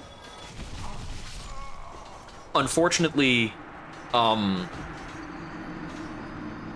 fastest way your defenses scale up is by leveling up. Your level is basically a flat addition onto your defense. So on SL1, your defense is very low, which means that each individual hit does a good amount more. Yeah, there's like 3 of them in the main area. This is a good spot to have Spook or the Slumbering Dragon Crest if I had, like, prepared, instead of just, you know, going akimbo. So I might actually have to slow down and try to kill most of these bone wheels. Try and figure out how their aggression is working. Okay, I've woken up 2 of them already. 3 of them. Those are the 3 that are killing me on the other side of the room as well. Because the ones that are in front of me, I can plan around. The ones that are coming in from behind me, it's honestly too many. And you get clipped by one, you're just setting up for more nonsense.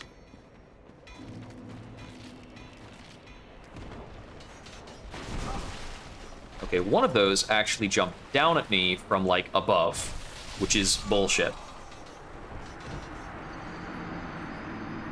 There's so many of them. Oh, you know what? I think I might actually be able to cheese this with a, with an alluring skull. I only need to get through this area, like, once. Because the boss is a pushover. He's the pushoveriest pushover that was ever pushed over.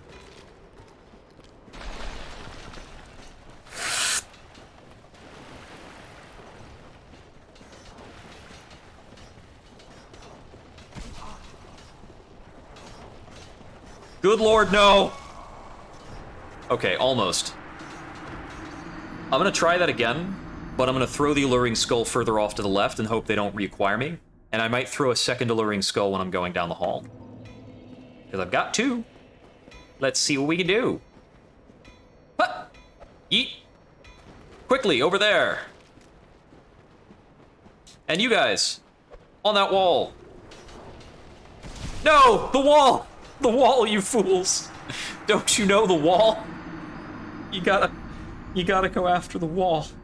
I hate this part so much.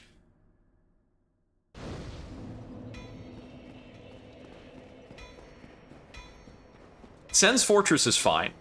Sen's Fortress is fine. This place is awful.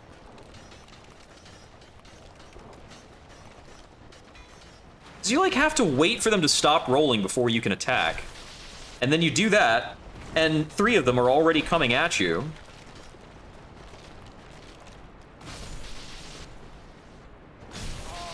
And here's a Black Knight, just because.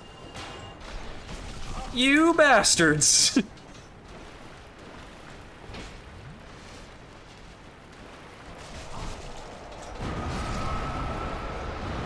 Black Knight, don't come back.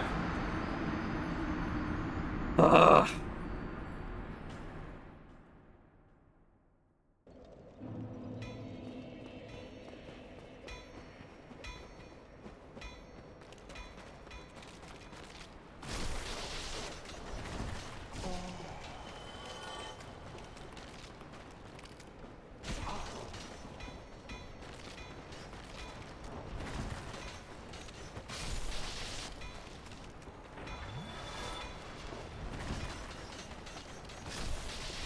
There we go. You have to get their angle in the wall to be about right.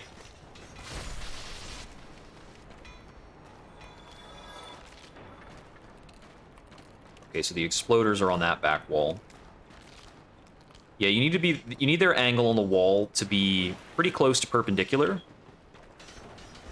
so that they don't, like, glance off the wall and continue. That guy's gonna take too long to turn around for me to bother with. And that one should be the same story. I should be able to continue on from that. So it's just the first 3 that are really, really, really hard to juke. Okay. And now we've got everybody's favorite kind of jokey boss, Pinwheel.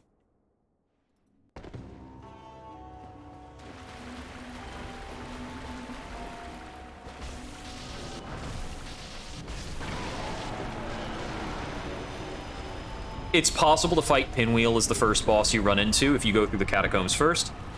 So he just doesn't have stats. He just doesn't have them. He was kind enough to give us the Mask of the Father, which does not really matter on this difficulty, but is possibly, like, kind of cool. I mean, it's the progenitor of the Giant Dad meme. So yeah, Pinwheel. Kind of a joke.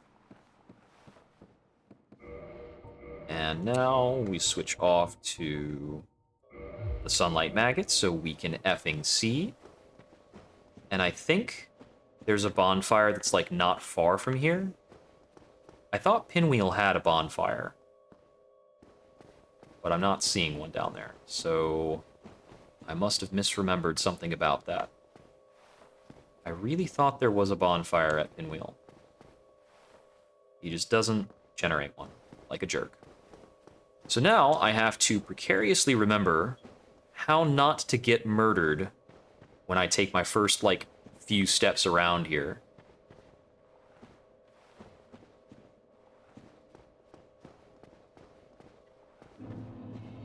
Okay, that's the first baddie there, his glowing eyes.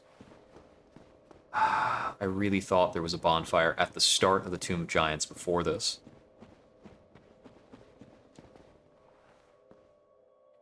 Do I just have, like, the worst memory of bonfires?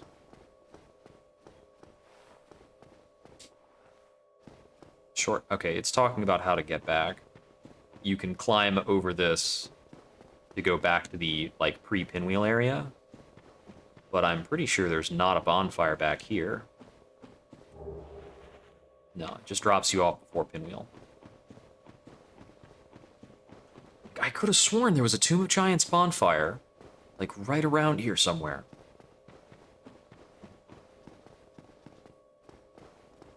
This is gonna bother the heck out of me.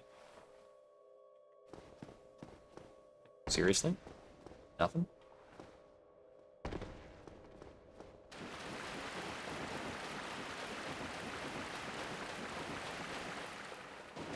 How do you have the right of kindling, but you don't have a bonfire?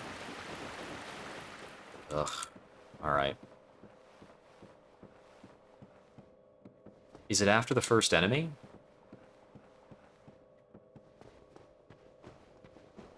So these guys, the Skeleton Hounds, are pretty tough.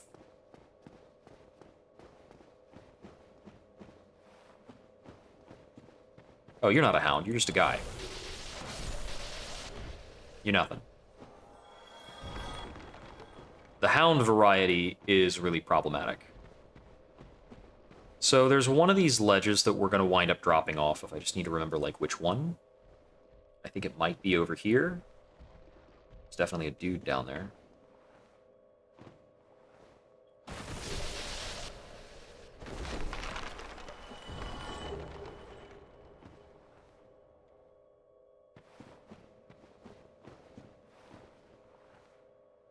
Yeah, there's a couple of, like, shortcut falls you can do around here.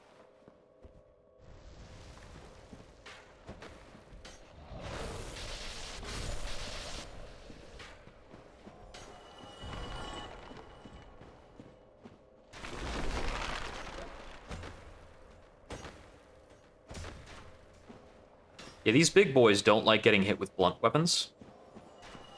So you kind of make a mockery of them. Hey, Patches. What? You've been a stray. Oh, right, there's a. I found it in any case. Yeah, so if we walk onto that little shining spot, he will kick us down there. There is a reasonable amount of loot. This is what we want. This is what we want. There we go. There's a bonfire. Okay.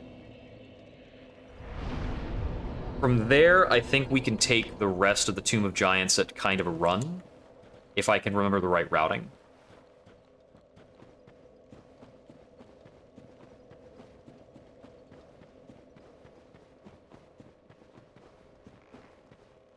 Hey there, somebody's gonna try to shoot me. That's fine. There's a big ember over here. I think this is the big divine ember. which I'll grab for completion's sake.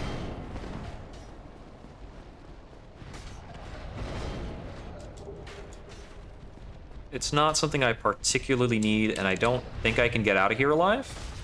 Yeah, they'll knock me off the ladder and I'll die. That's fine. I got that, so, eh. Okay, so that's not the way to go. Let's try a few other variations. Yeah.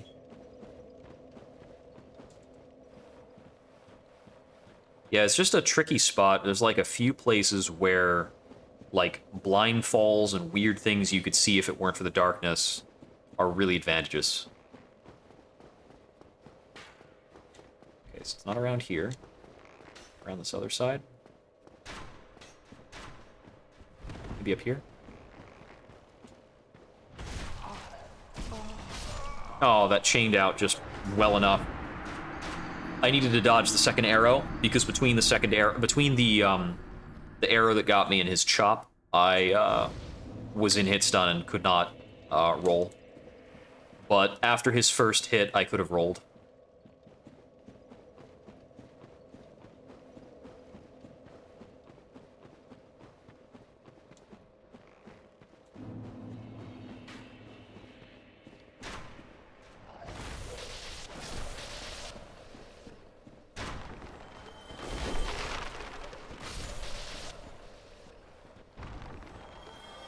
There's another guy over there shooting me. I can't remember if this is a backwards or forwards direction overall. Thing there to say like, hey, why don't you fall down and grab this?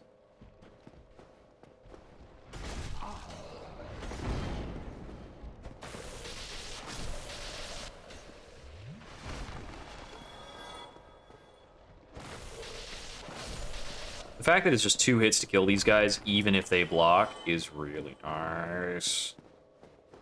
Okay, so all we really get up here, it looks like, is a bit of a tease. Like, look at all the items you can't quite get because you need to take a different route. Okay, so I think, like, down here and then back over this way is something, because there's definitely an archer somewhere. Oh, he's up on top of that. Okay, well, whatever.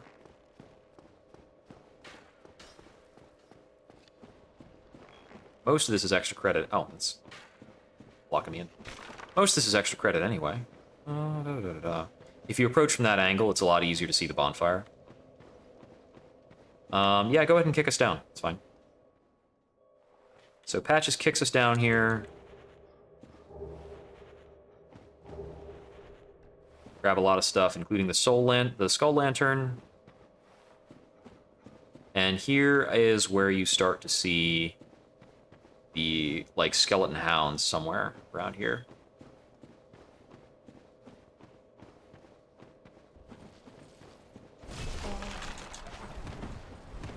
There's also some clerics down here who've gone hollow.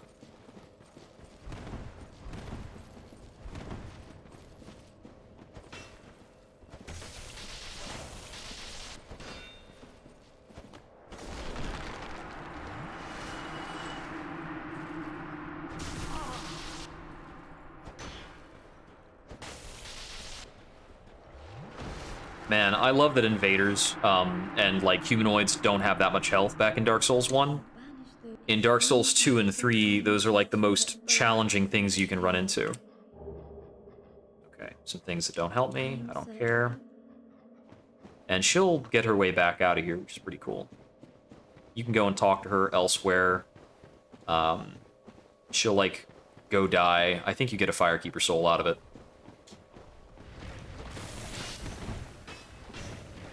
It's very Dark Souls for everybody to be like, well, my quest is done, guess I'll die. Ouch. Have to be a little careful about these guys. I think actually if I go for a leaping attack, yeah, that one-shots him. Alright, cool.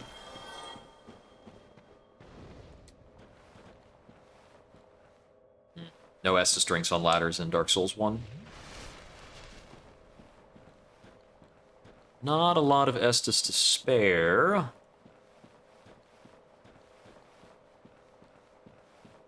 This is illusory. Where does this spit me out? Oh, this spits me out right on top of the bonfire from before.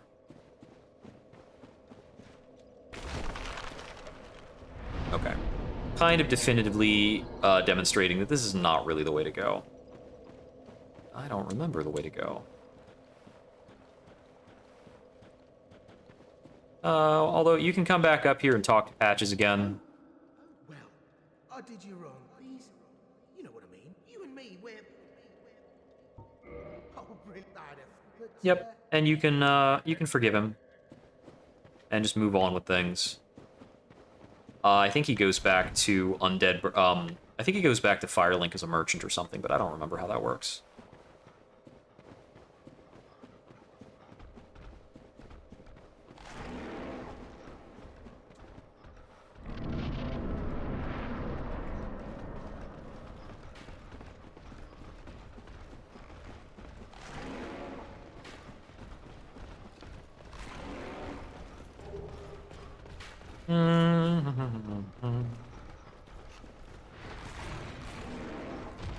There are certainly a lot of these guys around here. Somewhere around here, I think there's another bonfire. There it is. This is our bonfire for the Gravelord Nito run back. So it's a decent bonfire to kindle. I'm going to go ahead and do that.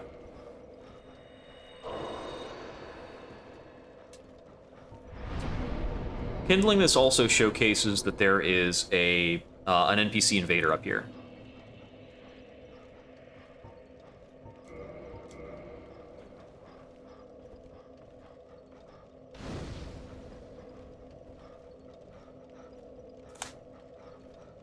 Did it just run an ad and boot everybody off the stream? Oh boy.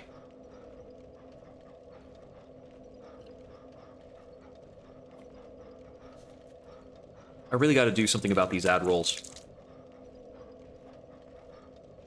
How's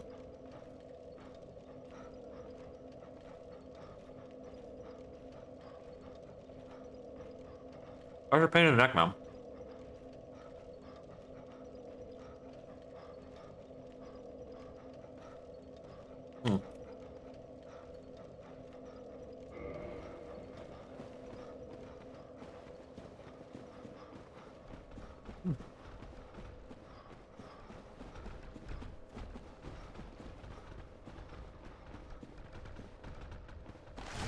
Excuse me, guys. Oh. Ouch. Oh, I was really hoping they would both just get ledged. Not that lucky.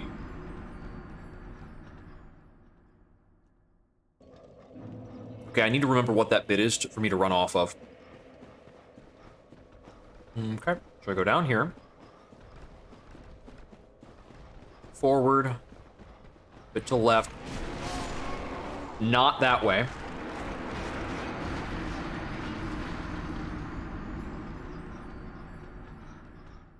Okay, so I don't hug the left there, because it'll put me right in the middle of 3 skeletons.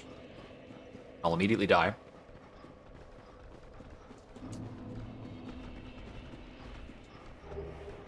Okay, that's useless.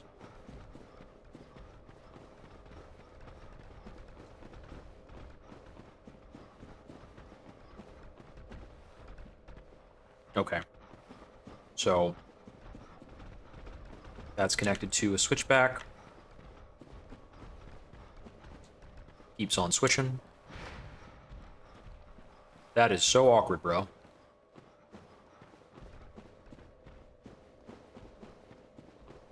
Well, it seems like he's not following the rest of the way down here. So after that, should be a clear shot onto Gravelord Nito. Well, I say clear shot. There's like 6 more dudes up over here. And then like a pinwheel thing.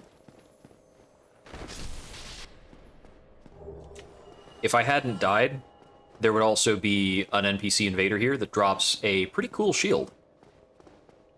It's got a slow HP recovery effect. These guys we want to kill as they pop up, so they don't have the time to actually attack. But I think in a moment, it pops them up on either side of us or something. Okay, this one up here is, like, already ready to go. Gonna dodge roll an arrow, then do a leap, then dodge another arrow, and get lucky on the guy behind us before we just run through this stuff. Okay. In this room, we've got some pinwheel guys, and they will throw fire at us.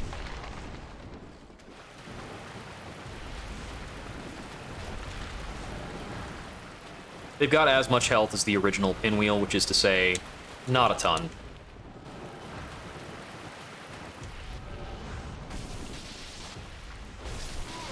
Actually, that's less. There are also little baby skeletons that will show up.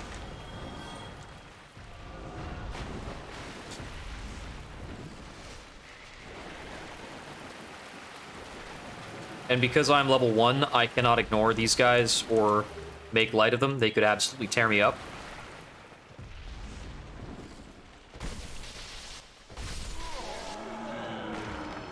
These pinwheels respawn. And they're an opportunity to farm the pinwheel masks if we want. I think through there is where the... No, it's over here is where the boss fight is.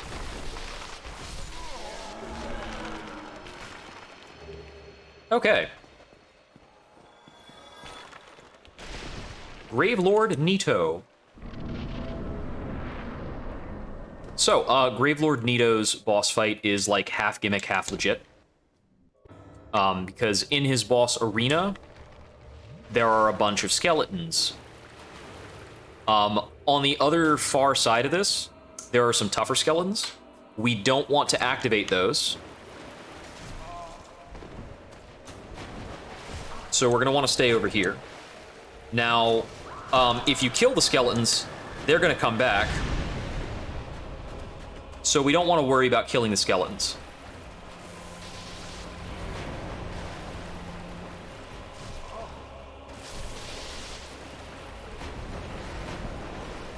Gravelord Nito's attacks can hit the skeletons, so we want him to be the one who's responsible for killing them. 80% of the time, that is.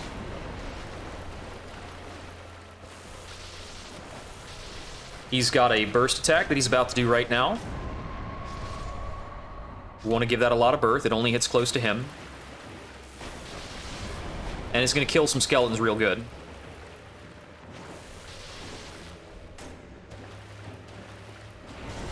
Ouch. You don't want to get hit by that one. Okay, he's about to blow up. Okay, I got too close to the giant skeletons, so that now this is going to be really hard, perhaps unwinnable.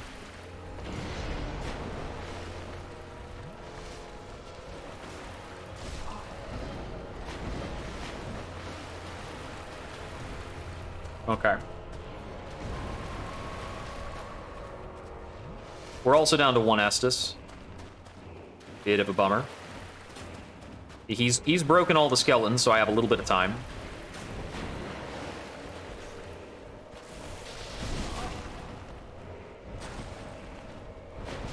Yeah, honestly, if the big skeletons are awake, this fight becomes really, really tough. Mostly, you just want to space out the big scream, and then focus on hitting Nito after he's done the big scream. Because all the skeletons will be dead, and you'll actually have some quality one-on-one time with the boss. His attacks aren't too challenging. They hit hard, but, I mean, just don't. Like, don't get hit by them. That's all there is, man. Just gotta be good about it. Okay, now that we know the route, we can effortlessly run past all of those guys. We've only got a couple goons over in this next stretch that can be challenging sometimes. And then we can try and take on Gravelord Nito. Whether or not I take out Gravelord Nito, I'm going to kill the stream pretty soon. We've been at this for about 5 hours, which is kind of the borderline of what is a comfortable amount of footage to edit. And also, like, it's getting to the time where I need to maybe cook some food. I screwed up. I wanted my jump attack to hit that guy. Naturally. Also, I did not put myself out of the trajectory of the incoming arrow. So I got hit twice by the bone column and once by an arrow. Turned out to be lethal. Funnily enough, 2 hits alone from the bone column would not kill, I think. Just about. Pretty close.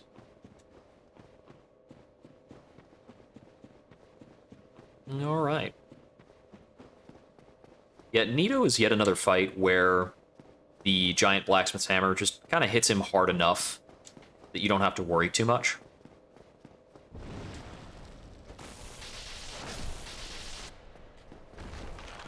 The fight is mostly about avoiding or managing the skeletons.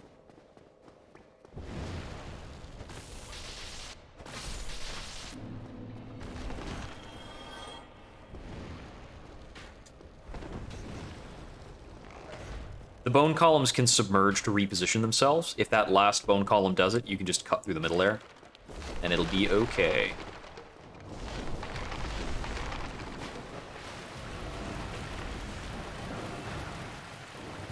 Ouch. Gotta watch out. I'll go behind a pillar for a moment to make sure nothing hits me with an errant fireball.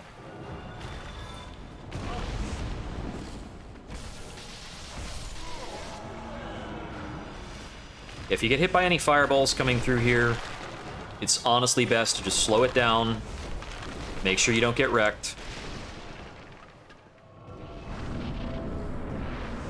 and get on into the fight. If you have damage at this point, you want to take the fall before you heal, because the fall will do damage to you. Oh shit. I forgot that the Scream predicts a cross-battlefield attack. Rather, the Scream is the telegraph.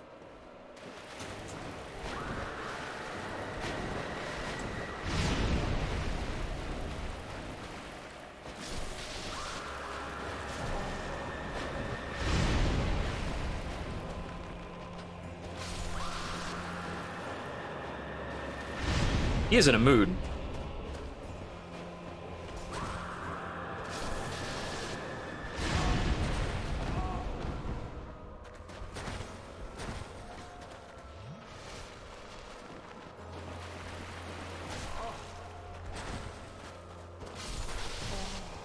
Despite him persistently not coming to us in this particular instance, we do need for Gravelord Nito to come to us.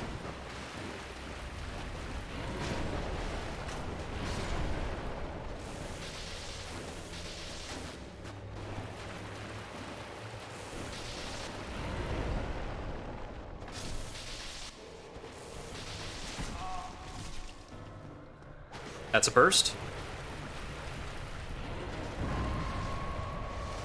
Good time for us to heal.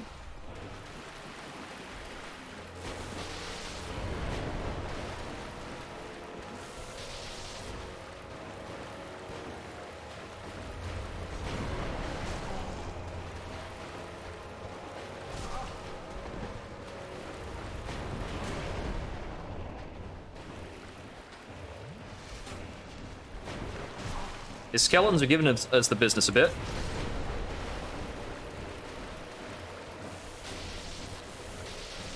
That's a burst.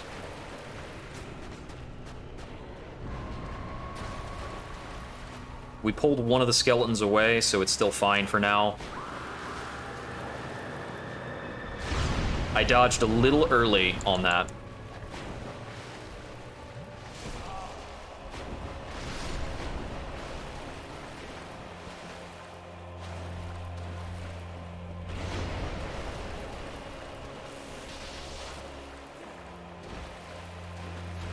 Okay, that's a burst.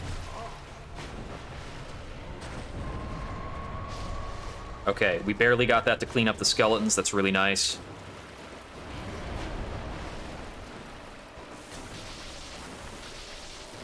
And that's Gravelord Nito. Woo! Alright. All the remaining skeletons in the arena die when he dies, so as long as he's gone, you're in a good way. Huh, farewell, Papa Nito. So, that would be 3 out of 4 Great Souls in a single sitting, which is pretty cool. The next time we sit down for this, we're going to have to take out Sif, and then we can go after the 4 Kings. But we're going to go ahead and kill it there. That is 5 hours into the run. Pretty good progress. Thanks for tuning in. This has been Jupiter Exile.